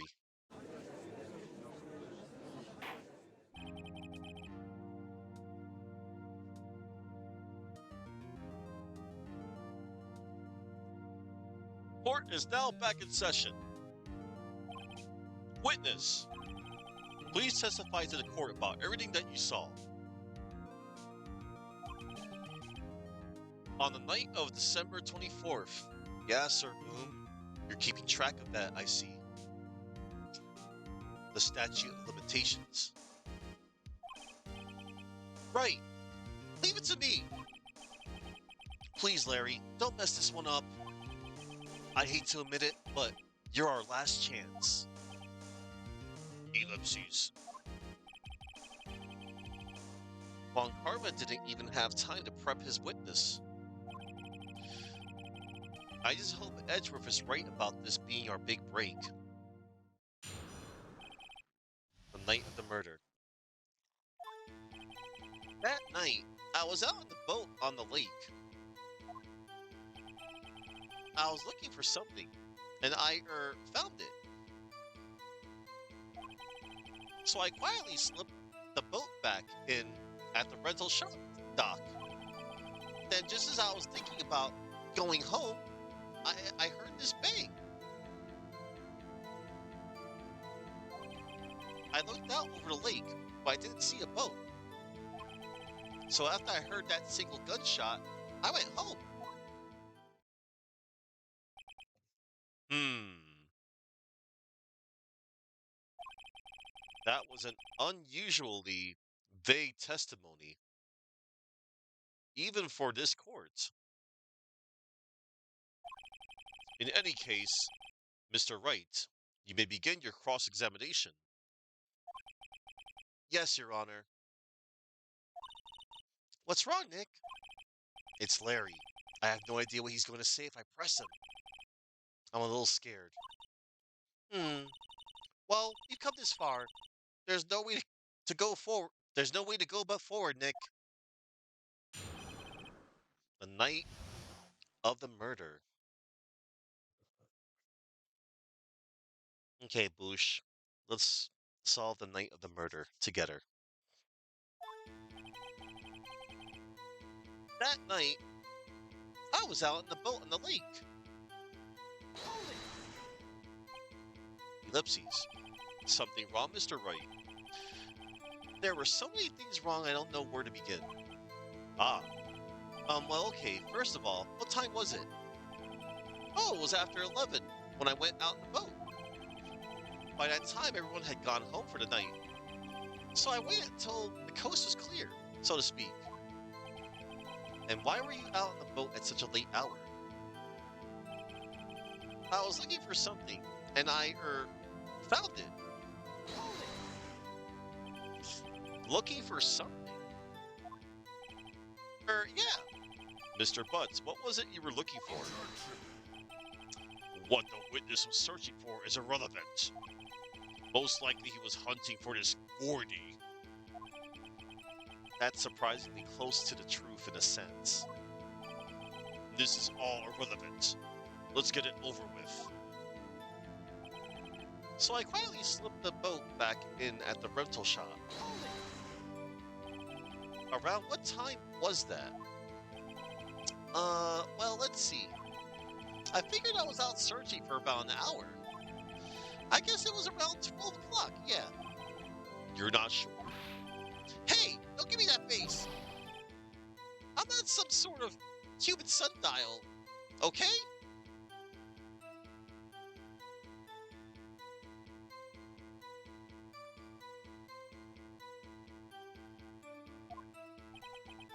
People use watches these days, Larry.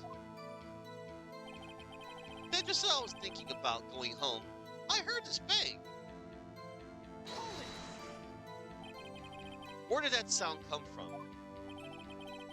Yeah, well, I wasn't too sure about that. I looked around, you know. Did you look at the lake? Yeah, I looked. I looked out over the lake, but I didn't see a boat. Wasn't there a boat on the lake? Order! Order! Well, Mr. Butts? Whoa, whoa! Everybody just calm down, okay? I mean, it was real foggy that night.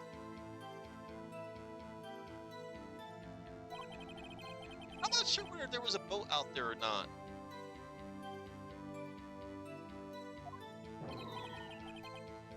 Okay, no problem.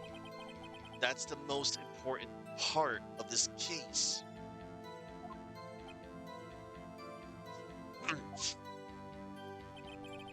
So after I heard that single gunshot, I went home.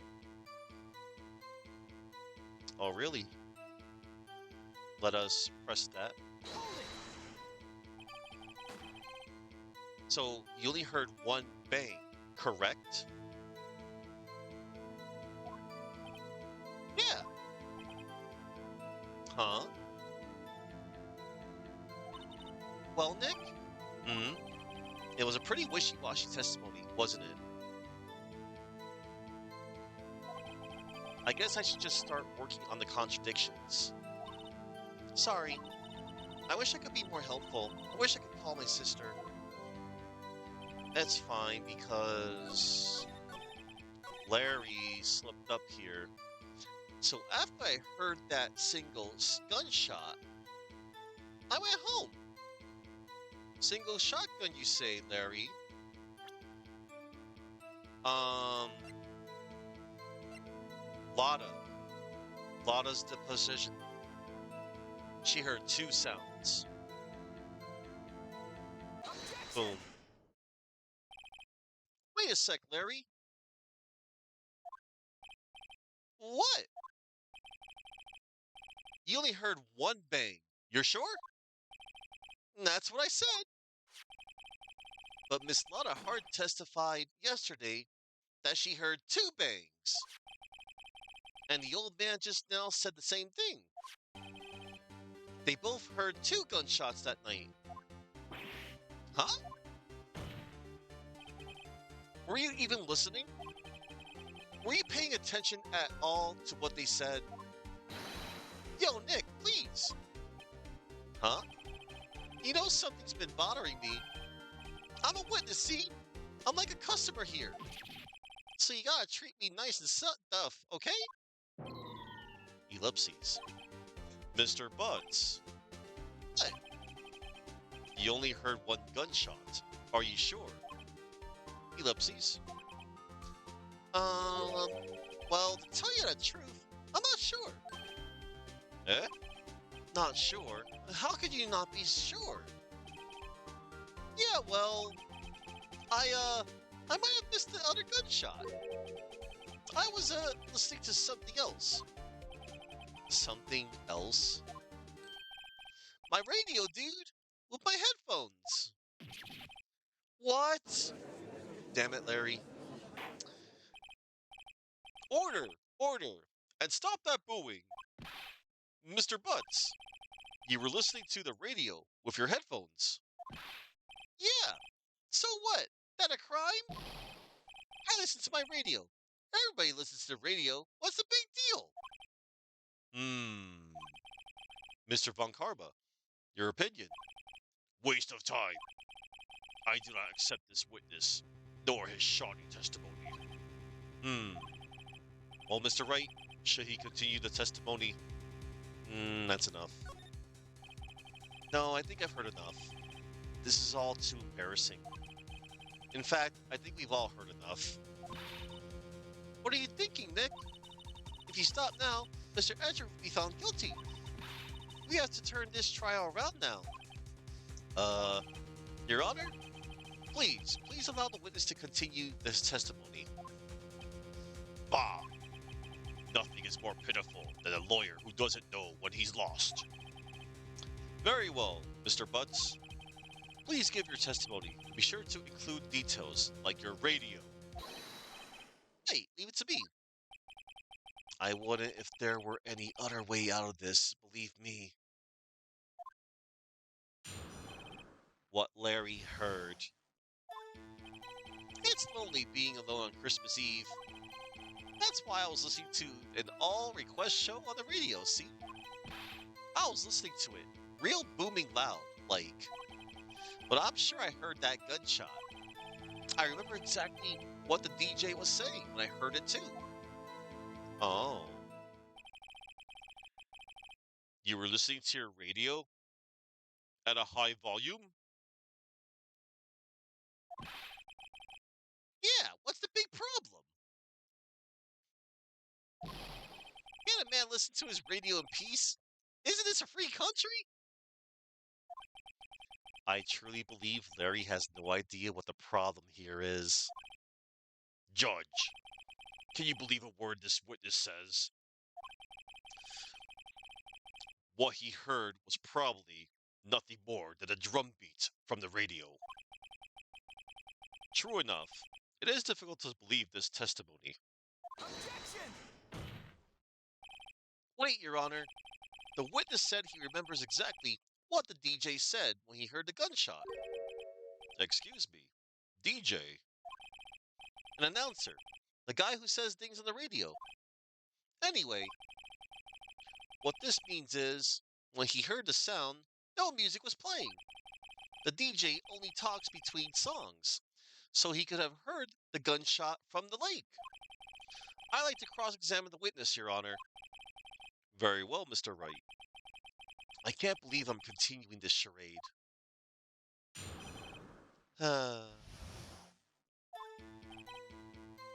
It's lonely being alone on Christmas Eve. Hold it.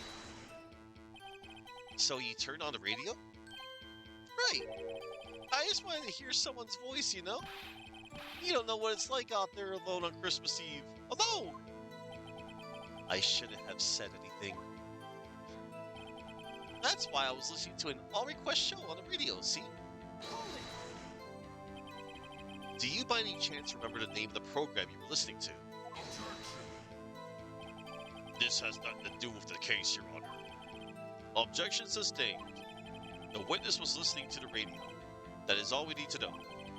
Tell us, Mr. Butts, how loud was your radio set to that night? I was listening to it real booming loud, like. Hold it. Real booming loud. Yeah, you know? And you had headphones on? Yup. I wouldn't think you could hear anything going on outside at all. But I'm sure I heard a gunshot. Hold it. Can you prove that?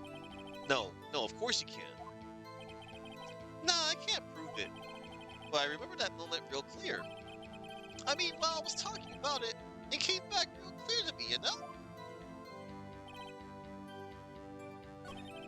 This is the most ludicrous testimony I've ever heard. But there is one gleaming ray of hope in there.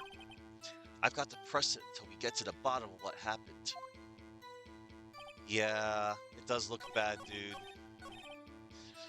We're gonna press this part here. I remember exactly what the DJ was saying when I heard it, too. Hold it. What did she say? Mr. Wright, please cease these pointless questions. What possible good could knowing what a radio DJ said do us? Indeed, Mr. Von Karma has a point. I'll allow the question only if you see some reason why we should care. We actually should care. We should care, Your Honor. Of course we should. Why? Well, how do you know if we don't ask? Fine, very well. Mr. Butts, please testify to the court. What was the radio announcer saying when you heard the gunshot? Just when she said, "Hey, it's almost Christmas. I heard the gunshot." Hold it. Are you sure? Of course I am. She had this real sexy voice. Maybe Von Karma was right. I'm not sure how that helped us at all. Alright. That's a new statement right there. Just when she said, "Hey, it's almost Christmas. I heard the gunshot." So that's the contradiction? And you can actually present two pieces of evidence here.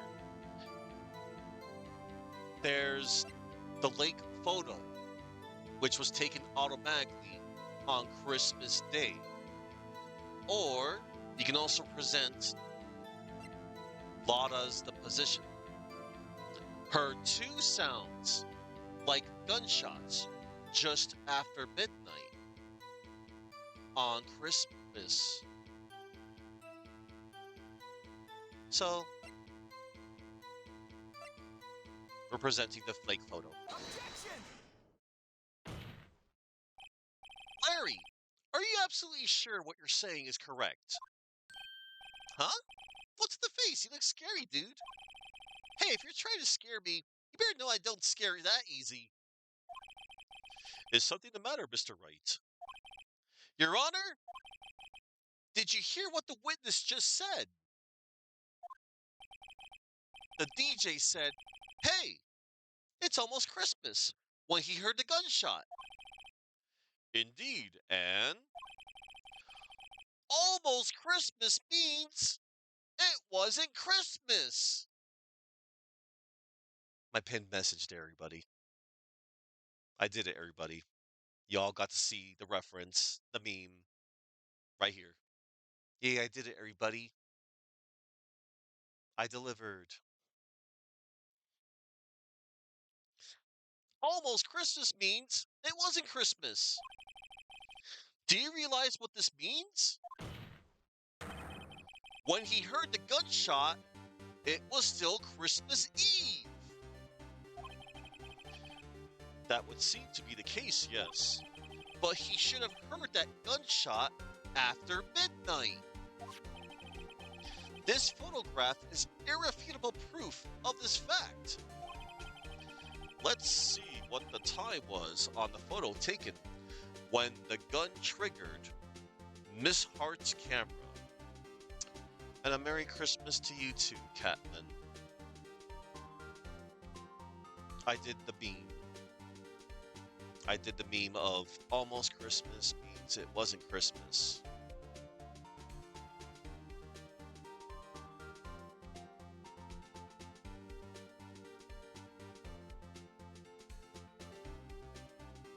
One moment, everybody.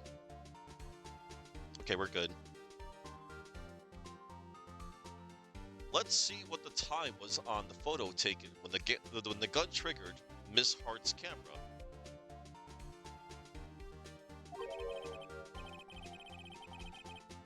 12:25.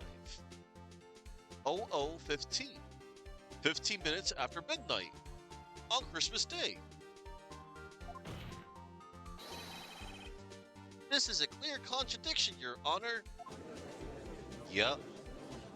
Clear contradiction. Order! Order! What does this mean? The two prior witnesses heard gunshots after midnight. However, this witness says he heard a gunshot before midnight. Judge, the answer is simple. The current witness is plainly mistaken. Just look at him. Suspicious. What? Well, Mr. Wright, what do you think about Mr. Butts' claim he heard the gunshot before midnight? Larry's right. Larry's not mistaken, Your Honor. He heard that gunshot before midnight. Ellipses. Intriguing. I'm assuming you have evidence for this wild claim. Show me evidence there was a gunshot before midnight. Why, I have two pieces, Satan. Vigo the Carpathian.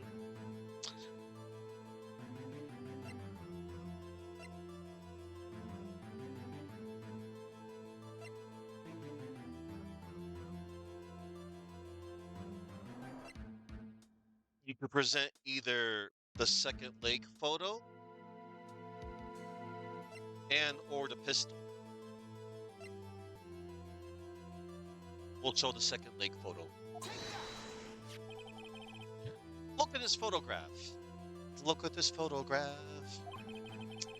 This was taken by our witness yesterday, Miss Lotta Hart, with her automatic camera. The timestamp on the photo reads December 24th, 11:50 p.m. Oh? But there's nothing on the lake in this picture.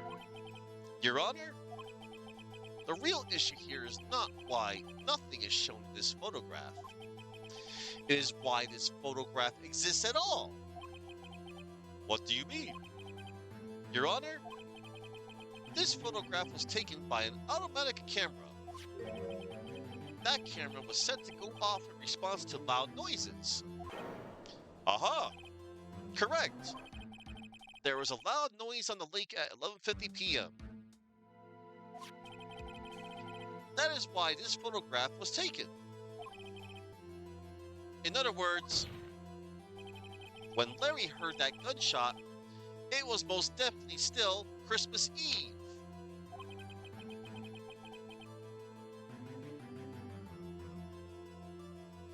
Indeed, it would seem that is the case.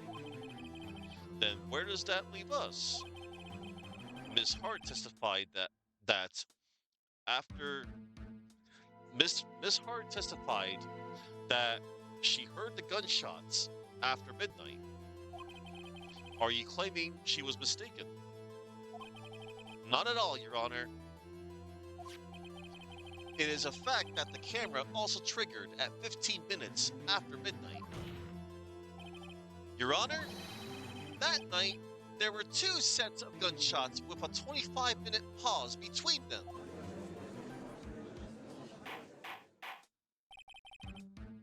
Why would this be? Don't be fooled, Judge. That camera was set to respond to loud noises. Yes? There is no proof that the loud noise at 11:50 was a gunshot.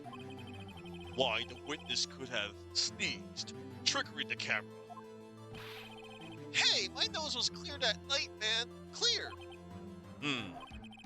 Well, Mr. Wright, there's no turning back now. Can you prove that the loud noise at 11:50 p.m. was indeed a gunshot? Please show the court evidence, if you have any. Why, yes, I do. It was the pistol. This is my evidence. The murder weapon? Because it was fired 3 times. Something about this pistol was bothering me, Your Honor. Both of the witnesses who testified yesterday heard 2 gunshots. However, the murder weapon was fired 3 times. When, then, was the last shot fired? Only now have I realized the truth. That 3rd shot was the shot Larry heard just before midnight. Order! Order!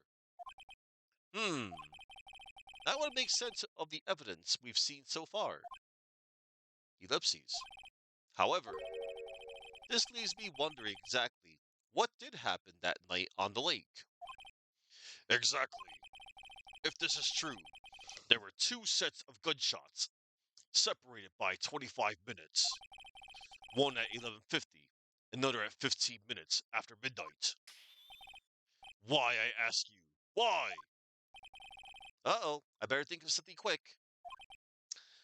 Ellipses. Wait a second. Gunshots separated by 25 minutes. Ah! What's wrong, Nick? I have it. I have it. Huh? Remember the case with the Steel Samurai? Huh? Yeah, of course I remember. The murderer in this case had the same idea as the murderer in that case. What do you mean? Maya? Yes? If we don't figure this out now, we'll never overturn Edgeworth's guilty verdict. I've got a hunch, and I'm going to run with it. Right. I mean, is this safe? Safe? We've already gotten a guilty verdict. We have nothing to lose. Ellipses. You just watch and let me know if I say anything that sounds fishy, okay? Right, Nick. Your Honor? Yes, Mr. Wright? The testimony just now has cleared up this entire case.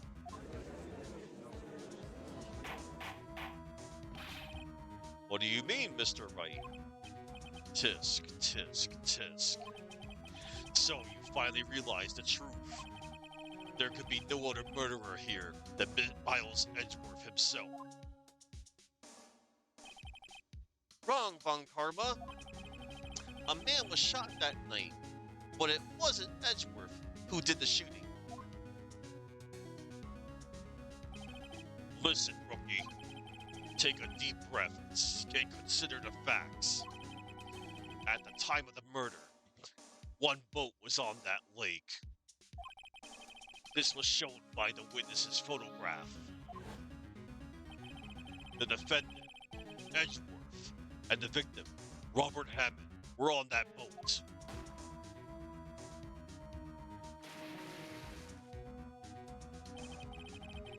There was a gunshot fired on that boat.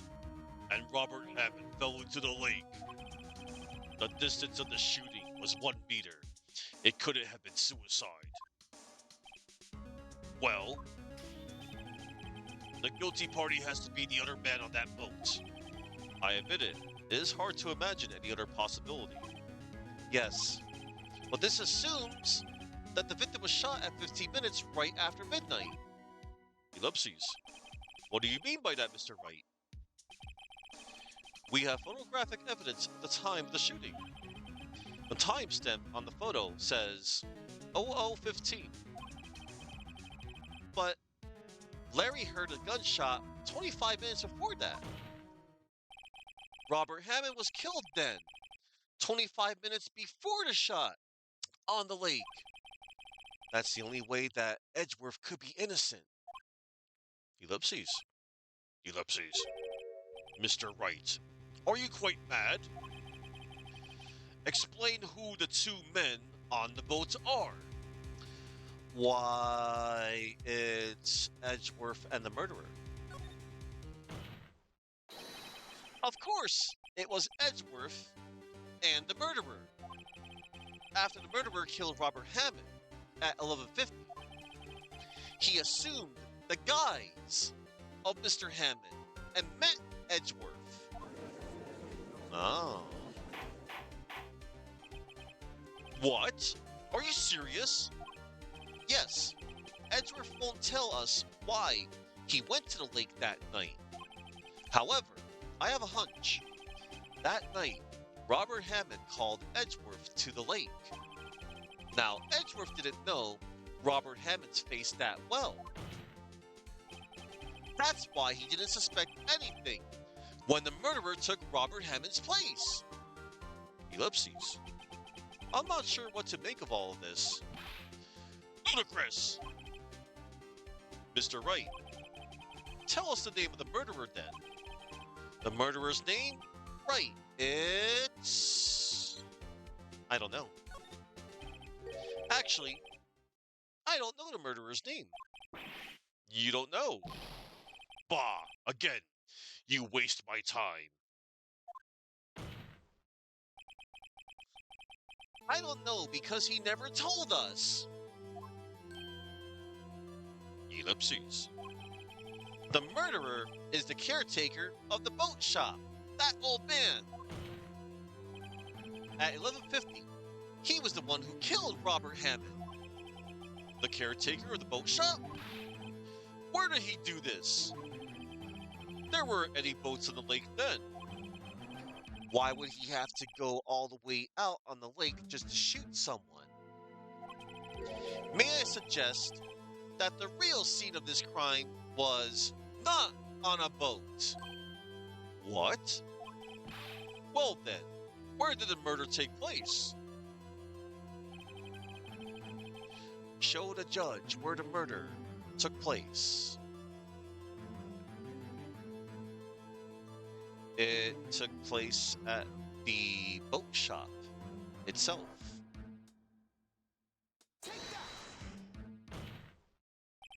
Here, of course, the boat shop, where he lives. That way, he could meet with the victim without anyone seeing. Objection. Do you have proof that the boat shop was the scene of the crime?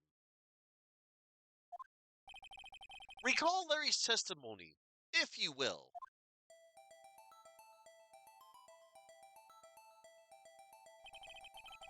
That night, he was out on the lake in a boat, searching for something. He finds it and returns the boat. Then, just as he's starting to head for home, he hears a gunshot. He heard a gunshot, Your Honor, even though he was wearing headphones at the time. In other words, the gunshot was very, very close by. And where would that be if he had just returned the boat? The boat shop.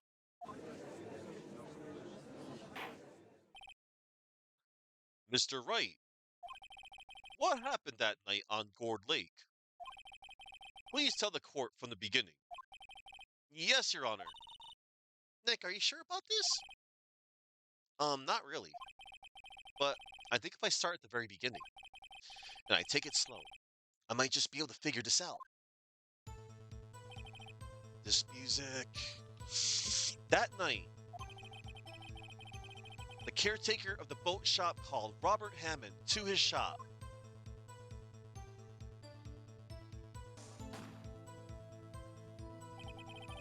This was around 11:50. That was when the gunshot that Larry heard was fired. After that, the caretaker put on Robert Hammond's coat. He became Robert Hammond.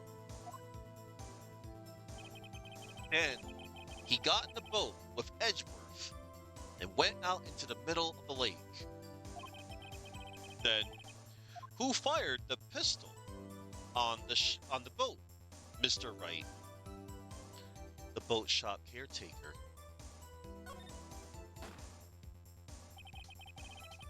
Of course, it was the murderer who shot the pistol. He shot twice. Both missed Edgeworth on purpose. Wait a minute. Yes? Why would he shoot twice if he didn't mean to hit anyone? Details. Know this, Mr. Wright. The moment you run out of explanations is the moment you lose. Tell us why the murderer had to fire twice.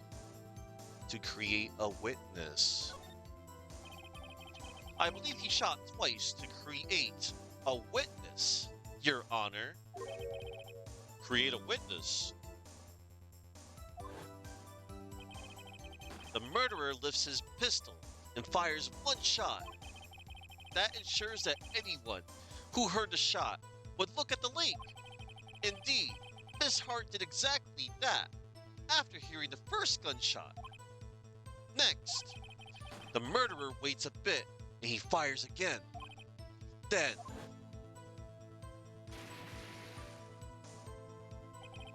the murderer jumps from the boat himself, leaving the pistol in the boat behind him.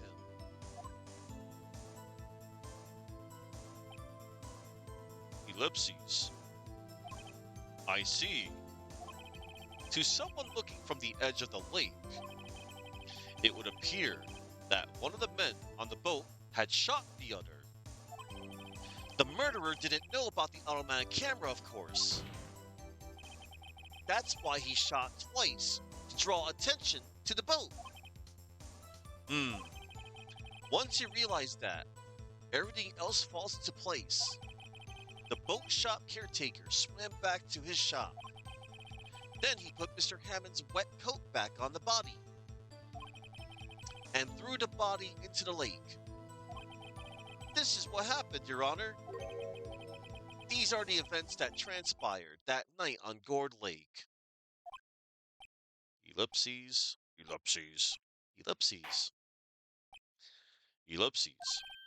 Bailiff! Bring out the witness from before. The boat shop caretaker, quickly!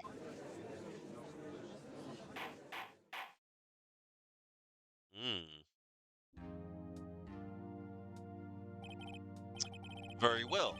While we are waiting for the caretaker, I would like to ask the defendant, Miles Edgeworth, a few questions. Mr. Edgeworth, please take the stand. Mr. Edgeworth, you heard what the defense has said? Yes. Well, why did you go to the lake that night? Ellipses. What Wright has said was mostly correct. Astonishingly so, actually. Yes. Several days ago, I received a letter. The letter was signed Robert Hammond. He asked me to come to the boat shop by the lake at midnight on Christmas Eve. He said he had something very important to discuss with me. Something important? Ellipses. I'm sorry, I can't say what it was. Your Honor, sir. Bailiff, we are conducting a trial here. I ask that you remain quiet. The witness has disappeared. He isn't at the boat shop either. What? What should I do? Find him quickly. We cannot allow him to get away. He dipped. He, dipped. Mr. Von Karma, your witness has disappeared. Ellipses. A search warrant has already been issued. It goes without saying that I cannot declare a verdict under these circumstances. I will extend the trial until tomorrow, the final day allowed. I request that the police department utilize all its forces to find that witness. Am I understood? Ellipses. One more thing. Just who is that boat shop caretaker? I think his identity has become very important to this trial.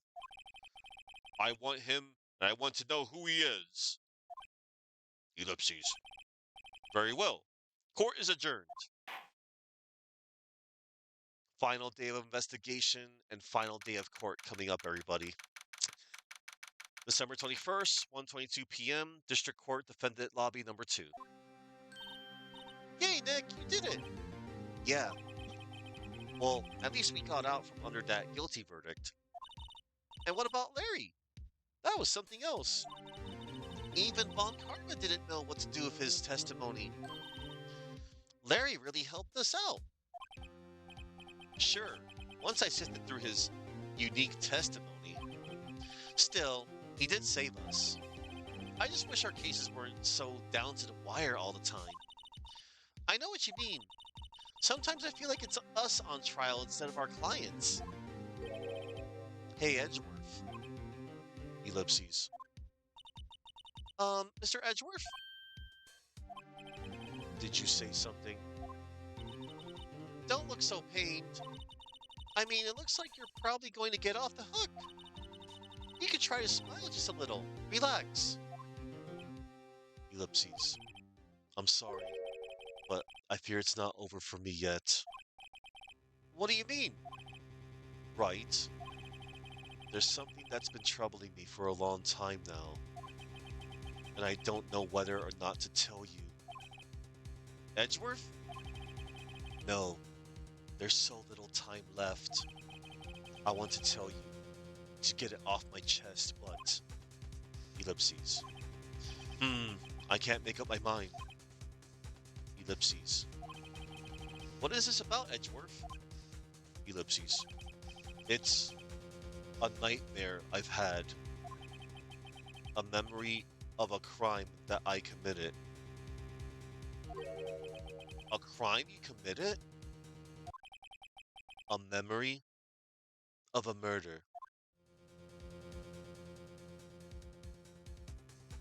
To be continued.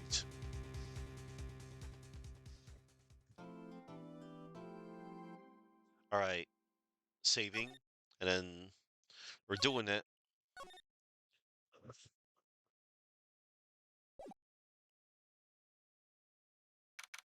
December 27th, 2:11 p.m.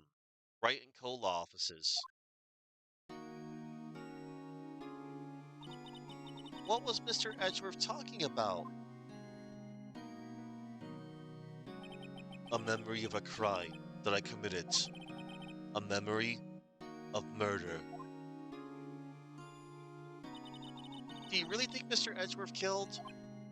Ellipses. I don't believe it, not Edgeworth. Some painful memory has been troubling him recently. But he'd never take someone's life. Never. Nick. Yo, how's everyone doing? What do you think of my performance today? I had him swooning in the aisles. Huh, Maya? Swooning? Me? Oh yes, I do remember feeling faint. Right on. Tell me the truth. It was like love at first sight, right? Right, Nick? Huh? Me? Well, Maybe my heart skipped a beat or two. Ellipses. I think you can do better than that. Come on, I saved the Edgeworth in there, dude. Edgy. You guys should be bowing before me. Yeah, bow before your hero.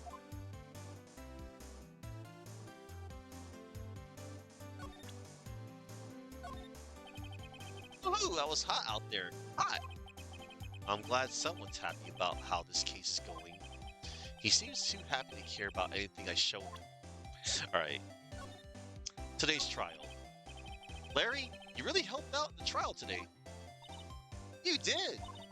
If you weren't there, Larry, I'm sure Mr. Edgeworth would have been found guilty. But seriously, Nick, that boat shop caretaker guy is pretty suspicious. But Edgy ain't off the hook yet. Way to spoil the mood, Larry. Hey, I'm just a guy sitting in the audience, you know? But from where I was sitting, Edgy seemed pretty edgy. I mean, can you really know he's telling the truth about that night? Ellipses. Nick? I don't know. But what I do know is I'm going to believe in you two until the end. Us two? Edgeworth and who else? You mean me, right? Nah, he means me, right, Nick? Yeah, you, Larry. Not me? Ellipses. But, but, but why you? Larry? Huh? Actually, yeah. Why me, Nick? Ellipses. Humph. Enough of the silent treatment. And hello there, gamers uplink. Yes, I did the thing. Gamers uplink. I did the thing. Almost Christmas means it wasn't Christmas.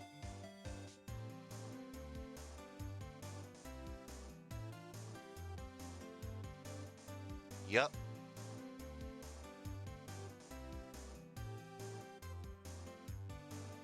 Um, I'm on the final Chronos. I did the thing. I did the thing in my pinned message. You're welcome, Gamers Uplink. And now I'm gonna finish the case. Last day of investigation and the last day of trial is coming up. Nick, why do you trust Mr. Edgeworth so much?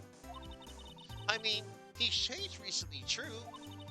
But when we first met him, he was kind of a jerk, don't you think?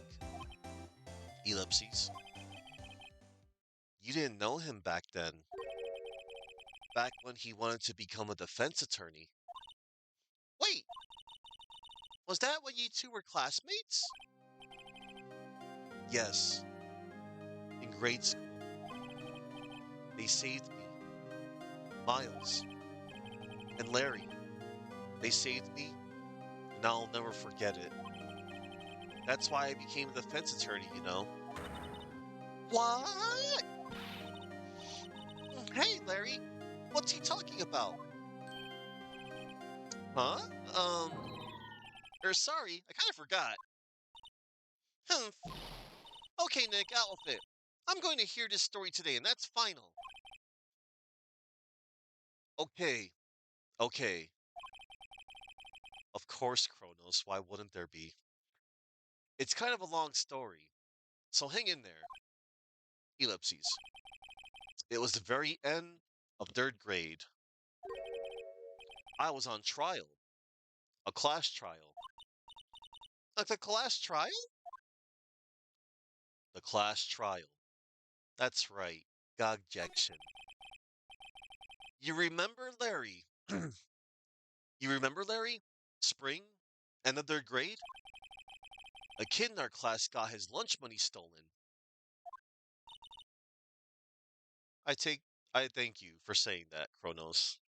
Even though I'm not really trying to go for that voice. But thank you. Lunch money? Our school is really small. Every month, Kids would bring in an envelope with money for lunch from home.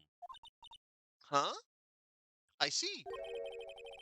Anyway, this kid's envelope disappeared, with $38 still inside. Oh, yeah. Now that you mention it, I do remember that. I can see why you'd forget, though. You were out of school that day. Anyway, the envelope had been stolen during PE class.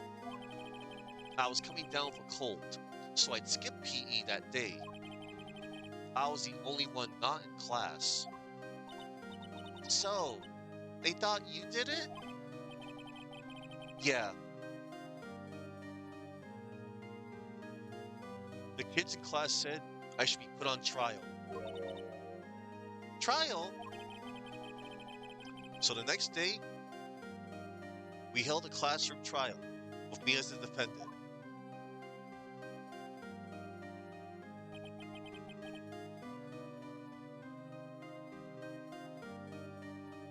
I didn't do it.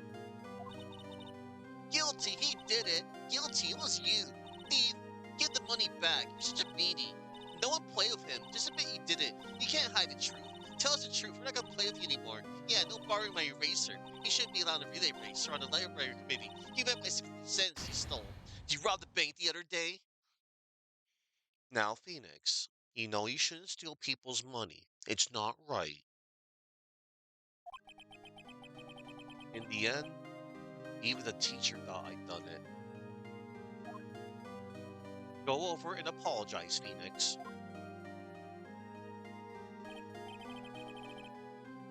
I didn't know what was happening. I was so sad. Couldn't stop crying. Everyone was staring at me like I'd done it. I tried to apologize. I went to where the boy whose money had been stolen was sitting. Ellipses. That's when it happened. Objection! He shouldn't have to apologize. The only thing that belongs in a trial is evidence. Anything else has no place. You should all be ashamed. Amateurs. But Miles? Little Miles. It wasn't you who stole my money, was it? No. Then you shouldn't apologize. Everyone's been shouting you did it, but no one has any proof. That is why, Your Honor, this boy is innocent.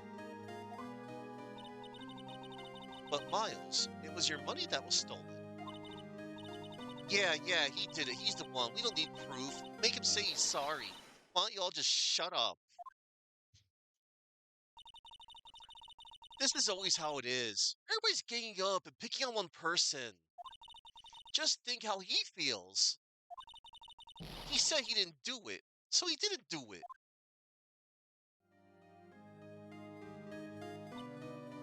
Ellipses. Very well. I'll replace the money myself. This class trial is over. That's how it happened. After that, the three of us were the best of friends. Wow, I had no idea. Yeah, I had no idea either. I mean, I forgot. That's when I learned what it meant to be alone. Totally alone, without a friend in the world. You did a good thing, Larry. Um, yeah, well, I was just lucky that I took the day off from school. If I had been there, they would have thought I'd done it. So, I took it kind of personally, see. When something smells, it's usually the butts.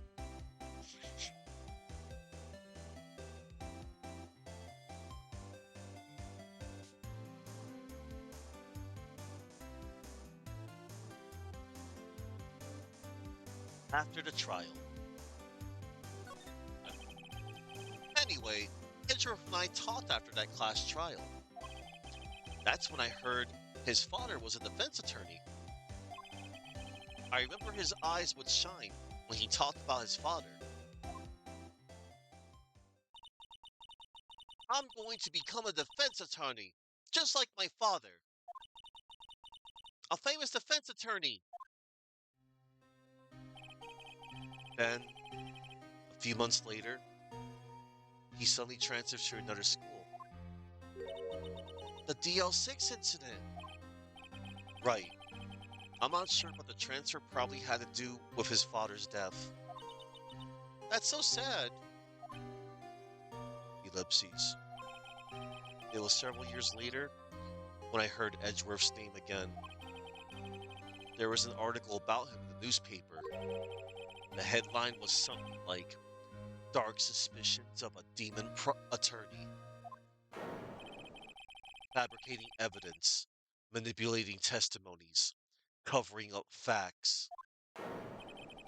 The article said he'd do anything to get a guilty verdict. Anything.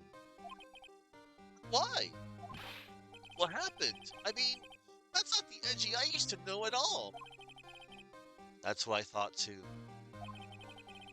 I tried to get in touch with him. I don't know how many times. He never replied. I guess he didn't want to see his old friends. I couldn't just stop it though. I couldn't just drop it though. I wanted to meet him, to learn why he had become who he became. That's when I decided. Ellipses? Wait, you don't mean that's why? That's why he became the defense attorney? To meet Edgeworth? If I was a defense attorney, I knew we have to meet whether he wanted to or not. In court. Ellipses. Edgeworth believed in me, and I believe in him.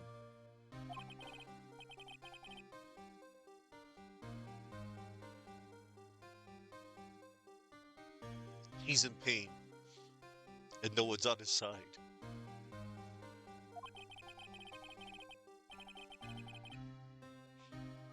I'm the only one who knows the real Edgeworth.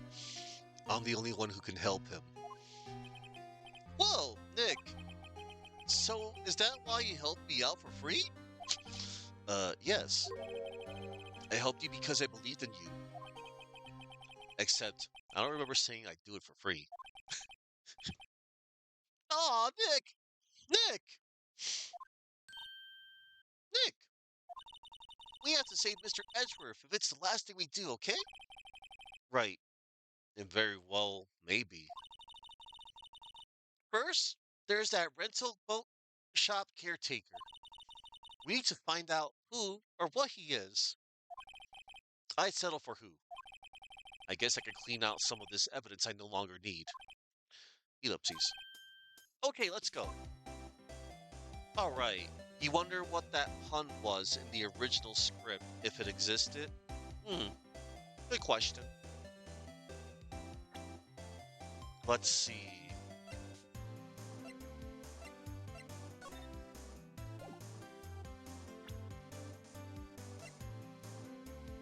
Alright. When something strikes, it's usually the butts.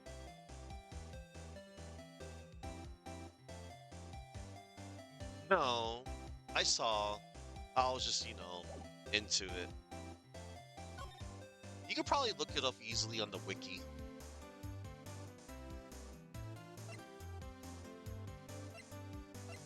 I just don't know off memory, off my head. Alright, detention center. December 27th. Ellipses. You look as grim as always. Humph. Mr. Edgeworth, I heard the story about the class trial. Class trial? What do you mean? You don't remember? No, I don't. Your lunch money was stolen, wasn't it, in third grade? Lunch money? Ellipses. Oh, right. Yes, I seem to remember something like that. Nick, I think you're the only one who really remembers. Well, it probably only really mattered to me anyway. Mr. Edgeworth, didn't you know? That trial was the reason Nick became a defense attorney. Ellipses. Ridiculous. Gee, thanks. That said, it does sound like the kind of thing you'd do. You haven't changed a bit, have you, Wright? So simple. To a fault, even. Well, maybe, yeah, but I think you changed too much, Edgeworth. Ellipses. Perhaps. Why prosecute? Yeah, why prosecute? Hey, Edgeworth, why did you become a prosecutor anyway? You used to look up to your dad. You said you wanted to be a defense attorney, right? Ellipses. I couldn't let myself deny reality like you. What do you mean?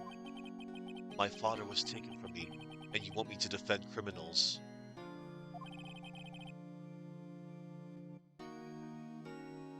I'm sorry, Wright, but I'm not that good of a person. One suspect was apprehended in your father's murder, right? Yes, the man trapped in the elevator with my father. His name was Yanni Yogi. He had to be the shooter, any way you look at it. Yet, he was found innocent. That defense attorney got him off the hook. That would be Robert Hammond. On that day, 15 years ago, the three of us were trapped in that elevator for 5 hours.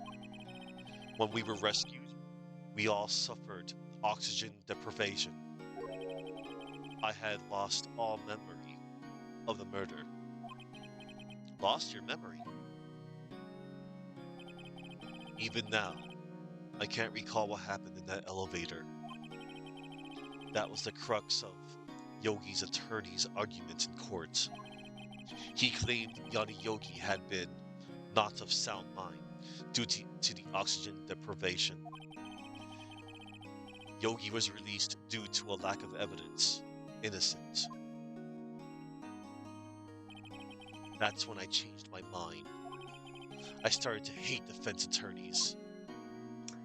What kind of hoity-toity high-end Fed hotel prison holding facility is he in, where they let him keep his suit jacket and cravat?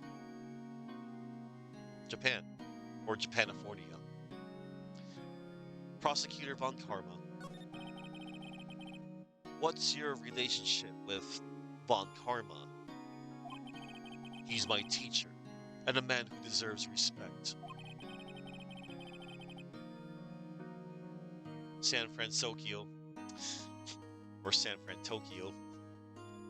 I learned everything I know of courtroom techniques from him. So he's like my sister was to you, Nick.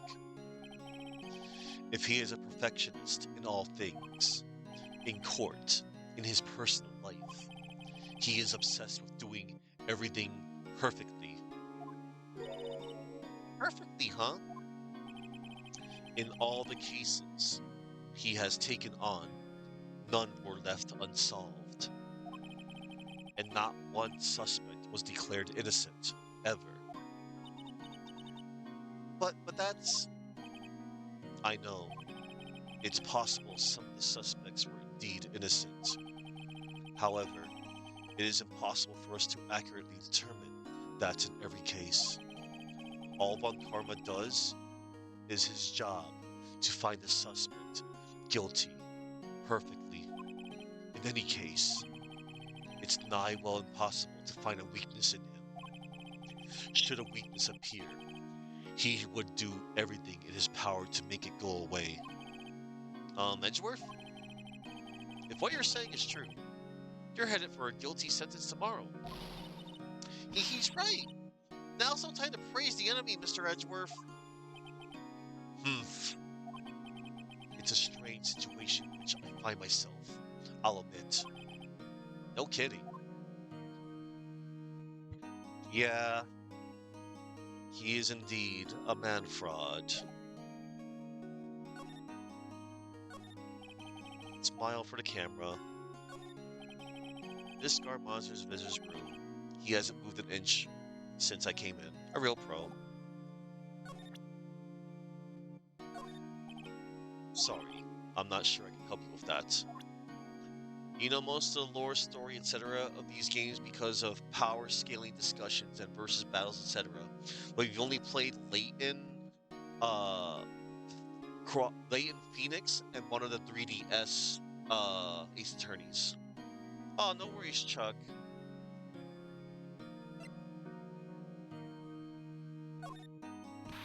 Nick, no! That's the photo of his father. Don't show him that. You're right. Now probably isn't a good time to dredge up those memories. What is it? Um, Nothing. Huh? Yeah. Ellipses.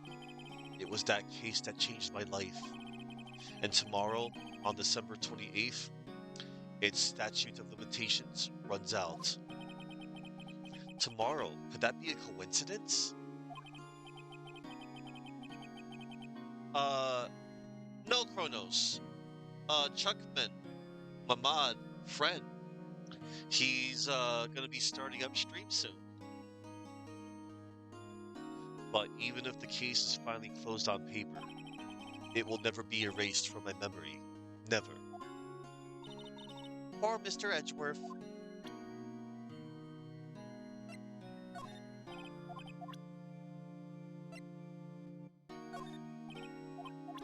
Alright, I think I need to dip out of here. Move. Let us go to Grossberg Law Offices. He's out again. When does he work? When does he work anyway? Now, don't be harsh. Guess we'll have to come back later. Okay. Uh, um, let's go to Criminal Affairs Department. Looks like Detective Gumshoe hasn't gotten back yet. Gumshoe? He won't be coming back today. Oh, really? He said there was some guy he had to arrest by tomorrow. The boat shop caretaker. He shouted something about catching him if it's the last thing I do, pal. Good luck, Gumshoe. Alright. Let's just go to the Gourd Lake entrance. Hey, pal. Long time no see. Oh, Detective Gumshoe. Close one, close one today, eh? I got so worked up, I snapped my tie in half. Sorry about that. No problem, pal. Thanks to you, we now know who really did it. You mean the boat shop caretaker? Look, I'll make you a promise. I'll have that scoundrel in my custody by trial time tomorrow. Come what may. It's my duty to you as a police officer. Now, I'm off to catch me a criminal. Ellipses. Detective Gumshoe sure is active today. Oh, one other thing. Eek! No one can go into the woods today. The woods? Where Lotto was camping.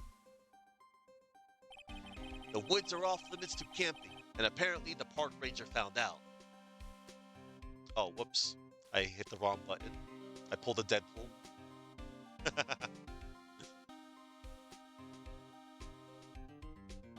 Alright. Okay, we're good. Um, he got pretty mad. No one could go in for a while. I guess Lotta's in a lot of trouble. Anyway, I'll be seeing you tomorrow. Later, Gumshoe. Okay, to the public beach. Huh? The steel eyesore is missing. Eyesore? Looks like the hot dog stand is closed too. I guess Larry's too busy worrying about Mr. Edgeworth to show up for work.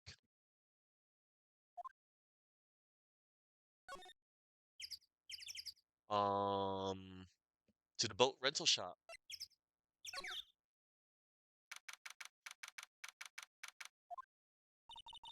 That old caretaker got away. Yep. I never imagined he might be the real murderer. Ellipses. Hmm. I know that clearing of the throat anywhere. Aha, hello. What might you be doing here? Out for a walk? Hmm? Ah, the days of my youth. Like the scent of a fresh lemon. You see, Mr. Grossberg, this is no time for idle reminiscing. Mr. Edgeworth's trial ends tomorrow. That is true, yes. But from what I saw of today's trial, Edgeworth should be fine, right? Well, I'm not so sure about that. Ho ho, what do you mean by that? Well, I'm not sure. Hmm. If you find anything out, come by my office at once. I may be able to offer you some assistance. Thanks. Bye. What do you think Mr. Grossberg was doing here anyway? Who knows? To the caretaker shack. Ellipses. Nobody's home. Hello, hello. Hey, it's Polly. I wonder where your owner's gone, Polly. Hello, hello. I can't believe he'd run off and leave his poor parrot to fend for herself. Hello, hello.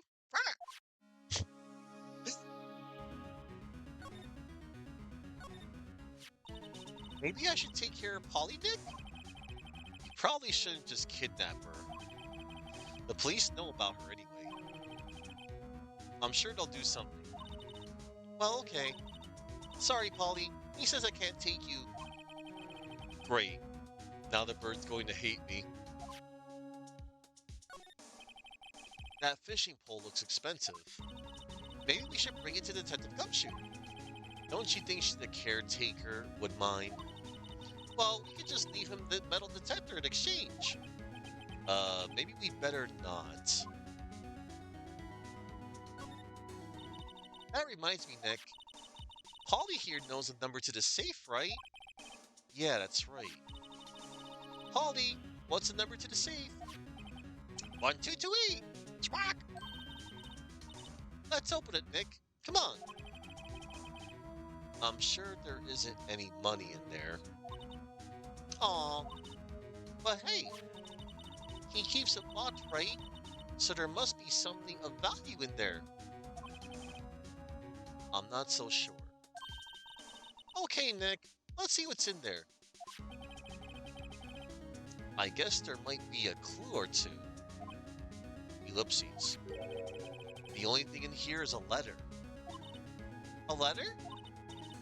Ah, boring. There's no name or signature on this thing. It's handwritten in very precise, clear letters. Ellipses. Get your revenge on Miles Edgeworth. Edgeworth? Nick? Why would Mr. Edgeworth's name be on here? How should I know? I'm going to read the whole thing. Get your revenge on Miles Edgeworth. It also says, this is your last chance. Now is the time to get revenge on the two men who ruined your life. Ellipses. The rest of the letter goes on to describe the murder plot in detail. How to kill Robert Hammond and frame Edgeworth. Calling Edgeworth out to the lake. Getting on the boat. Firing twice. This is exactly what I figured out today in court. It's all here. In perfect detail. Ellipses. What do you think it means, Nick? I don't know. but it looks like these are instructions for that caretaker. When he killed Robert Hammond and called out Edgeworth, he was following instructions. But who could have written that letter?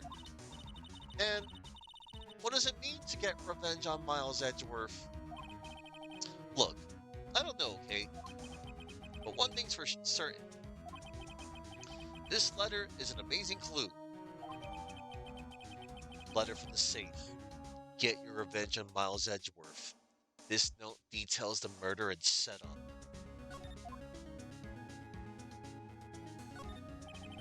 There's nothing left in the safe. I wonder why the caretaker didn't take the letter with him. He left in a hurry, right? I don't think he even came back here after the trial. Ah! What's wrong? Huh? Oh, never mind. What? Tell me. Just, when I saw the TV, I remembered. They're showing the Pink Princess special this week. Ellipses. Oh. See, that's why I didn't want to tell you. It doesn't look like he used his kitchen much. You're right. I guess the whole pasta restaurant thing was a lie. What? You thought he'd be telling the truth? Everything's cold. Looks like he didn't turn his heater on. I guess he hasn't been back here since the trial. Say, Nick, don't people usually put pictures of fish up on the wall to boast about them? Yeah, I guess so. You mean pictures of the fish they caught, right? Right, but don't all the fish on the wall here look really puny to you? Well, you know what they say. You should have seen the one that got away. Except the one that got away from us was the caretaker. And we did see him. Why do I feel like we're having two different conversations here? Alright, it's time to check that court record real quick. Alright, it's time to dip out of here. Let's go back. That's usually the case with Maya and Nick, yeah. Let's go to the, I'm gonna go out here, back to here. 1 day left, Nick. Yeah, I know. Well, no time to waste. Let's get going. What to do? What do you think we should do now, Maya? You would know best, Nick. Just do what you do. That should work. Well, had any good ideas? This is all tied to DL6 incident. We better find out as much as we can about that murder for tomorrow. Something that happened back then has a hold on Edgeworth and it won't let go. Alright, let's go to... Okay, he's not home. Back to the detention. No, wait. Go back here. Criminal affairs. Go back to the detention center. Yeah. Let us present the letter from the safe. Edgeworth. See this letter? This came out of the safe in the shack where that boat rental caretaker lives. I see. Ellipses. Revenge? On me?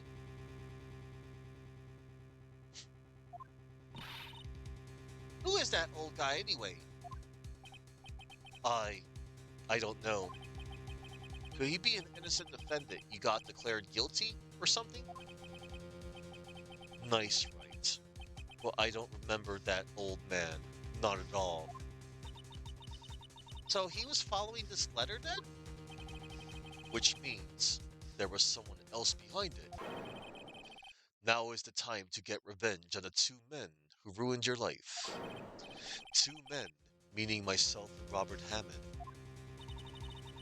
It also says, this is your last chance.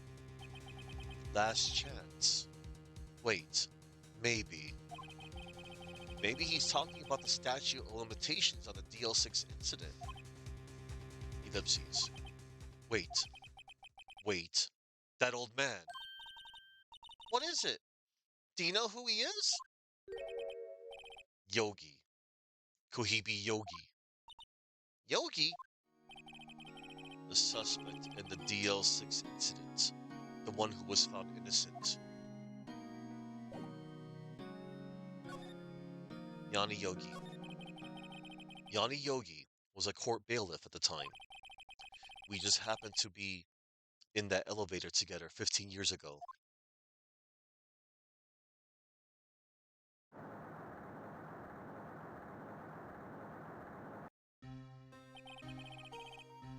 The quake was incredibly strong.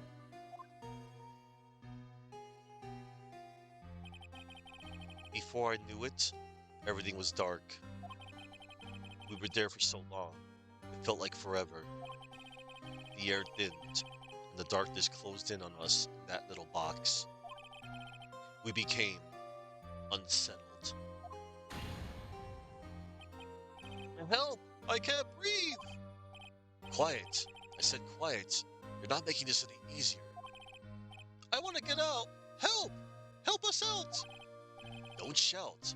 You'll just use up more oxygen. Ellipses. That's all I remember. When I came to, I was in a hospital bed, staring up at the ceiling.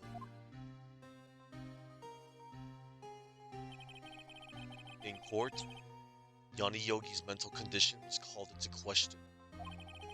They claimed the oxygen deprivation and stress caused temporary insanity.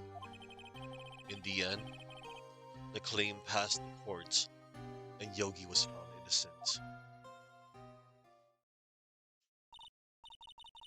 Huh? But isn't that strange? This letter tells him to get revenge on Edgeworth. Why would he want to take revenge on you?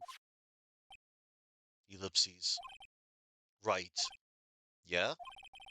There's something that's been troubling me these last few days. I didn't know whether or not I should tell you. You mean a nightmare? It's a nightmare I've had. A memory of a crime that I committed. A crime you committed? A memory of a murder. I think, I think the time has come to tell all. The nightmare. Er, Kronos, I ought to smack you for that statement. But I was going to make a reference to that, but not the time.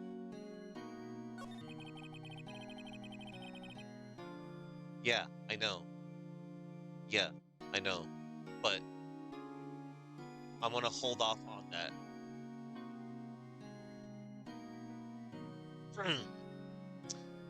The nightmare. For the last 15 years, I've had the same dream almost every night. I wake up in a fearful sweat every time. What kind of dream? It's a dream about my father's killing in the dark. Help! I can't breathe! Quiet! I said quiet. You're not making this any easier. I want to get out! Help! Get us out! Don't shout. You'll just use up more oxygen.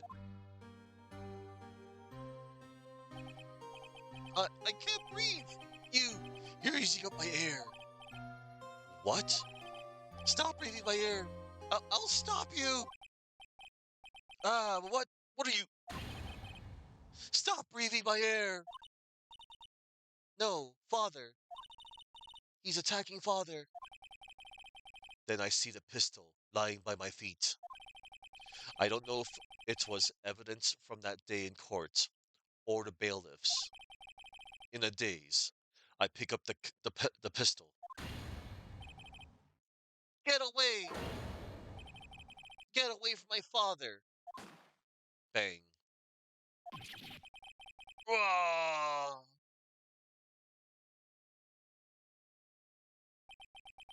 And with that scream, I wake. It's a bone-chilling scream. A scream that has rung in my ears for the past 15 years. Ellipses? But that's just a dream, right? Right? Ellipses. That thought is the only thing that has kept me sane for the last 15 years. But what if I'm wrong? What if it's real? They say that sometimes people shut out memories in self-defense. Maybe it was I who killed my father. What? If you think about that way, if you think about it that way, this letter makes sense. Get your revenge on Miles Edgeworth. Think about it. Yogi was really innocent. That's why he wanted revenge against me. Wait, Edgeworth, you mean it was me? I was a true criminal of DL6. I shot my father. This is bad. What are we gonna do, Nick? What can we do? I don't know. I don't think there is anything we can do, like it or not. If there's someone else who knows a lot about the DL6 incident, maybe. Ellipses? There is, Nick. There is someone who knows about DL6. Sees pistol at feet, thinks to self, nice, I know how to use this. Yeet. I mean, I think, I guess a kid his age probably should have known how a gun is fired, but we could also just chalk it up to like spurs in the moment, you know?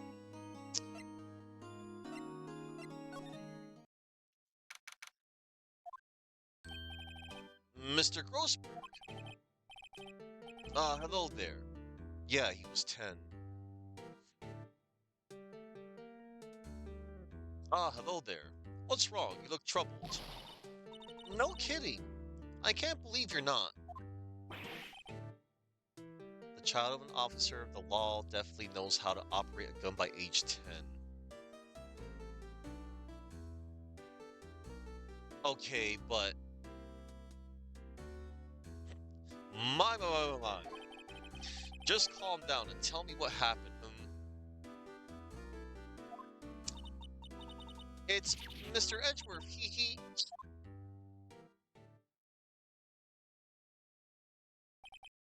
I see. So, Edgeworth dreamt he shot his own father. It's only a dream.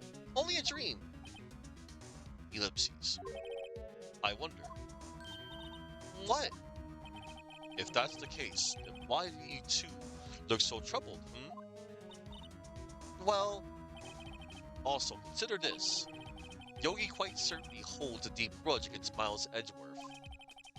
So deep, he'd want to frame him for murder. This leads me to this surmise that Mr. Edgeworth's dream was not a dream. It was real, as you imagined. Miles Edgeworth threw the pistol to save his father. The pistol fired, and the deed was done. Ellipses. No, I don't believe it. Yogi was suspected of murder, and his career as a bailiff was irrevocably wrecked. Thus, he sought revenge on Miles Edgeworth. This was his last chance, of course, with the statute of limitation so close. Okay, Chronos. The trigger on a zapper is very light and easy to pull. Compare that to like a real gun. That would apply more if he wasn't Japanese narratively. That's closer to possible. He didn't know because Japan in the mid-late 90s. Eh, but yeah. Gregory Edgeworth. What do you know about Edgeworth's father? Ellipses. He was a defense attorney, fought Pierre. It sounds trite, but it's true. Well, he may have had one peer now that I think about it. Your mentor, Mia Fey. My sister? Yeah, Kronos. Trigger death, trigger weight, possible factor too. Gregory Edgeworth was very disapproving of Mr. Von Karma's techniques. That's no surprise. Von Karma is an extreme man. Forged testimonies and evidence are nothing to him. The result? He has a perfect win record in court. To beat him, Gregory Edgeworth tried to call attention to his methods. And he lost. He and died in despair, as it were. I see. The spirit medium. When Gregory Edgeworth was killed, the police called on a spirit medium. That was your mother, Misty Fey. I am Gregory Edgeworth. I have been killed. The one who shot me was the bailiff, Yanni Yogi. Yet Yogi was found innocent. That's when my mother left us. Everyone called her a fraud. That's right. Everyone thought she was, you see. Yet, now that I think about it, it seems the one who lied was Gregory Edgeworth's ghost. Gregory Edgeworth must have known who shot him. I don't believe it. So you're saying he falsified his testimony? That Edgeworth's dad, that Edgeworth's dad lied to protect his son? It's only a possibility, mind you, but the possibility nonetheless.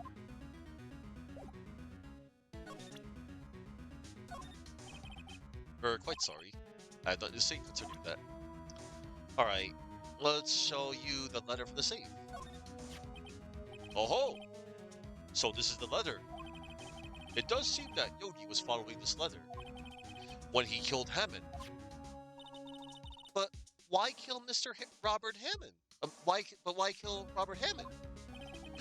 Hammond was a skilled defense attorney, but he defended clients not for their sake, but for his own. Huh? His own sake? He never trusted his clients. That one. Scum. The only thing he trusted was his own ability.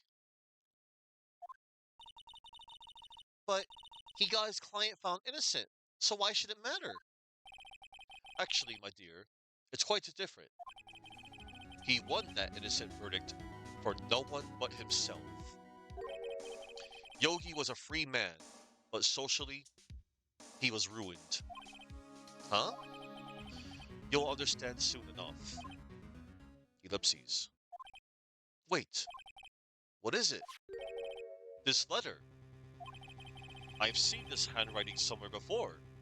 A long time ago. Whose handwriting was this? Do you have any idea who wrote this? Well, it most certainly wasn't Miles Edgeworth. And it sure as hell probably was not Yanni Yogi.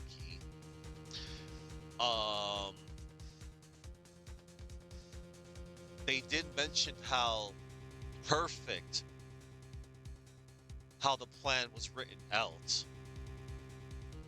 Manfred von Karma? Could it be Manfred von Karma? Von Karma? Why would he have something to do with this? Well, I'm not sure. Ellipses. Von Karma. Von Karma. Wait! You're right, my boy! This is Von Karma's handwriting! I'm sure of it! I used to see it all the time on court reports. What? What that means? The one who told Mr. Yogi to kill was... Correct. Manfred von Karma himself. What does this mean, then? Why would von Karma want to frame Edgeworth?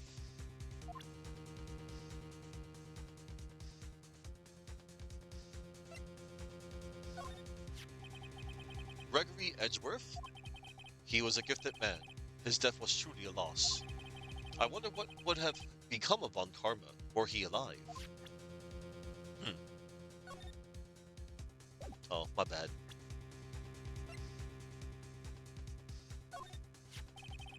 This incident took place 15 years ago tomorrow. So tomorrow will see the completion of not one, but two trials. All thanks to the statute of limitations. However, I'm afraid the damage the DL6 incident has done will never be eased.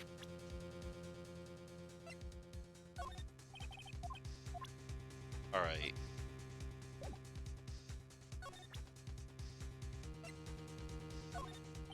Alright. Time to talk. Prosecutor Von Karma.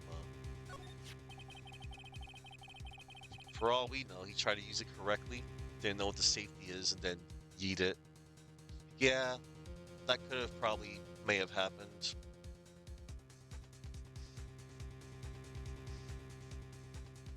If it truly was Von Karma who wrote this letter, then he would know the truth.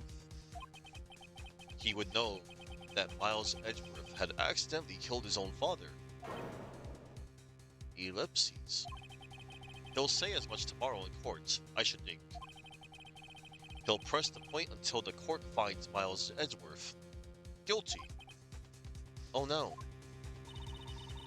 But how could Von Karma know about Mr. Edgeworth's past like that? Even Mr. Edgeworth thought it was just a nightmare.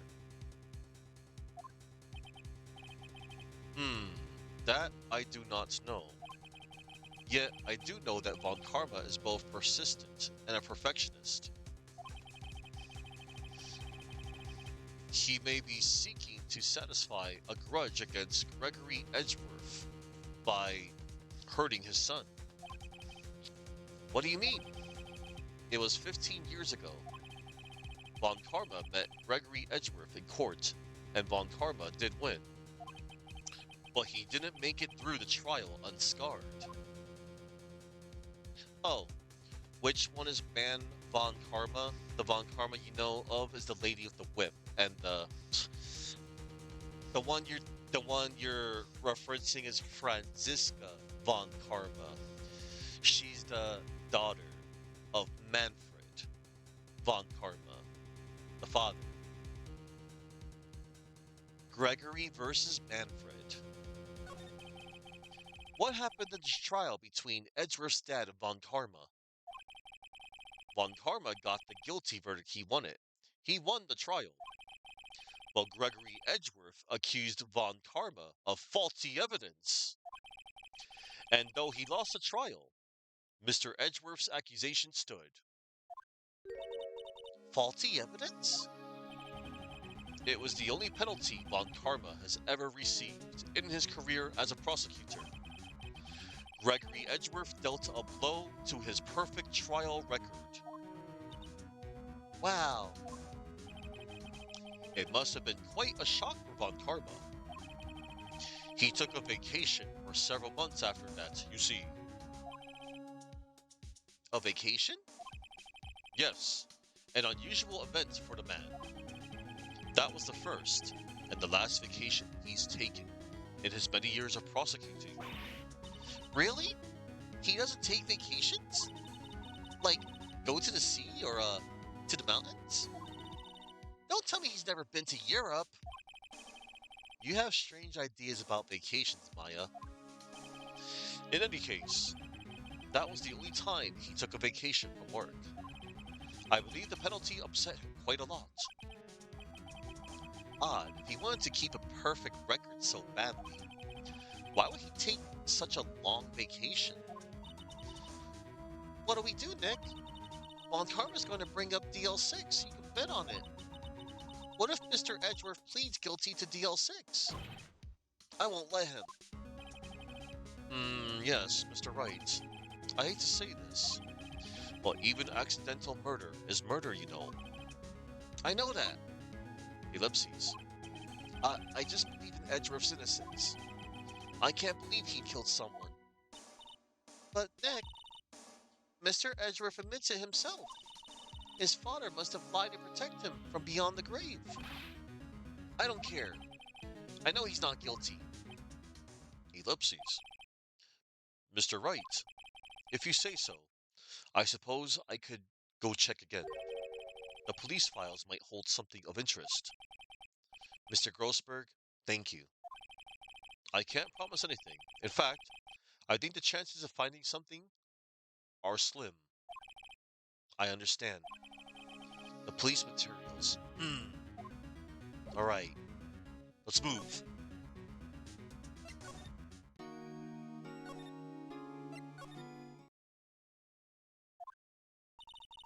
There's hardly anyone here. Everyone must be out looking for the old guy, Yogi. Ah, it's you. I don't think Gumshoe will be coming back today. He's staying out late looking for someone. Sounds like Detective Gumshoe's pounding the pavement for real. Um, we were wondering if we could check the records room again. Well now, I can't have just anyone wandering around in there. But I guess Mr. Von Karma is in there now anyway. He can go in as long as he's there. Von Karma? Yes, he's just arrived actually. Von Karma's in the records room. Nick, let's hurry! But before we do, hey, is that the police department's mascot? That's a blue badger. It was my idea. I made it. It's my mascot. I see. How nice. Tomorrow, I'll present him before the department at last. I'm going to make sure they know how much people like the blue badger. Good luck. Poster of a female police officer. Wait, no. That's the latest Babes in Uniform calendar. My bad. And hello there. Jingle Bell's secret recipe. It is indeed Crimpus. And I also did the thing a couple of hours ago. Almost Christmas means it wasn't Christmas. This must be the chief of the detectives here. He's glued to his computer screen. What? That's not impossible. The world ended? Yesterday? He must be reading predictions for the future on someone's homepage. That must be one of the detectives. He's mumbling something to himself. So, what are your hobbies? Well, I like to do stakeouts now and then. He must be doing image training for our first date. These are the detective's desks. There are computers and files in each one. Funny, they're a lot tinier than I expect. I guess the detectives don't spend a lot of time at their desks. Alright. Here goes, records room. Dusty as always. We were only here just yesterday. I'm sure they just haven't had time to clean. Ellipses. What's wrong, Nick? Nothing. I was just noticing that he isn't here. Von Karma. Oh. Huh? One of the drawers here is open. Someone must have been looking in it recently. The label says, Unsolved Cases Evidence. Unsolved cases. Nick! The file for DL6, it's completely empty. What? What are you doing in here?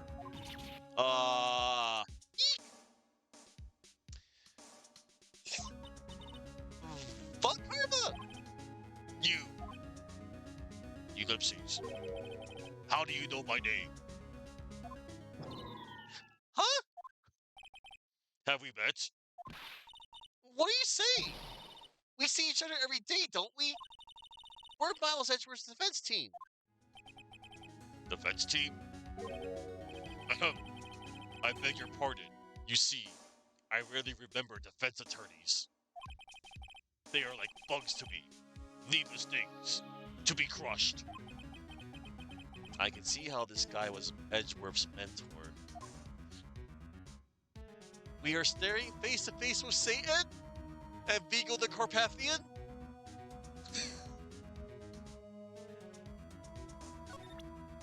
Let's show him our attorney's badge. Fool! You think I, a prosecutor, would give you, a defense attorney, information? Ha! Creep! I guess we're gonna have to talk to him. Uh, Edgeworth. Um, Mr. Edgeworth is your student, right? Ellipses. A romantist who still can't shed that veneer of amateurism, just like his father, always second rate. Mr. Von Karma, you had an axe to grind with Mr. Gregory Edgeworth, didn't you? Me? A grudge against a mere defense attorney? Why? Because he dealt a blow to your otherwise perfect trial record? Hmm. So you did. But what I don't get is, why did you take his son under your wing afterwards? The son of your most bitter rival? Ellipses. That, my dear attorney, is none of your business. Tomorrow's trial. Tomorrow will be the last day of this trial. It's been a while since I've had a defense attorney last this long. Still, you will lose in the end. Miles Edgeworth will admit his own guilt. His guilt of 15 years ago, you mean? Ellipses. You're quite the researcher. If you've done your homework so well, then certainly you must understand. You know what Miles Edgeworth will tell the court tomorrow. We were right. So Von Karma is going to bring up DL6 in court tomorrow. And now to do something really dumb, but it's needed to progress the story. Let's show him the letter from the safe. Or wait. Oh, yeah. Mr. Von Karma, have a look at this. Ellipses. This was you, wasn't it? You instructed Yanni Yogi to commit murder. Ellipses. Yanni Yogi. How many years has it been since I've heard him called by that name? He's a fool. I told him to burn it after he read it. Well, well, well. One moment.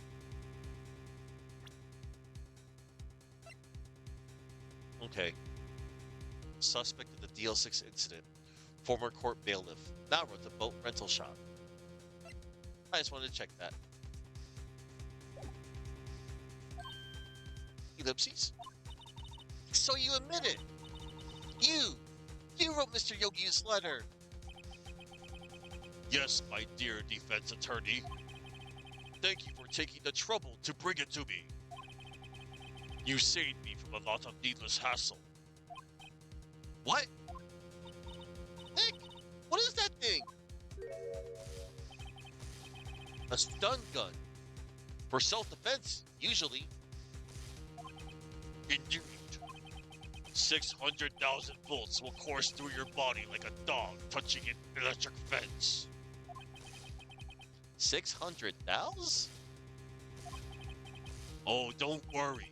People don't die from it. Usually. Now give me the letter. No! No! What are you? Nick, run! Ah! Maya? Out of my way. Ah! Ellipses. Ellipses. Ellipses. Damn. Don't tase me, bro. He did. Ugh. He got us. The letter's gone, of course.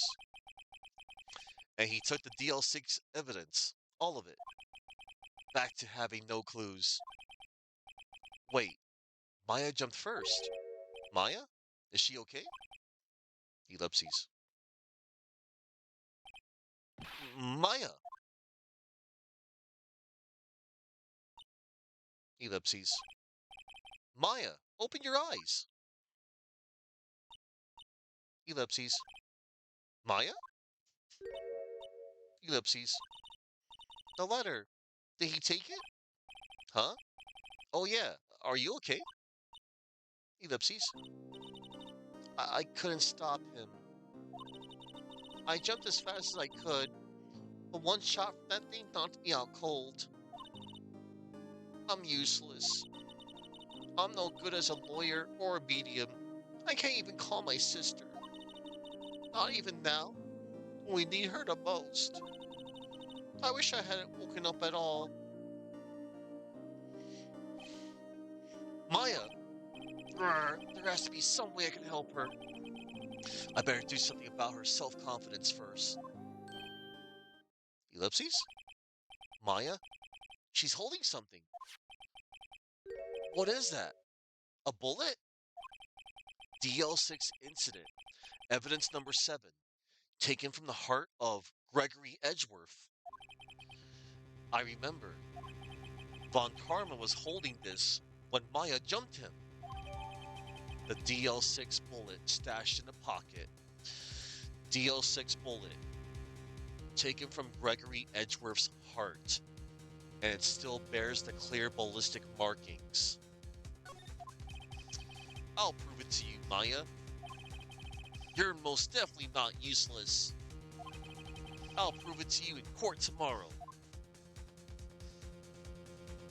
Thankfully, this took place in a government facility, and therefore has overwhelming surveillance. Yeah, about that. Don't think there was any cameras in there, dude.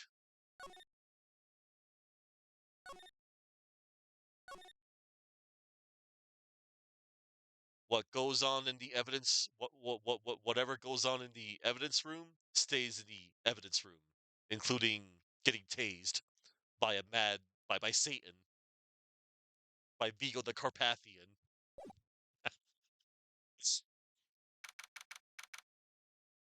That dude's Satan, man. December 28th, 9:51 a.m. District Court, Defendant Lobby number 2. This is it, everybody. Final battle. This is it.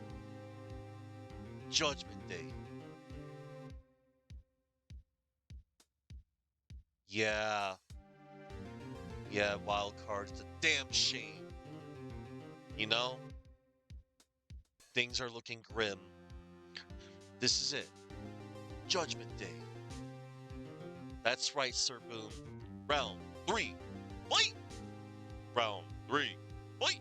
There we go. Love that announcer. Legendary announcer. Street Fighter 2. This is it. Why why would we have a camera there? Hmm. Surveillance. You mentioned surveillance. Oh well. Let's move on, shall we? This is it. Judgment Day. Today, things are going to get settled at last. A lot of things. Ah! What's the big idea? Sorry, Nick. I only touched your shoulder. I guess the shock hasn't worn off from my run-in with the stun gun yesterday. Anyhow, today's the last day of the trial. Good luck, Nick. Yeah, thanks, Maya. Ellipses. Edgeworth was looking glum as always. I hope Von Karma doesn't push him too hard. Ellipses. Whoa! What are you doing? Sorry, I'm sorry. I just thought I'd cheer you up with a pat in the back. Maya, maybe you should go outside and discharge. Right, good idea. Try not to electrocute anyone on your way out. Oh yeah, pal!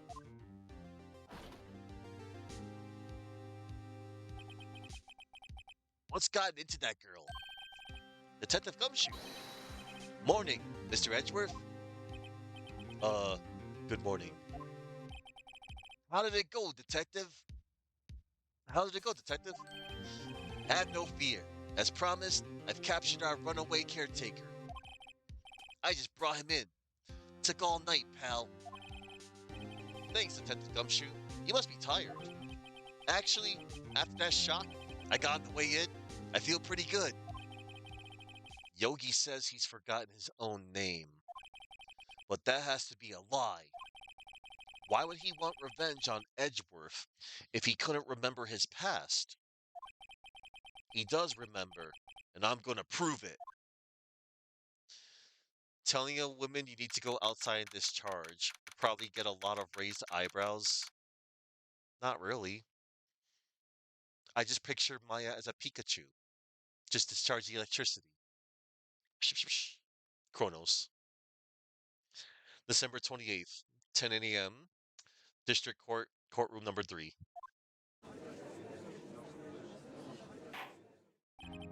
Court is now in session for the trial of Miles Edgeworth.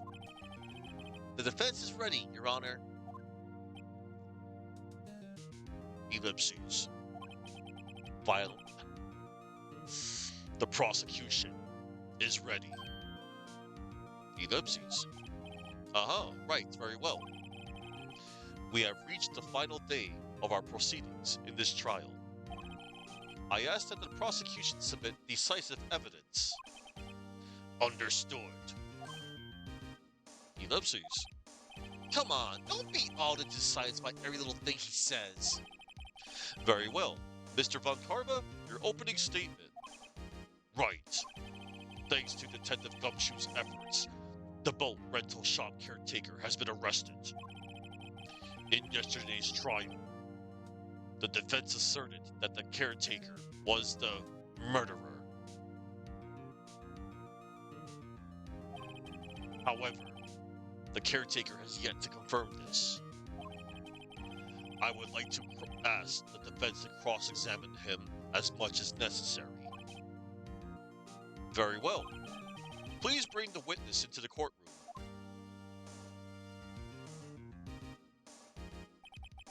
Ladies and gentlemen of the court, I believe you all remember our witness. He lives in the boat rental shop on the lake, from where he witnessed the incident. In addition, he has currently lost memory of his name and identity. Witness, why did you run away yesterday? The witness was not running away, as he will now testify. I see. Very well. Please begin your testimony. Zymph? Why I left court? I'm really sorry about just leaving yesterday, like I did. But I wasn't running away or nothing. I, went to buy some food for Polly, see? I figured I got nothing to do with this incident anyhow. I mean, I need one of those motive things, right? And I don't got one. So my testimony yesterday stands as is. Very well. Let's begin the cross-examination, shall we? He has to know his name. Yanni Yogi. You're Yanni Yogi, and I'm going to prove it. Okay. I'm really sorry about just leaving yesterday, like I did. I call what you did running away, not just leaving. You heard Larry's testimony and realized you were in danger. Satan objects. Now, Mr. Wright, there's no need to rush to conclusions. As I said, the witness was not running away. Listen to the testimony. He sure seems relaxed. In fact, they both do, Von Karma and Yanni Yogi. But I wasn't running away or anything. Then why did you leave? He's just about to say why. Is it so hard for you to just quietly listen when someone is talking? If I sat quietly, Edgeworth will be guilty in 3 minutes. I, went to buy some food for Polly, see? Food? Well, Polly is a bit of a gourmand, you see. She only eats these high-quality bird pellets from France. They only have them in a big pet shop downtown. But you weren't arrested until this morning. Why didn't you go back to the caretaker shack? Well, I kind of got lost, you see. The witness has trouble remembering things sometimes. When the police apprehended him, he was on his way back to the shack. Yeah, right. Nice try, Von Karma. No one's going to believe that. I see. So he was lost. Please, Your Honor, come to your senses. I figured it got nothing to do with this incident anyhow. First things first, I have to prove this man is who he is. Do that, and the motive will prove itself. Alright. I figured it got nothing to do with this incident anyhow. You lost much of your memory, is that correct? Yep, seems like it. Then how could you know that you didn't have anything to do with this incident? Or maybe you're lying about not having your memory, You know exactly who you are. The witness has testified quite clearly that he has no memory of who he is. If you claim he's lying, then show the court's proof. How am I supposed to prove what's going on in that old codger's head?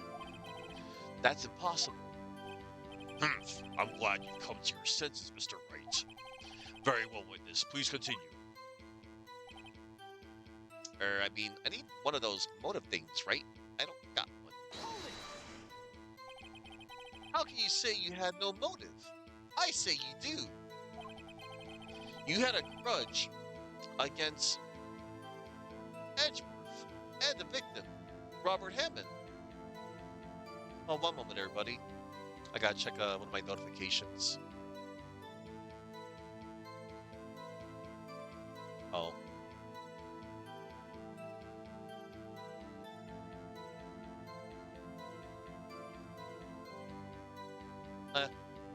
Alright. I'm just gonna close one of my tabs.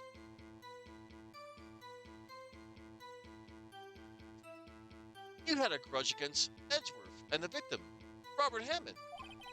That's why you took revenge on them, right?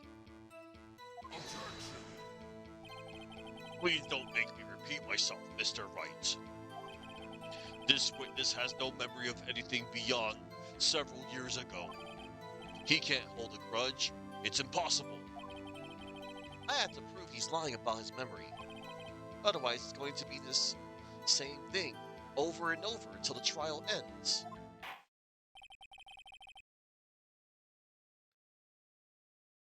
Might I say something, Mr. Wright? Yes, Your Honor. You've been saying the same thing now, over and over. You've been calling the witness's memory of the past, or lack thereof, into question.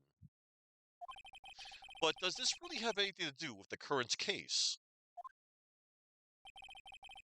Of course, Your Honor. The witness has said nothing to do with this case and no motive. Witness has said he has nothing to do with this case or no motive. But both of these statements are lies.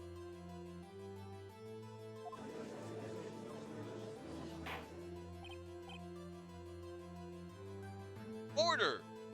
Order!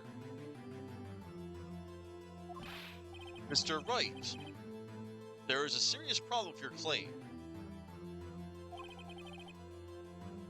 Or are you saying you know who this witness is? Of course, Your Honor. Ho ho. Now this is interesting.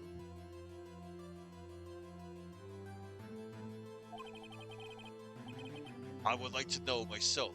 So who is he? Don't play dumb on Karma. Mr. Wright, please tell us this witness's name. It's Yanni Yogi. His name is Yanni Yogi, a former court bailiff. Ellipses. Yogi? That name seems familiar. Ellipses. Oh! Yanni Yogi, from the DL6 incident. It figures the judge would have heard of it. It was such a famous case. But what does this mean? Your Honor, if this man is Mr. Yogi, then he has a clear motive. Tisk, tisk, tisk. Jumping to conclusions again, Mr. Wright. This man, this witness is Yanni Yogi. Fascinating. However, how do you propose to prove this to the court? Ellipses. This is a court of law. As you may recall, you need proof. And allow me to repeat once more that the witness has lost his memory. This is it. I have to do this now. If I can't prove he's Yogi right here, right now, then I've got nowhere else to go. Nick, how are you going to prove it? How can you prove that he's Yanni Yogi? It's okay. It's actually quite simple. Your Honor, please take this man's fingerprints. Then we'll compare them to the fingerprints on file for Yanni Yogi 15 years ago. I see. That makes sense. Tisk, tisk, tisk. Huh? I'm so very, very sorry, Mr. Wright. Why? The witness has no fingerprints. What? What? No fingerprints? You see, before I worked as a caretaker, I worked at a chemical plant. I burned my fingers working with the stuff. Yup. What? Yogi, you sneak. You burned your fingerprints off to hide your past. Kinda clever. But devious. But clever. Well, if the witness has no fingerprints, I guess we will not be able to prove his identity. No. Tisk, tisk, tisk. Well, what will you do, Mr. Wright?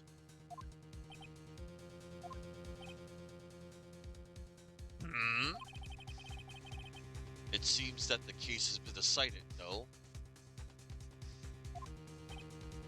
No! I know what happened. I know everything. I just can't prove it. But no, I can't let it end like this. I can't lose. There has to be another way. There is no one who can testify as to who this witness is. No one. Nick, what are we going to do? I didn't even consider that he might have erased his fingerprints. What do I do? Tisk, tisk, tisk. Well, Mr. Wright, perhaps you'd like to cross-examine his parent for a little comic relief. Yeah, very funny. You're a sore winner, Von Karma. Ellipses. Wait a second. Cross-examine his parent? What is it, Nick? No, you're not going to... Your Honor? The defense would like to take Mr. Von Karma up on his proposal. Take Mr. Von Karma up? On my proposal? Exactly, Your Honor. I would like to cross-examine the witness's pet parrot.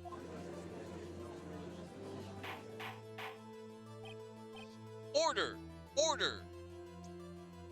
Biometrics don't work the same way forensics does? Oh, okay. Well? What do you think, Mr. Von Karma? Need you even ask? This is a farce. I object. Objection! Wait a second.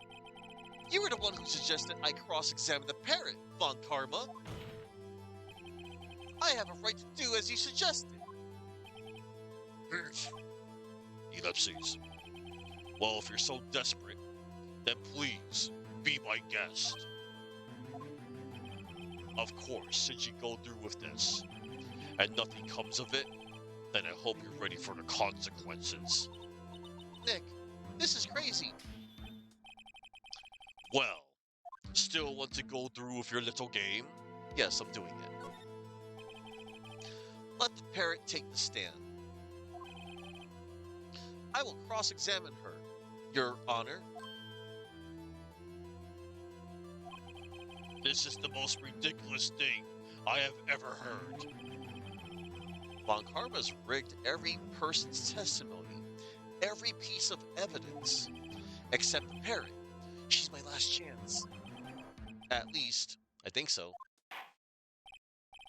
Bailiff, bring in the parrot. And a 122 that parrot. That's quite a bird. Please tell us your name. Ellipses. Name. Ellipses. The witness is ignoring me. It must hurt to be ignored by a bird. Bailiff, bring in the dancing lobsters. Ahem. Very well. Witness. Who is your owner? Please, testify for us. Yes, we're doing this, everybody. We are cross-examining the parrot. Who is your owner? Ellipses. Hello, hello. Ah. Ellipses. Best testimony ever. Certainly the most concise testimony we've had so far. Very well. Begin your cross-examination. Who else would know how that combination to the lock comes to play? Right. What are you going to do, Nick? Ellipses. I don't know. What do we do, Maya? Hmm. Oh, man.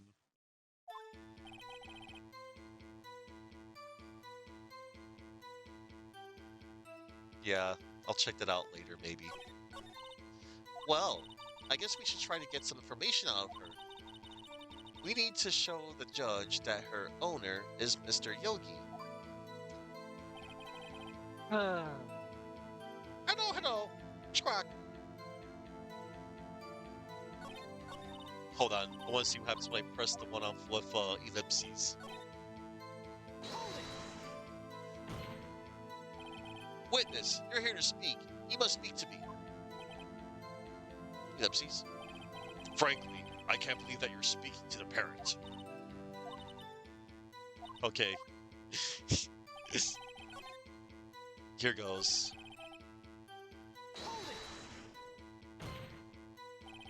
Witness, you can't just say hello and expect us to get anywhere. I want you to testify. Maya, you talk to her. Right, what do I say? Have we forgotten something?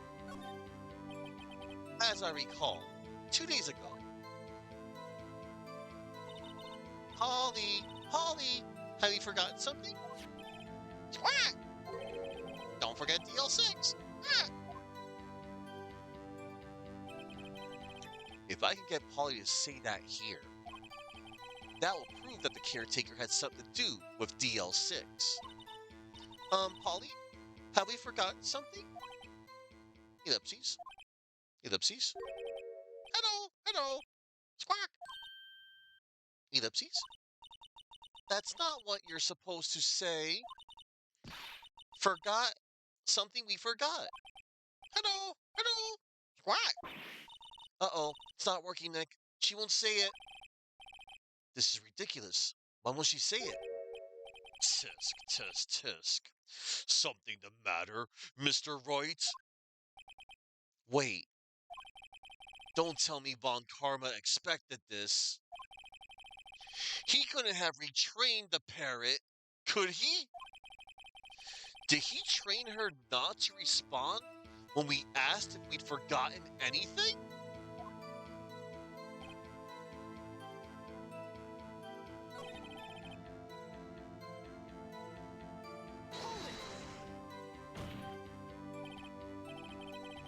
Witness, you can't just say hello and expect us to get anywhere. I want you to testify. Maya, you talk to her. Right. What do I say? What's your name? Maybe I should get her to say her name. Polly, Polly, what's your name? Polly, Polly, Rat. Mr. Wright, I think we've established that this parrot is named Polly. Does this have anything to do with her owner's identity? Why, of course it does. Yes, it does. Ha! Fascinating. You claim that the parrot's name will prove her owner's identity. Then show us this proof. Nick, don't you think you're taking the bluffing a little too far? Listen, we're not here to answer the question of who is the caretaker. We're here to prove that he is Yanni Yogi. All we have to do is tie the name Polly to Yogi. Your Honor, the proof that the parrot's name reveals that the caretaker's identity is...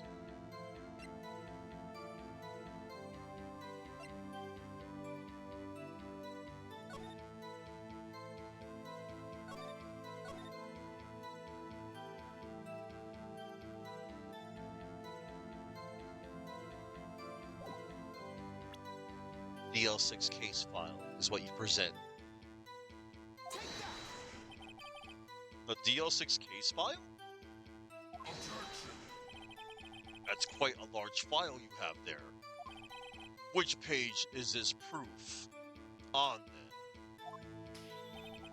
Show us or stop wasting our time. Very well, Mr. Wright. Please show us the page. Where in this file is the information connected to this parrot's name, the suspect data? It's on the suspect data page. Ellipses? This page has all the information about Yanni Yogi. Right after he was arrested, his fiancée committed suicide. See? Indeed. It does say that, yes. What was his fiancée's name? Polly Jenkins. Polly. Exactly, Your Honor. He wanted to remember the name of his fiancée who had committed suicide. That's why he named his parrot after her. I see. I guess that is possible. Bah, a mere coincidence. That's all. My granddaughter has a dog she calls Phoenix. Well, Mr. Phoenix Wright, does this make you my granddaughter's fiancé? She's only she's only 7 years old. Indeed. Although it is a little weak for evidence in a murder trial. We would need some other corroborating evidence. Where am I going to find that? Nick, getting closer. One more. If we could just get one more piece of evidence. Right, but what? Very well, witness. We continue. Okay, we're gonna press Polly on this now. Witness, you can't just say hello and expect us to get anywhere. I want you to testify. Maya, talk to her. Right, what do I say? What's the safe number? Maybe I'll get her to say the number of that safe. Huh? The safe? Why? Let's just try to get her to say anything, okay? Polly, what was the number to the safe in the shack? 1228. 1228. Ellipses. My, what a reckless parent. Well, Mr. Wright, you aren't claiming that this number has something to do with the caretaker. It actually does. Actually, it does. That's why I had her say it. Ha! Ridiculous. How can the number to a safe tell us who the caretaker is? Show us your proof. What could possibly link this number to the caretaker's true identity? Why, it's the DL6 case file.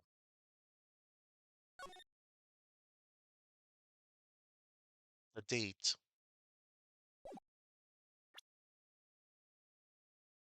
Take that! The DL6 case file? What is this obsession you have with that case? Mr. Wright, where in this file is something relating to that safe number? Why, it's the case summary. It's on the case summary page.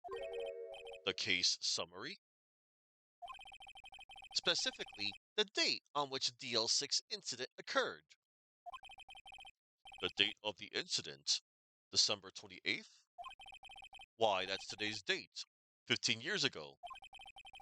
And the number on that safe is 1228. Ah, he used the date of the DL6 incident as the number for his safe, Your Honor. That's how important that date was to him. I see. It certainly is an interesting coincidence. People often do set their secret numbers to dates. Objection! Bah! This is not tangible proof. I set my ATM card's number to 0001 because I'm number one. Okay, everybody, get Von Karma's ATM card's number, put in 0001, get all his money. This has nothing to do with a date. Nothing. That's enough. I think we've reached a conclusion here. This is a mere coincidence. That's all. True, that is a possibility. However, two coincidences at the same time seems more like a pattern to me. What are you saying? Summon the caretaker of the boat shop. Immediately.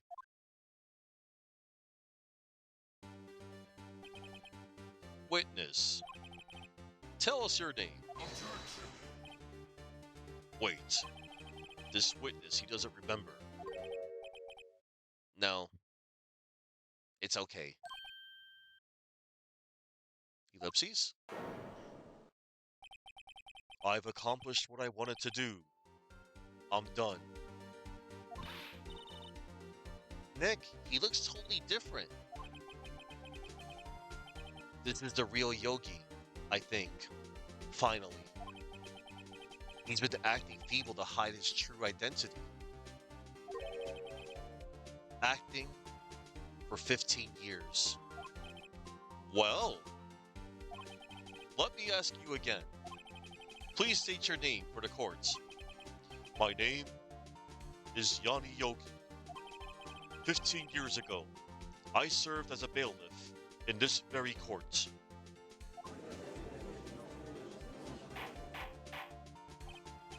Order! Order! Yanni Yogi. So was it you who killed Robert Hammond and tried to frame Miles Edgeworth for his death? Ellipses. Yes, it was me. I did it. Ellipses. They put me on the witness stand 15 years ago.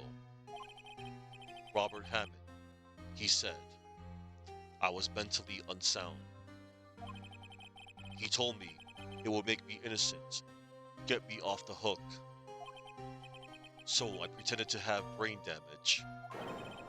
I was innocent, really, but he didn't believe me.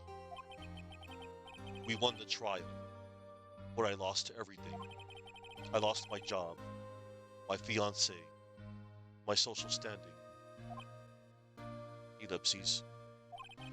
Then, this year, 15 years later, a package arrived.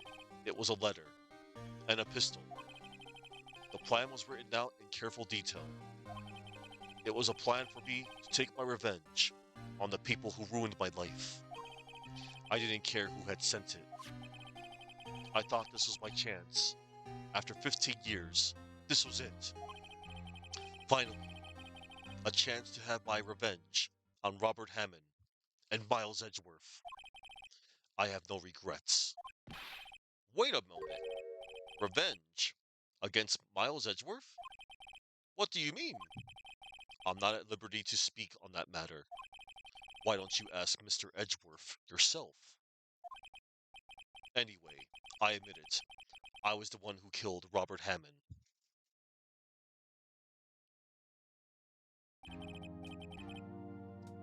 Okay, now before I continue with this, a little trivia about Yanni Yogi that I'm about to, share with you. So, Yanni Yogi. Yanni is a variant of Yanis, a common Greek name, which itself is a variant of John, meaning God is generous. It also sounds phonetically similar to Yanni, which would suit his act of falling asleep in the middle of conversation. Yogi comes from a word of the same name, a yogi, which is a practitioner of yoga, a discipline commonly associated with meditation and an abstinence from worldly pleasures.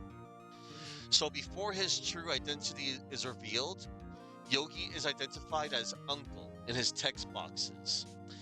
In Japan, the equivalent title, Oji-san, is commonly used to address elders. However, in the Phoenix Wright Ace Attorney trilogy remake for the 3DS, it's instead referred to as Caretaker. And his Japanese name is Kotaro Haine. His full name comes from a combination of the names of two poets, Kotaro Takamura, a Japanese poet who was famous for his book of poems about his deceased wife, Chieko, and Heinrich Heine, a German poet. Yogi was originally intended to be a poet who would speak in prose. Before his true identity is revealed, Yogi is identified as Oji-san, which is commonly used to address elders. So let's see. It also sounds like Yami, which is shadow, evil, darkness. So Yogi becomes Yo, Oji-san, evil old man. But I don't know. If you ask me, also to tie in your little joke from a couple hours ago or whatever, Yanni Yogi, Yanni Yugi. That was kind of like a Yu-Gi-Oh moment there, in a sense. Yu-Gi-Oh! And there you go. Von Karma, where is Mr. Yogi? Under arrest, Your Honor. I saw no room for error in his confession. Then the defendant, Miles Edgeworth, is innocent. In this case, at least. You think this Konami game made in 2004 would have a Yu-Gi-Oh reference? Let's check the facts real quick.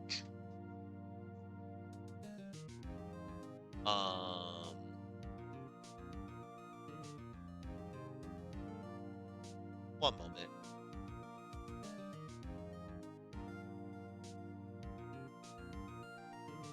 Survey says yes, because Yu-Gi-Oh, the original run of it was from 1996.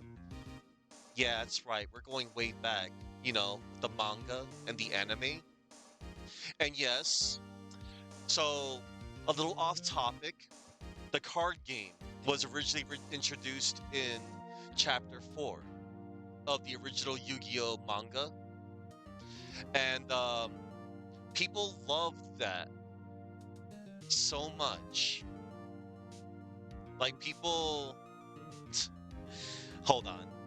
You object, Crocomire? Hi. No, I'm gonna speak to you, Kronos. I'm gonna throw the book at you. And it's also, you know, it's impossible to detect sarcasm in text. And yes, so anyway, eventually Konami would actually handle the card game as well. But anyway, Chapter 4 was so popular, so many people wrote in to the late hold on, let me people wrote in to the late Kazuki Takahashi and how much they loved that chapter. The card game eventually did become its own thing several chapters later, and they centered it all around the card game. And the rest, as they say, is history.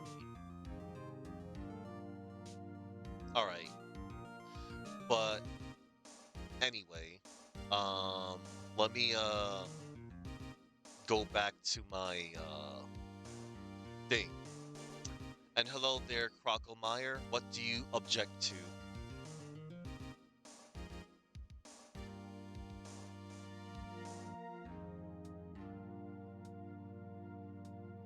All right, let me scroll on up here.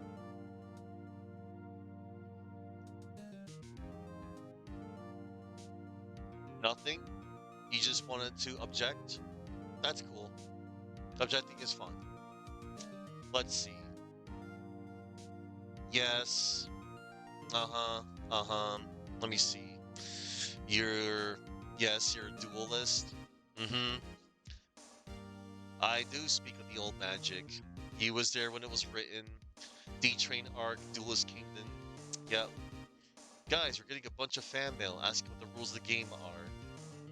Then Battle City happened. Kaiba said, "This is the official advanced rule set." You're right. You're right. Yes. Yes. Okay. Case closed on that. The TCG released in America got Duelist Kingdom. Okay. Anyway, let's move things on, shall we? Innocent. In this case, at least. Hmm.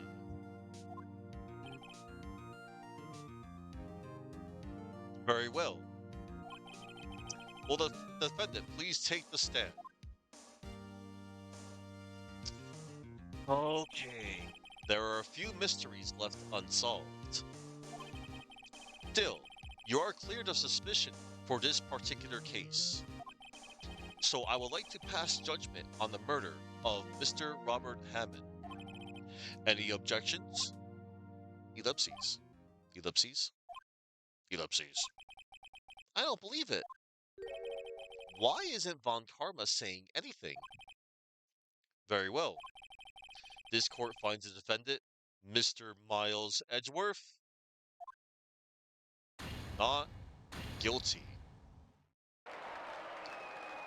Hmm. That is all. This court is adjourned. Objection! Did someone just say objection? It wasn't Von Karma. Wait, but that means no. Edgeworth? Your Honor, I object to your judgment. Badass. What do you mean? I'm not innocent at all.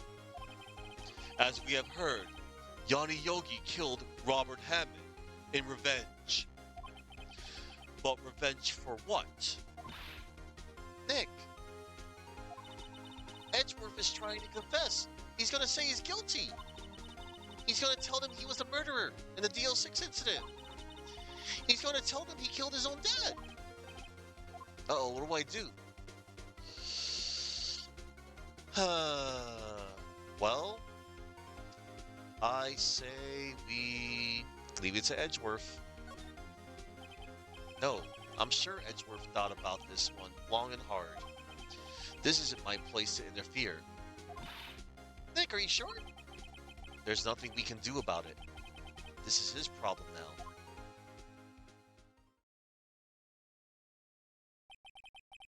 For 15 years, I have had a recurring dream, a nightmare.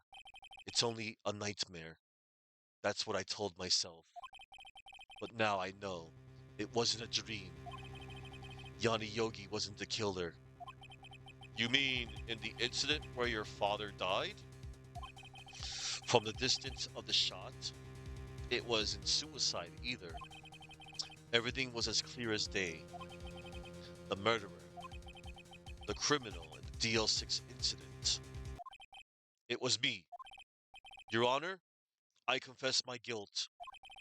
I am guilty for DL6, the statute of limitations of which ends today. The culprit is me.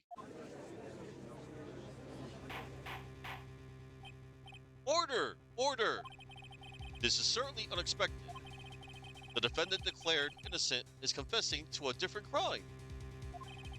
A crime for which the statute of limitations runs out today. I'm not really sure how I should deal with this. Bah! It's obvious. We hold a trial. Right here. Right now. We try this man for his crime of 15 years ago. I think I would like to take a 5-minute recess. During this time, I will consider the appropriate course of action to take. Court is adjourned. December 28th, 2:24 p.m. District Court, Defendant Lobby Number 2. I'm sorry, Wright. I've just wasted all of your effort. Ellipses. Mr. Edgeworth, I just don't believe it, sir. I mean, you kill your dad? I didn't want to believe it myself, Detective. But it's the truth. I deserve to be punished. Murder is murder, no matter what the circumstances. This is crazy. Just crazy. Ellipses. Nick, what are you doing? Huh? Oh, I was just reading through the court record once more. I'm getting my case ready. Your case for what? Huh? Isn't it obvious? I'm gonna prove that Miles Edgeworth is innocent. Ellipses. What are you talking about, pal? He just admitted to it. He confessed that he did it. In court. I'm sorry, Edgeworth, but I don't believe your nightmare. What? It's just a dream. It's not real. The truth is right here in this court record. In any case, tighten your belts. The real fight is just beginning. I'll prove you're innocent. Trust me. Right. Apparently in Japan there's no such thing as a statute of limitations for crimes that carry a life sentence or greater. So a murder wouldn't have a statute of limitations since the 80s, if you're reading this right. Eh. December 28th, 2:30 p.m. District Court, Courtroom Number 3. Now then, I'd like to resume our trial. Judge, Miles Edgeworth has admitted his own guilt. He has confessed his crime. Let us begin by hearing his testimony. Then, though pointless, let the defense do their cross-examining. The statute of limitations on the DL6 incident runs out today. Though it's unconventional for me, I like to run this one by the book. I see. Does the defense have any objections? No, Your Honor. Von Karma, you knew this was going to happen from the very beginning, didn't you? Very well. Will Miles Edgeworth take the stand? This is further confirmation that Ace Attorney takes place in Los Angeles. I mean, yeah, Japanifornia.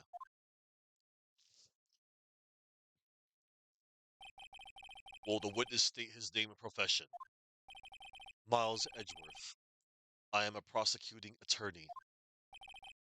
Mr. Edgeworth, 15 years ago, you mistakenly killed your father, Gregory Edgeworth. Is this correct? The statute of limitations for murder in Japan was done away in 2010, so it would have been active when the game was written. There you go. Ellipses. It is correct. Then testify about this matter to the court. When Edgeworth was telling me about his dream yesterday, I noticed something. One detail didn't quite fit. That will be the key, but only if I can get it to work. Please, please. The DL6 incident. Cross-examining Edgeworth. That day, I had gone to the courtroom to observe one of my father's trials. As we went to leave, an earthquake struck, trapping us in the elevator. My father and Mr. Yogi lost their composure and began to argue. Just then, something heavy fell at my feet. I picked it up and threw it at Mr. Yogi. I wanted them to stop fighting. A moment later, there was a single gunshot, then a scream. It was a terrible scream. I remember it to this day. That's all. Hmm. And until now, you thought this memory was a dream. We were stuck in that elevator for 5 hours. The oxygen in the elevator ran out, and I lost my memory of the events. Bah! The same claim Mr. Yogi has made. Very well. Mr. Wright, your cross-examination, please. Yes, Your Honor.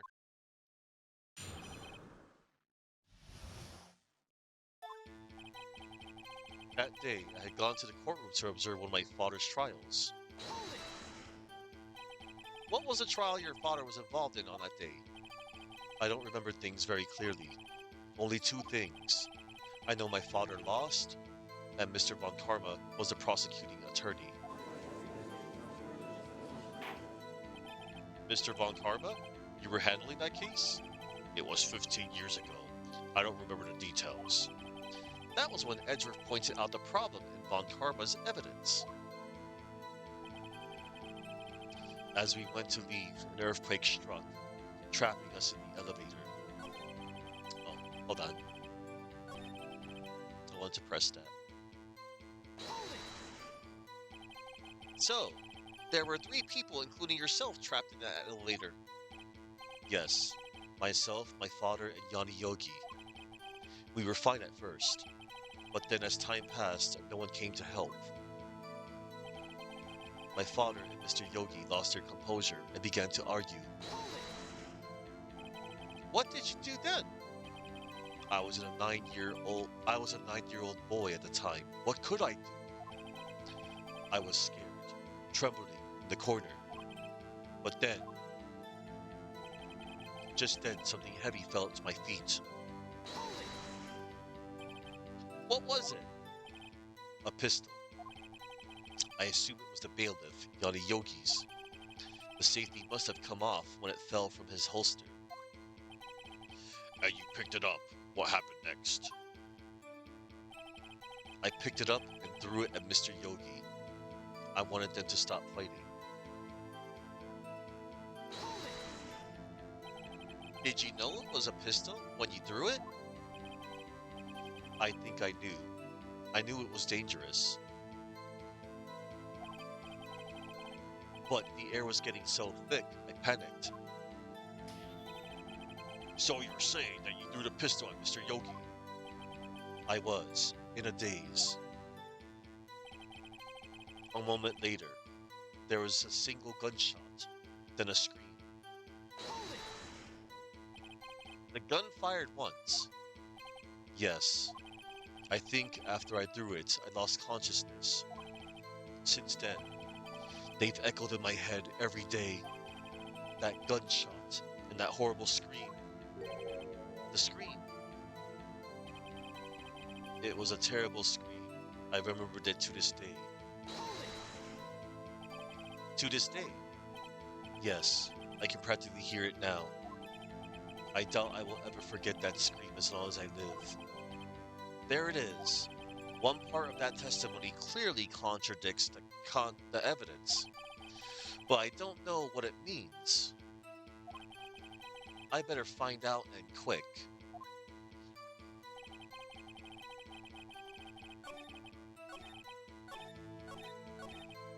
moment later, there was a single gunshot, then a scream. Let's see.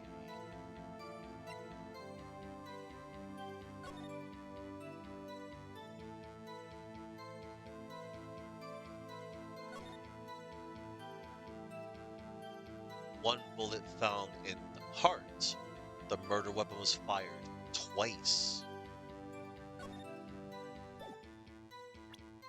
The DL6 case file.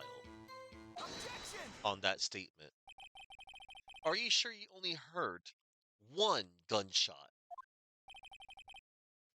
Yes, I am sure of that.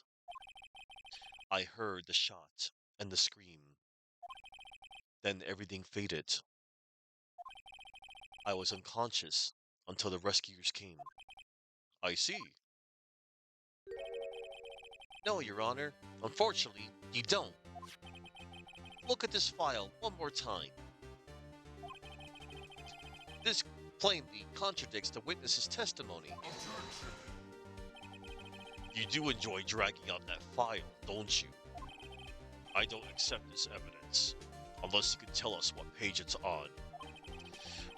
Which page contradicts Miles Edgeworth's testimony? Why, the victim data. Look at the look at the victim data in this file. It says it quite plainly. The murder weapon was fired twice. Miles Edgeworth only heard one gunshot. Yet, the murder weapon was fired twice.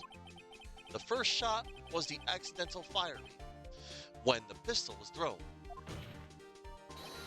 So, who fired the remaining shot?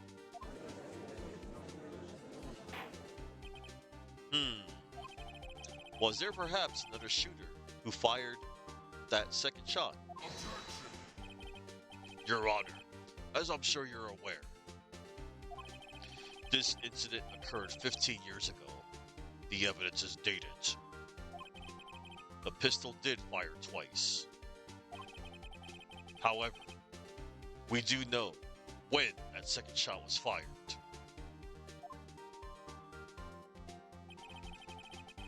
It might have been fired the day before the incident. There is no proof that the second shot had anything to do with this incident. What? I see. You do have a point, Mr. Wright. The murder weapon was fired twice, as we have heard. One of those shots was fired by the defendant, a boy at the time. Do you have any proof that the other shot fired had something to do with the case? Why, yes, I do. Your Honor, I think I will be able to show you proof. What? Impossible. Now, Mr. Von Karma, save your surprise for after you've seen the evidence. Very well, Mr. Wright. Show us your proof.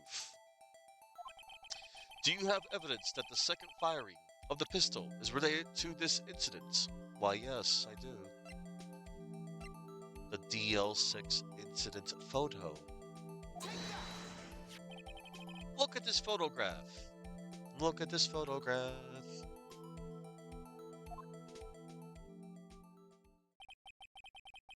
This is a photograph of the scene of the crime, 15 years ago. I can see that the victim lying there is Gregory Edgeworth. This proves the murder weapon was fired twice at the time of the incident. This photo proves it. Ellipses. Ellipses? So let me get this straight. This photo proves 2 shots were fired. Where? Your Honor, please get a clue. Show the judge the contradiction in the photo. Right there.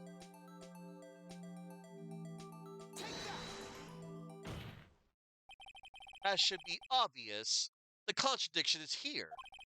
I see. A bullet hole in the door. Your Honor, Gregory Edgeworth was killed by a shot from the pistol.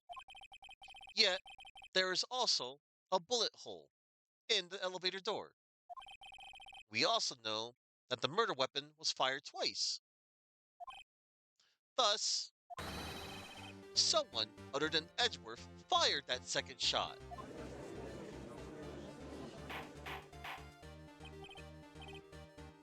Order! Order! Mr. Wright, what are you driving at?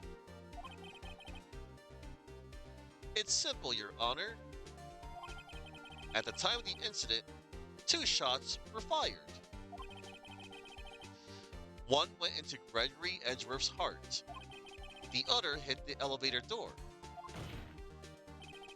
Remember that the defendant lost consciousness after the shot he fired rang out. In conclusion, we must agree that the second shot was fired by someone else. Mr. Wright. But who could that someone else be? The murderer, of course. Objection. Ellipses.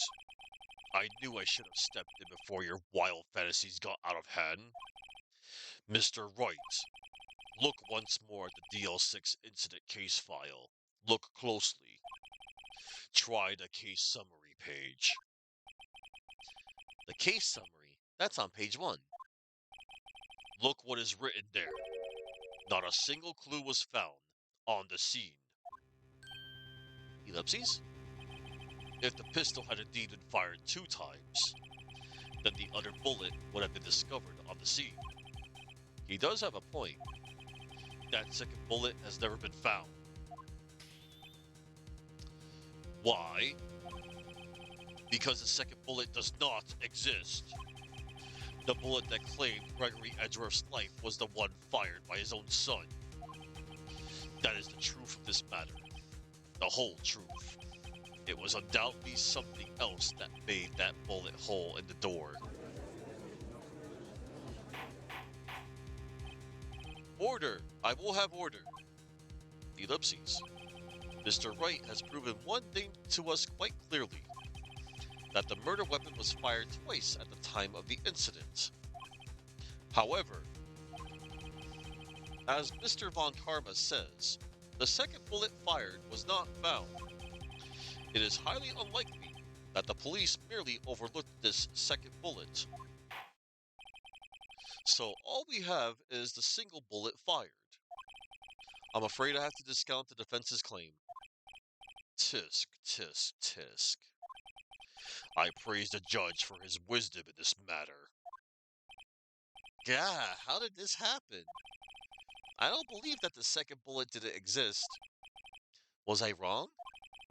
Have I been wrong about this whole incident? What are you doing, Nick? Why aren't you raising an objection? Ellipses. I'm sorry, Maya. What? It looks like I was wrong. Nick? If the second bullet wasn't there, then all my conjectures are for nothing. No! But you said you'd do it, Nick. You said you'd get Edgeworth declared innocent. Ellipses. I'm sorry. It's just, when I saw the photograph, I thought that 2 shots had been fired. I was so certain of it. I thought I'd won. I thought there was another person, someone else who fired the killing shot. But now, I was wrong to think it could be that simple. This case has stood unsolved for 15 years. Nick. Well, it seems that we have finally cleared up this incident. Only 1 bullet was found at the scene of the crime. That shot was fired by Miles Edgeworth. Precisely. I would like to ask one thing of Miles Edgeworth before passing my verdict. Have you been paying attention to the trial so far? Yes, Your Honor. Do you have any objections? No. No, I do not. So you killed your father, though that was not your intention? Ellipses. Yes, I did. Ellipses. Oh no. He's accepted the guilt. Ellipses. Very well. The statute of limitations on the murder of Gregory Edgeworth runs out today. Therefore, I must pronounce a verdict on the defendant today, right here. Right now. Indeed. Does anyone have any objections? I've been here before. It's just like my first day in court. There are so many things I know I should be saying, but my mind's gone blank. I can't find the words. Mr. Wright?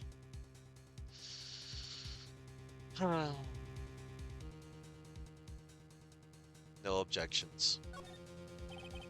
Every lead I thought I had has been squashed. This is really the end. Edgeworth, I'm sorry.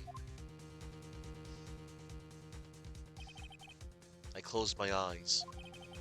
What was it that I had been doing all this time? Wasn't my whole life leading up to today? But now that I'm here, I know I failed. Mia, I'm sorry. No, not yet. Huh? Maya? What? Object. Your only weapon. Are you okay, Nick? What's happening to me? I have to think. Wait, don't think. Act. Objection! Your Honor? I... I object. Tisk, tisk, tisk. Mr. Wright, on what grounds do you object, hmm?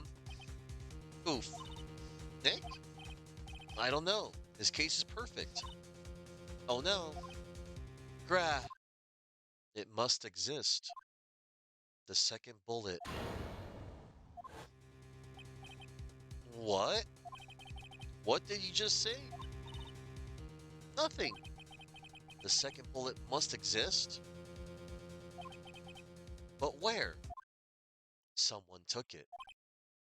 Ellipses. It seems waiting is not going to produce us any answers from Mr. Wright. Wait, Your Honor. Hmm? I, the second bullet. It existed. What? But we've just heard proof that it did not exist. I realize that, Your Honor. I'm really grasping here. It's just someone took it from the scene of the crime. That's what happened. But who?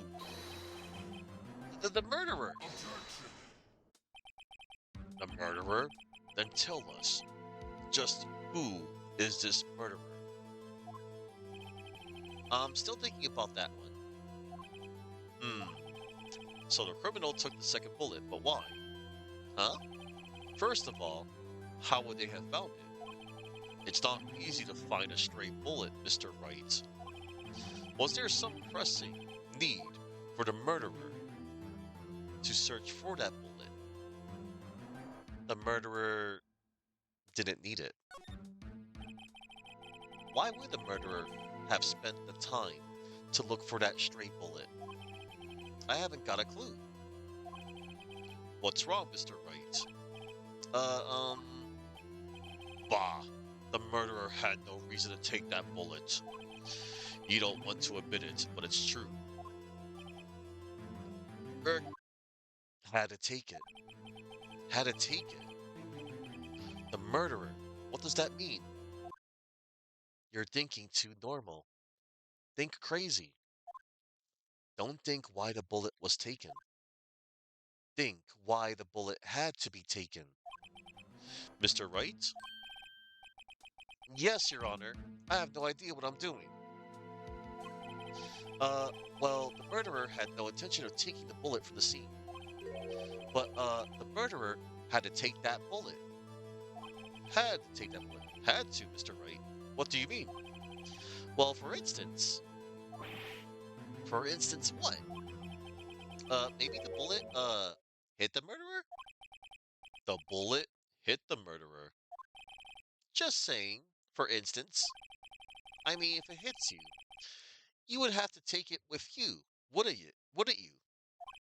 Take it with you, wouldn't you? It's not like you can perform surgery right there, you know? Ellipses, ellipses, ellipses. Wait a second. I was just talking off the top of my head, but what if that's really what happened? Let me get this straight. So at the time of the murderer themselves was shot and they left with the second bullet still inside of them, thus leaving only one bullet at the scene of the crime. Yes, I guess that's how it would work. Yes, but there's a problem with that. The other two people rescued from that elevator, Miles Edgeworth and Yanni Yogi, were both unharmed. So that would mean the murderer came from outside. Yes,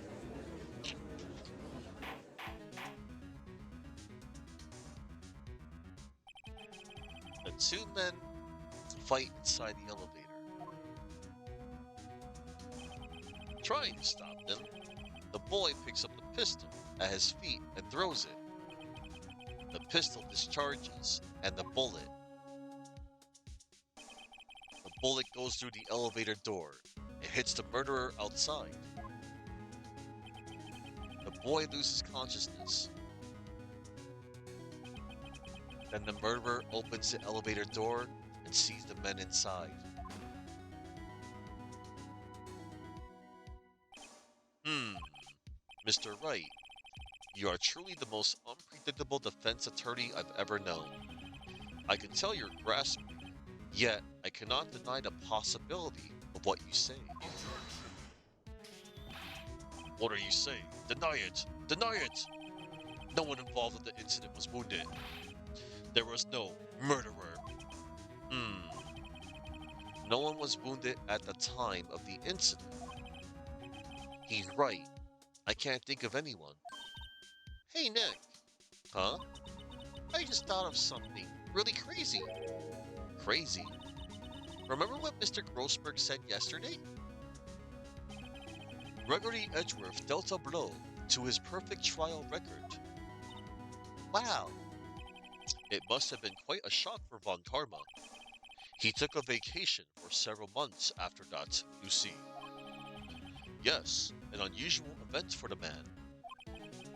That was the first and the last vacation he's taken in his many years of prosecuting. What if Von Karma didn't take that vacation because of shock, but took it because he was injured? Which would mean it could only mean one thing. He was the murderer in the DL6 incident. He was the man who shot Gregory Edgeworth. It was Von Karma. Oh man. Something wrong, Mr. Wright? You seem dazed. No, Your Honor. Well, you have indicated the possibility that the murderer came from outside. Can you give us the name of your suspect? Uh-oh. Should I come out and say it now? Say it now. Your Honor, there is a suspect. One lone suspect. Ellipses. Yes. Well, this is certainly interesting news. Very well, Mr. Wright. Who is your suspect? Er, my hands are shaking. What? Von Karma! Von Karma? Ellipses, ellipses, ellipses. You mean the Von Karma? The prosecutor? The one standing right over there? Bah! You don't object? I see no need. Why honor this ridiculous outburst with my objection? Because you took a vacation for several months starting the day after the incident. Yet you pride yourself on a perfect record. Why would you take such a long vacation without any reason? So you're claiming that I took a vacation to heal my injury from the incident? Fascinating. Prove it. I would have needed surgery. No. Where did I go under the knife at, Mr. Wright? Bring the doctor that operated on me. Have him testify. Eric. Nick, let's find out who his doctor is. It's no use. Edgeworth? I know Von Karma, perhaps too well. He's perfect. He wouldn't leave clues. He probably didn't undergo surgery. That would leave a doctor as a witness. Nobody's that perfect. So what, Nick? Did Von Karma pull the bullet out by himself? That's insane. No, he couldn't have. You can't just pull bullets out of yourself. Ellipses. Wait, what does that mean? That bullet has to be somewhere. But where? Tisk, tisk, tisk. Well, Mr. Wright, can you produce evidence to prove that I was shot? Why, yes. You love how we go from defense to prosecuting attorneys pretty quick, yeah. All right, Von Karma, I'll prove it. And I'll even use evidence. I know how you like it so much. What? The evidence that proves Von Karma was shot is...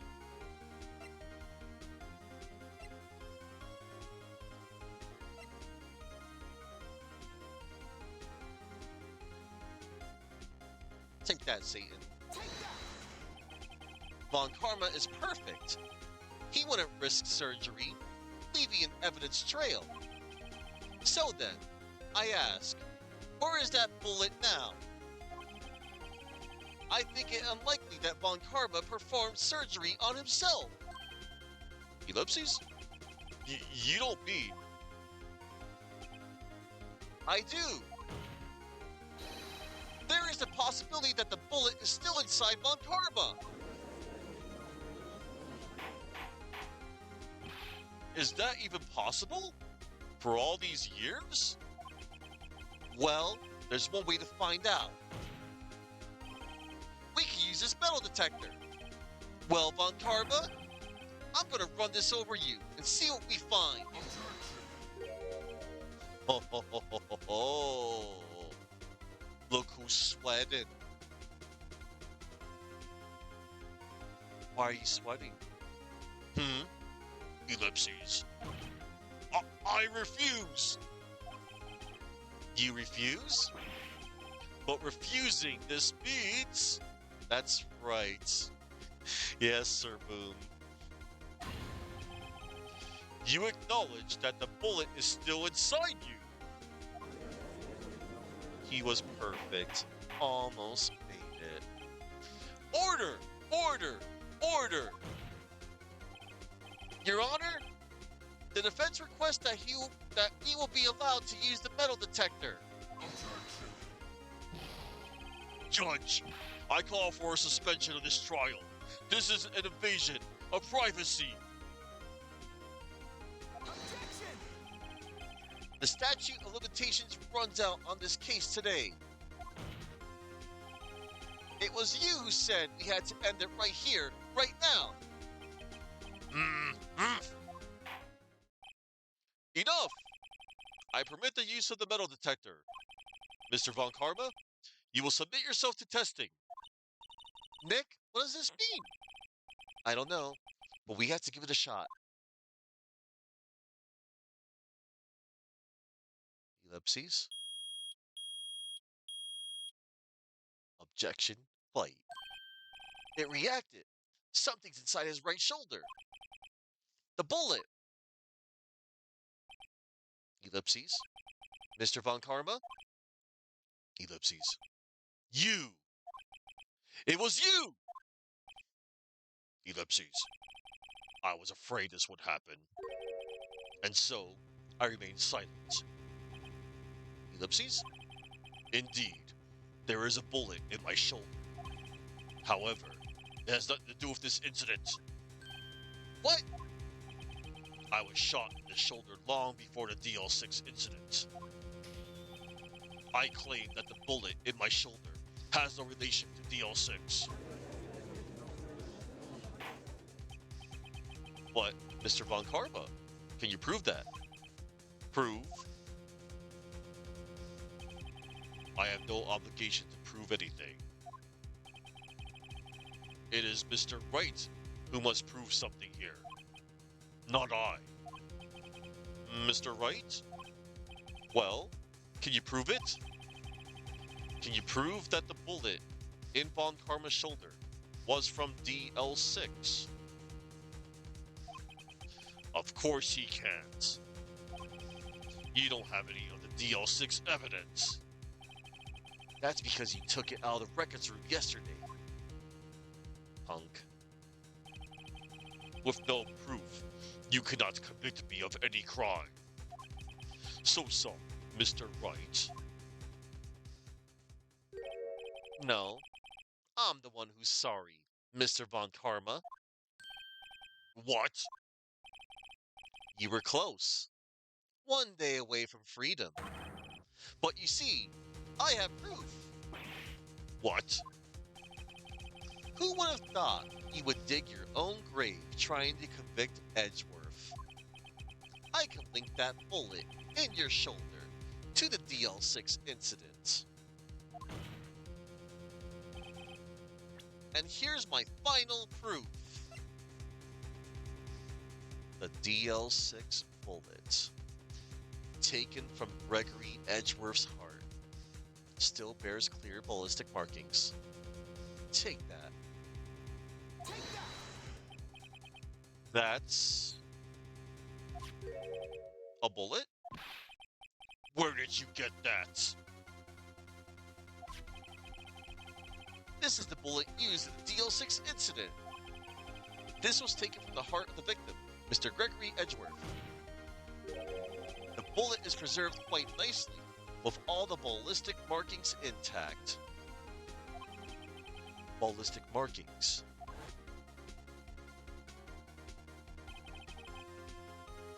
You may recall the term. It came up in the first trial, 2 days ago. Ballistic markings are the fingerprints of a weapon. All bullets fired from a gun are marked with that weapon's unique pattern. By examining the markings, you can tell which weapon fired the bullet. It's quite accurate. We have 2 bullets in our possession. One, the bullet removed from Gregory Edgeworth's heart. The other, Mr. Von Karma, is the bullet buried in your shoulder. We could analyze both bullets. Then, if the markings matched, we would know that both bullets had been fired from the same gun. The very same pistol. In other words, the murder weapon that killed Gregory Edgeworth. Oomph. Mr. Von Karma, you will let us remove the bullet from your shoulder. Then, we'll compare the ballistic markings to those on this bullet. And solve this case once and for all. Well, Mr. Von Karma?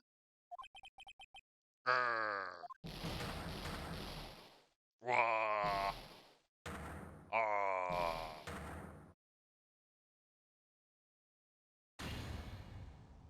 That scream. I've heard that scream before. Wait, I know. Help! I can't breathe! Quiet. I said quiet. You're not making this any easier. Stop breathing my air. I'll stop you. Stop breathing my air! Get away! Get away from my father! Bang. Ah!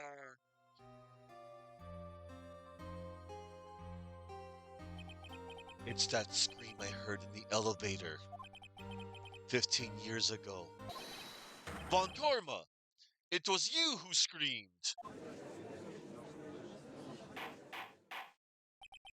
Mr. Von Karma? Edgeworth!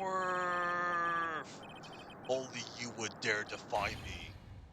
So it was you.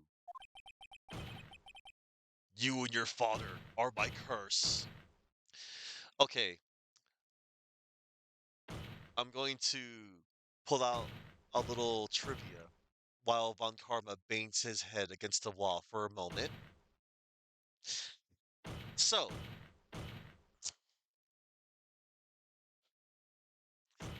Manfred von Karma. So, I'll tell you about you know, his English name. Manfred von Karma. So, Manfred means man of peace in German, which is somewhat ironic considering his crimes and his questionable career. Although it is a common German name, Manfred may also have come from Manfred von Richthofen in particular, more widely known as the infamous World War I flying ace, the Red Baron. Both men were feared in their lines of work, highly skilled, and achieved an impressive number of victories. Both were also finally defeated by a single bullet and by an opponent far less famous than themselves. Karma likely comes from from the bad karma he had built up over the years. From his questionable tactics, von is a German preposition, which appropriately means of or from. Also, German names, considering a von, are usually names for aristocrats. Alternatively, his full name, his full English name could be a play on man freed from karma.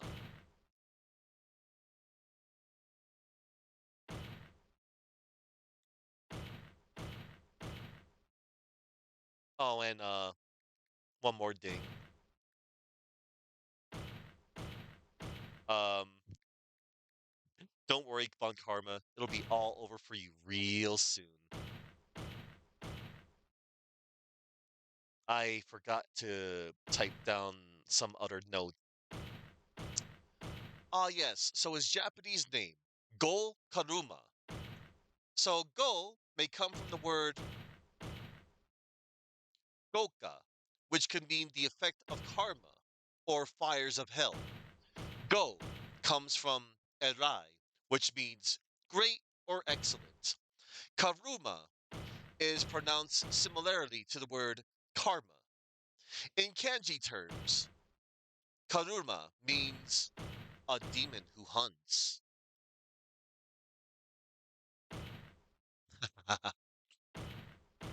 Manfred von Karma. Man of peace could be to imply this man's entire worth is his job of a peace officer, prosecutor. You're a nothing will fought by perfect record type implication. Poor Franziska getting stuck with such a bad rep. I know, wild card, because I like how she comes into her own and she becomes nothing like, her father. You and your father are my curse. Your father shamed me with a penalty on my record. And you left a scar on my shoulder that would never fade. I'll bury you. I'll bury you with my bare hands. Death! Death! I know you do. 15 years earlier, Chief Prosecutor, I am sorry. Von Karma, it's not like you to make this kind of error. I never would have thought that Edgeworth would be the one to catch you. I was careless. I'm sorry, but you will have to be penalized. I've covered for you in the past, but not this time. Ellipses. Edgeworth! It was a shock like none I had ever known. Me, penalized? It took hours for me to regain my composure. Suddenly, I found myself in the darkness. I was in the court records room. I must have wandered in there without thinking where I was going. The room was pitch black. The lights might have gone out. I went out into the hall and felt my way to the elevator. I pressed the button, but nothing happened. Then, there was a noise.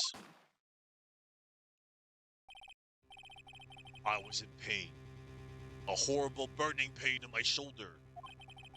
Just then, the lights came back on. The elevator door opened before my eyes.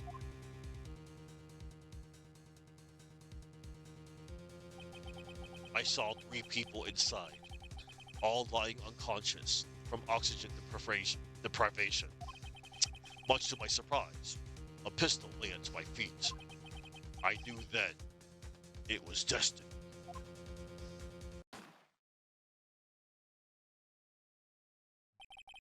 In his last moments, Gregory Edgeworth was still unconscious.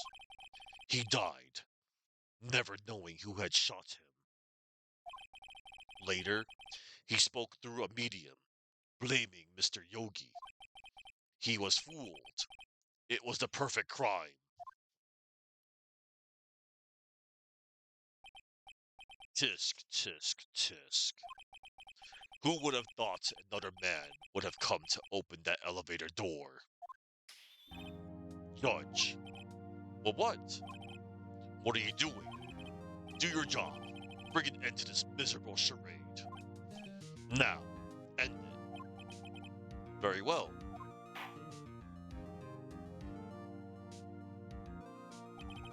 It appears that we have come a very long way to the end of this maze.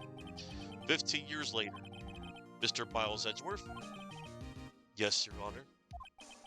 You were innocent. You are innocent. Ellipses. As you said, it was all a nightmare. Yes, Your Honor. This court finds the defendant, Mr. Miles Edgeworth, not guilty. We beat Beagle, the Carpathian, and Satan, everybody. That is all. This court is adjourned.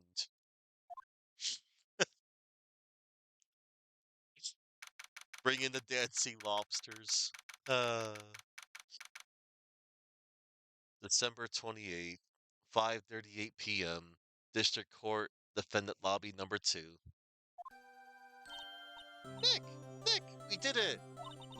Did you see his face? Von Karma looked even paler than usual. He's pretending to be all cool, but inside you crushed him, Nick. Crushed! I gotta say, I'm impressed. It was pretty close, though. I was sure we'd had it.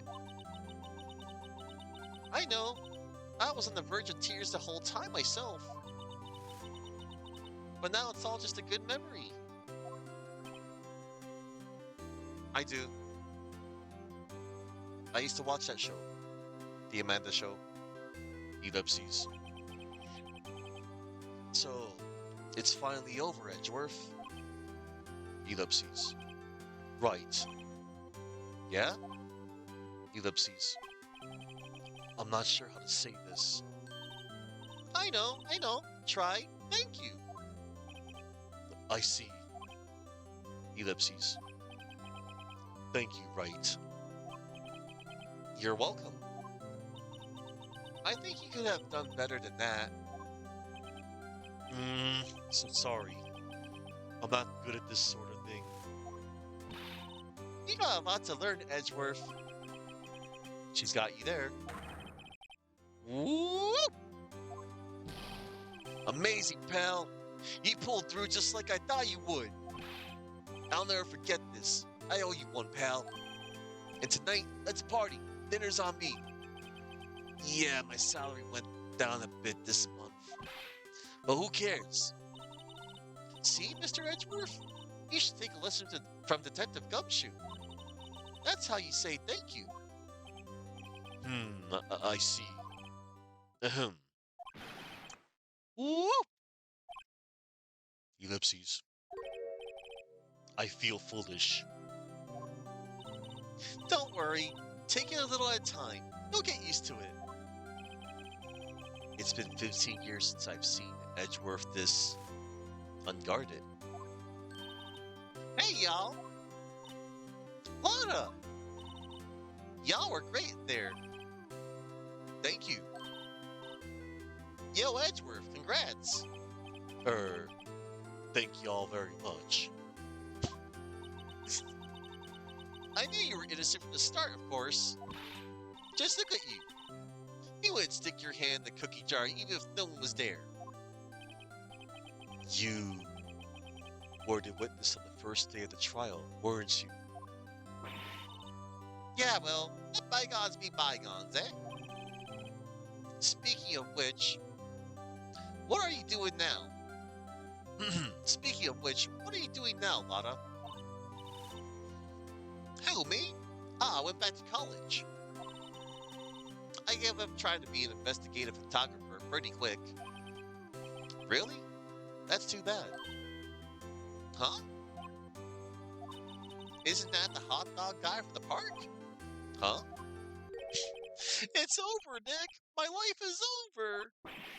Why the sad face, Larry? What happened now? Oh, Nick, I'm not long for this world. You don't look sick. It's Kianci!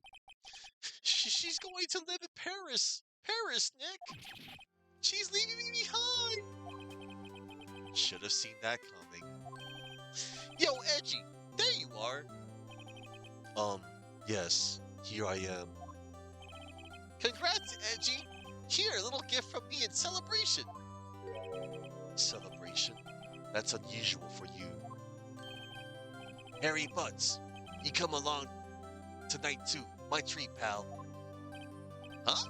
Oh, thanks. Looking forward to it. Yo, Nick. That's the suit that questioned me. When he says treat, that's not police talk for prison food, right? Right? I think you'll be fine, Larry. Right. Yeah, what's up? That envelope that Larry gave me. It's got money in it. Well, yeah, that's not that strange. People give money away to celebrate sometimes. It's $38, right? Huh? What a weird amount. I mean, it's not a little, but it's not a lot either. Ellipses. $38 exactly? Then a Nick. Wasn't that exactly the amount of lunch money that was stolen from Mr. Edgeworth in school? $38. No. No, Larry! It was you? What are you so surprised about, right? Huh? Larry was absent that day from school, right? But that doesn't automatically rule him out as a suspect. What? Think back to that day, 15 years ago. Larry took the day off, but he was bored, so he came into school anyway.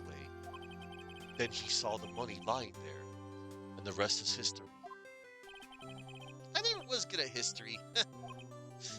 Ellipses. Edgeworth! You didn't know, did you? I suspected. I just couldn't picture Larry protecting you, like he did that day. Everyone else was saying you did it. The whole class was against you, remember? Yeah, too well. Right. You may not know this, but we used to have a saying back in school. When something smells, it's usually the butts. I know, I know. Really right.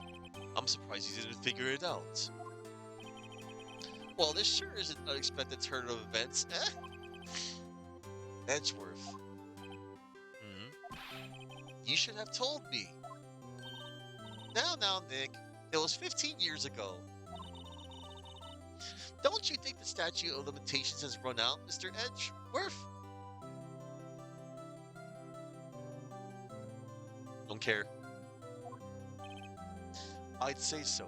Yes. There you have it. Grr. Where does that leave me? I became the defense attorney because of what you two did. Well, you have always been something of an insufferable emotionalist. Yeah, and you get worked up too easily, too. Death! The death sentence for both of you! Man, if only I had known, I had become a prosecutor. Prosecutor Wright. The same goes for me, only the other way around. For the longest time, I thought that I might have killed my own father. I thought I might be a criminal. I became a prosecutor in part to punish myself. If I had known the truth, I might have become a defense attorney after all.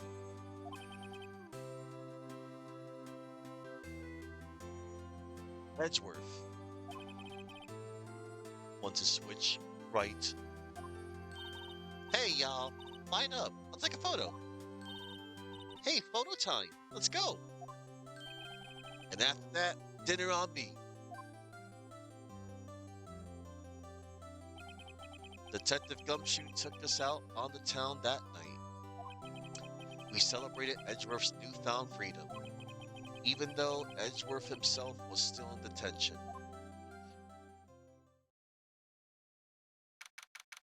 December 29th, 5:02 a.m., Wright & Co. law offices. Whoa, I went a little overboard yesterday. My head hurts. Huh? It's still only 5 o'clock. Maybe I should go back to sleep. Hmm? What's this? A letter?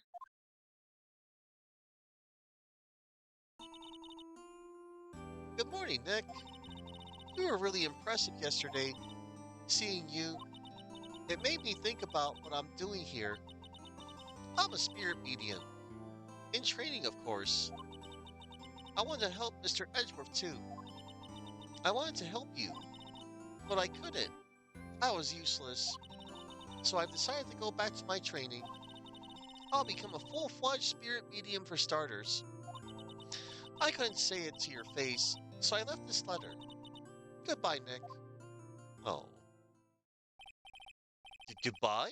What time is it? Ah! The first trains for the mountains have already left. To the station.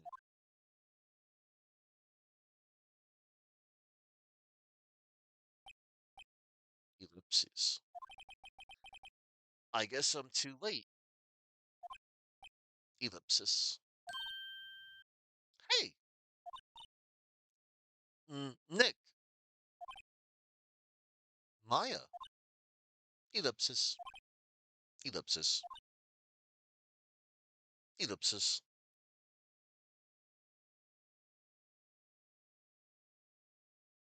That will be Spirit of Justice, the sixth game of the series, Chronos.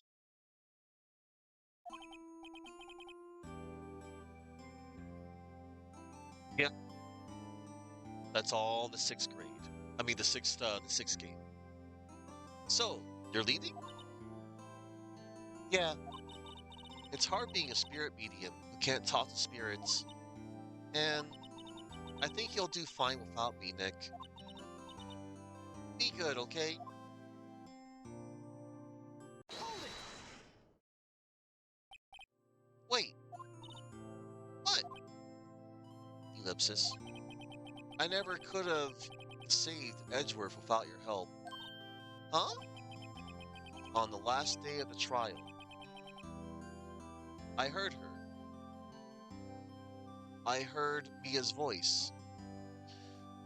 That happens in the second game, Chronos. That happens in Phoenix Wright, Justice for All, in the second case. On the last day of the trial, I heard her. I heard Mia's voice. You heard my sister? Yes, only her voice, but still. It was at the very end when I thought we'd lost everything. Well, that's my sister for you. Detective Gumshoe helped, and Mr. Grossberg, and even Larry. I'm the only one who couldn't help. I was useless, Nick. Oh, he gets that cool hat in Apollo Justice, Ace Attorney, Case 1. That's the fourth game in the series. But you were the one who stopped Von Karma, Maya. Huh? I didn't do anything. All I did was wander around the days. Sorry, but I have evidence that you helped. Evidence? Show Maya some evidence to cheer her up.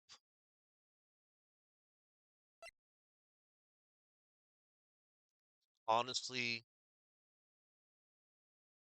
it wasn't for Maya. If it was not for Maya risking her life to get that evidence from Von Karma before he tased us, yeah, and she was far, far from useless. A bullet?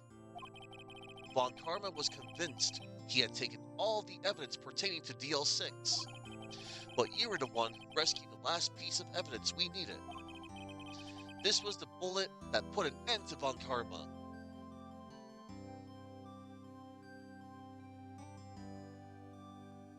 Well, yeah, Kronos. I think it kind of also helps to play a game series in order of release sometimes.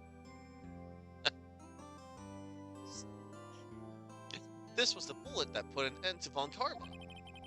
And you were the one who gave it to me. Nick, thanks, Maya.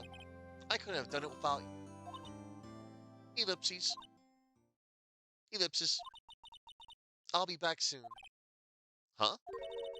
I'm going to complete my training and come back. Ellipsis. Okay, I'll be waiting. Ellipsis. Of course you will. You can't run that office by yourself. You're hopeless. I don't know about that. So, this is it. See you soon, Maya.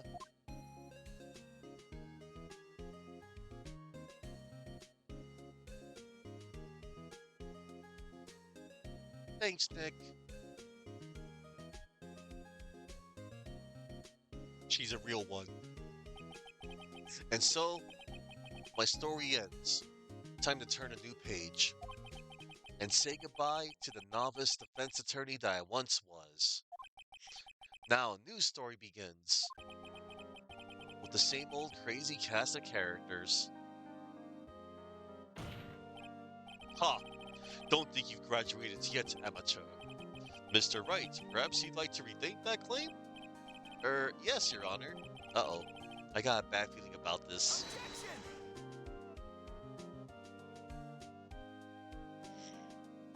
Damn. Legendary video game. Hey, pal. Mr. Edgeworth came down to the precinct to wish me a happy new year. Talk about a pleasant surprise. Whoop! Detective Gumshoe! Then he hung his head low and went right back outside. Kind of like he was embarrassed or something. Strange, huh?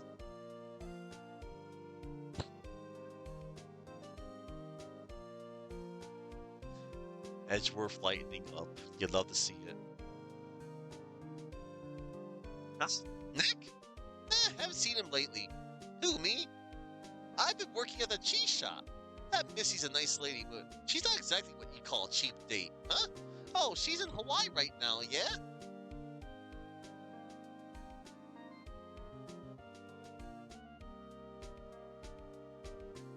Yeah. Who? Right? Yeah, I remember him. I hear he's been busy lately. You know, not to ring my own bell, but I sort of taught him everything he knows. I'm sure he's grateful. You're a regular Glass Joe, Winston Payne.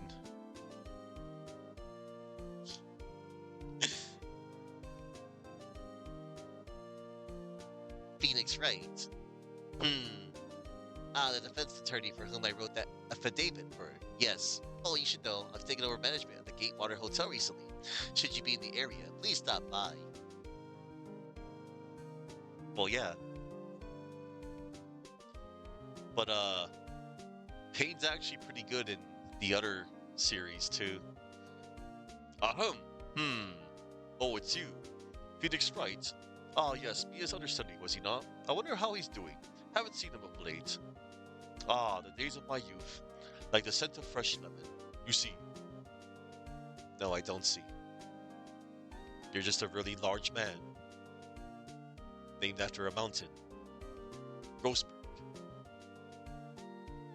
Oh no, old bag. Phoenix Wright? Is he an actor? Well, I'm not buying it. You can't be a star with a name like Phoenix. Yeah, I'm not reading all that.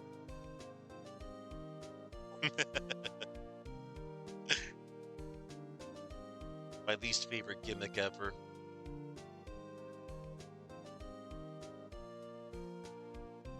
I'm pleased to announce the Pink Princess is a hit. I sure owe that Mr. Wright a great deal. Oh, and I'm keeping my face out of the public eye till the show's over. I wouldn't want to ruin any kids' dreams, you know. I like collecting old bag rants.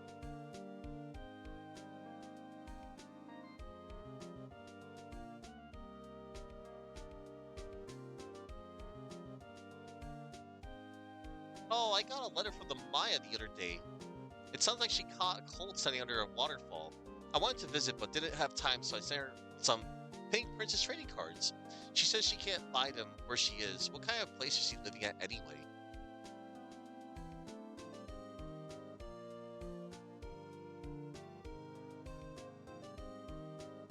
Right? Who's that? You wanna talk? Let's talk Pink Princess, alright? But, I snuck into that studio the other day and I saw her. The one inside the Pink Princess suit. Ugh, what a dog. It was kind of a shock for a boy of my tender age. Damn.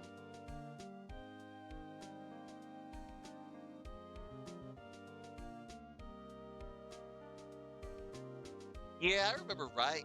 That lawyer guy. Huh, me? I'm in training to become a paranormal photographer. You know that picture I took of everyone? Well, just behind them, there's a ghost. For real? Now that's talent. I'm gonna be famous.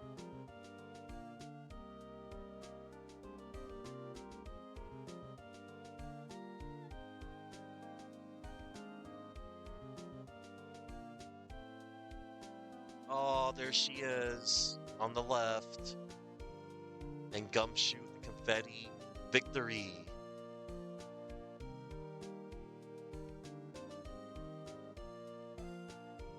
Hold it! Oh, Turnabout goodbye. A brand new episode has been added. This was the bonus case at the time that was made exclusively for the Nintendo DS years ago, and it was this was designed to take full advantage of the Nintendo DS's capabilities of the touchscreen and the microphone. Ah, love this track. And it was also thanks to this case. Um, hey, Emma Sky.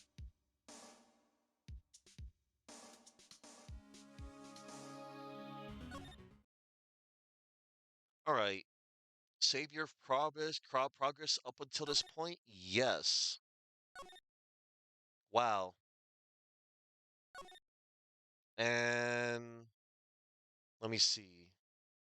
Gonna Yeah, let's not. Anyway, my goodness. Wow. I've been on for like what? According to my uptime, 8 hours? Wow. And I've been running on water too. Wow. I'm 4 hours late for my dinner. All right, everybody. I thank each and every single one of you. Well, I'm gonna thank you all individually for a moment. It's just I'm gonna find somebody to go on out to, and I know just who we're gonna go on out to. Everybody, we're gonna go ahead and we're going to raid on out to my good pal Chuckman 315. And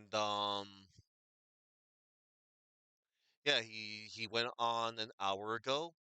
He is continuing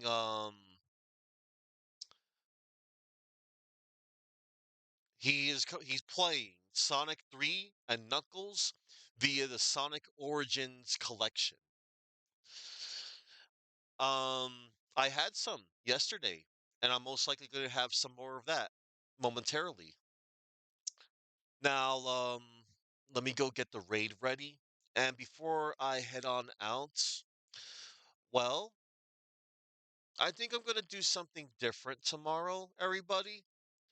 I am not going to write off case 5. It's just I think I need to like rest myself for maybe a few days. I'm going to do something else tomorrow and something else on Saturday. I think I'm going to go back. I was going to say I'll do case 5 for this Sunday. Yeah, I'll do that.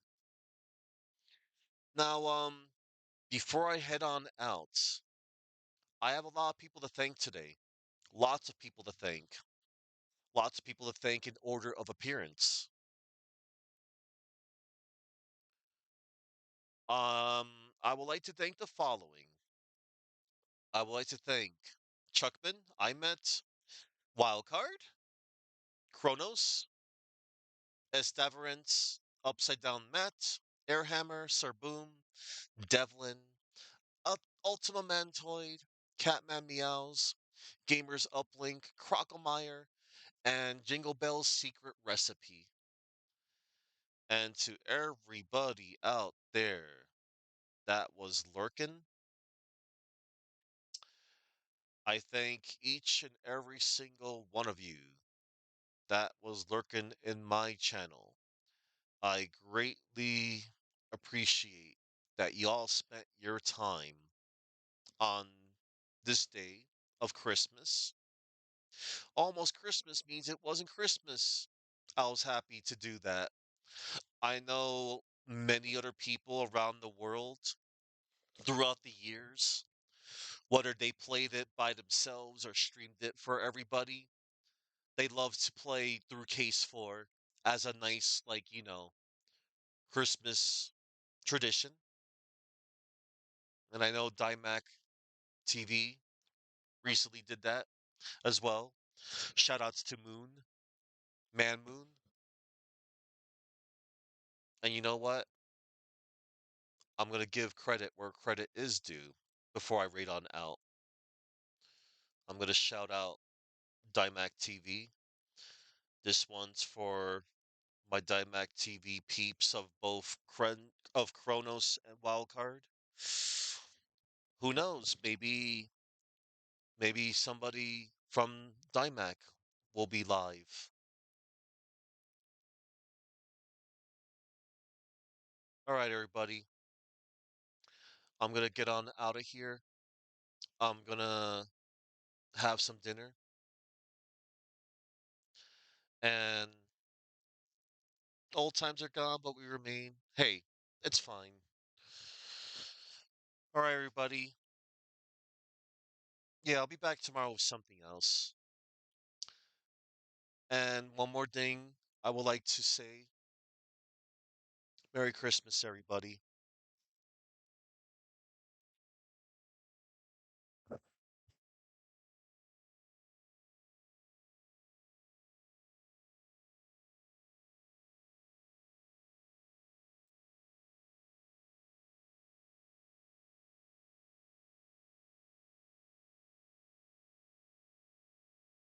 Okay, everybody. Thank you. Thank you all very much.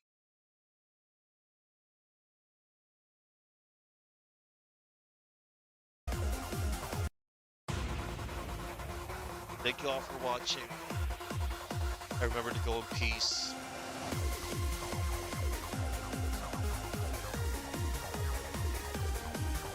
Eh, don't worry about it.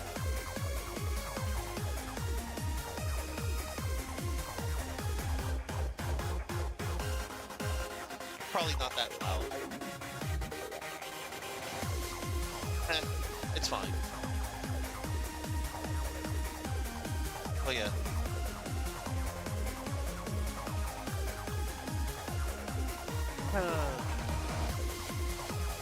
And one more thing I should say. What what would be perfectionist prosecutors in their place and show them that they're not perfect. And help a friend out. Defend them. Clear them of their innocence.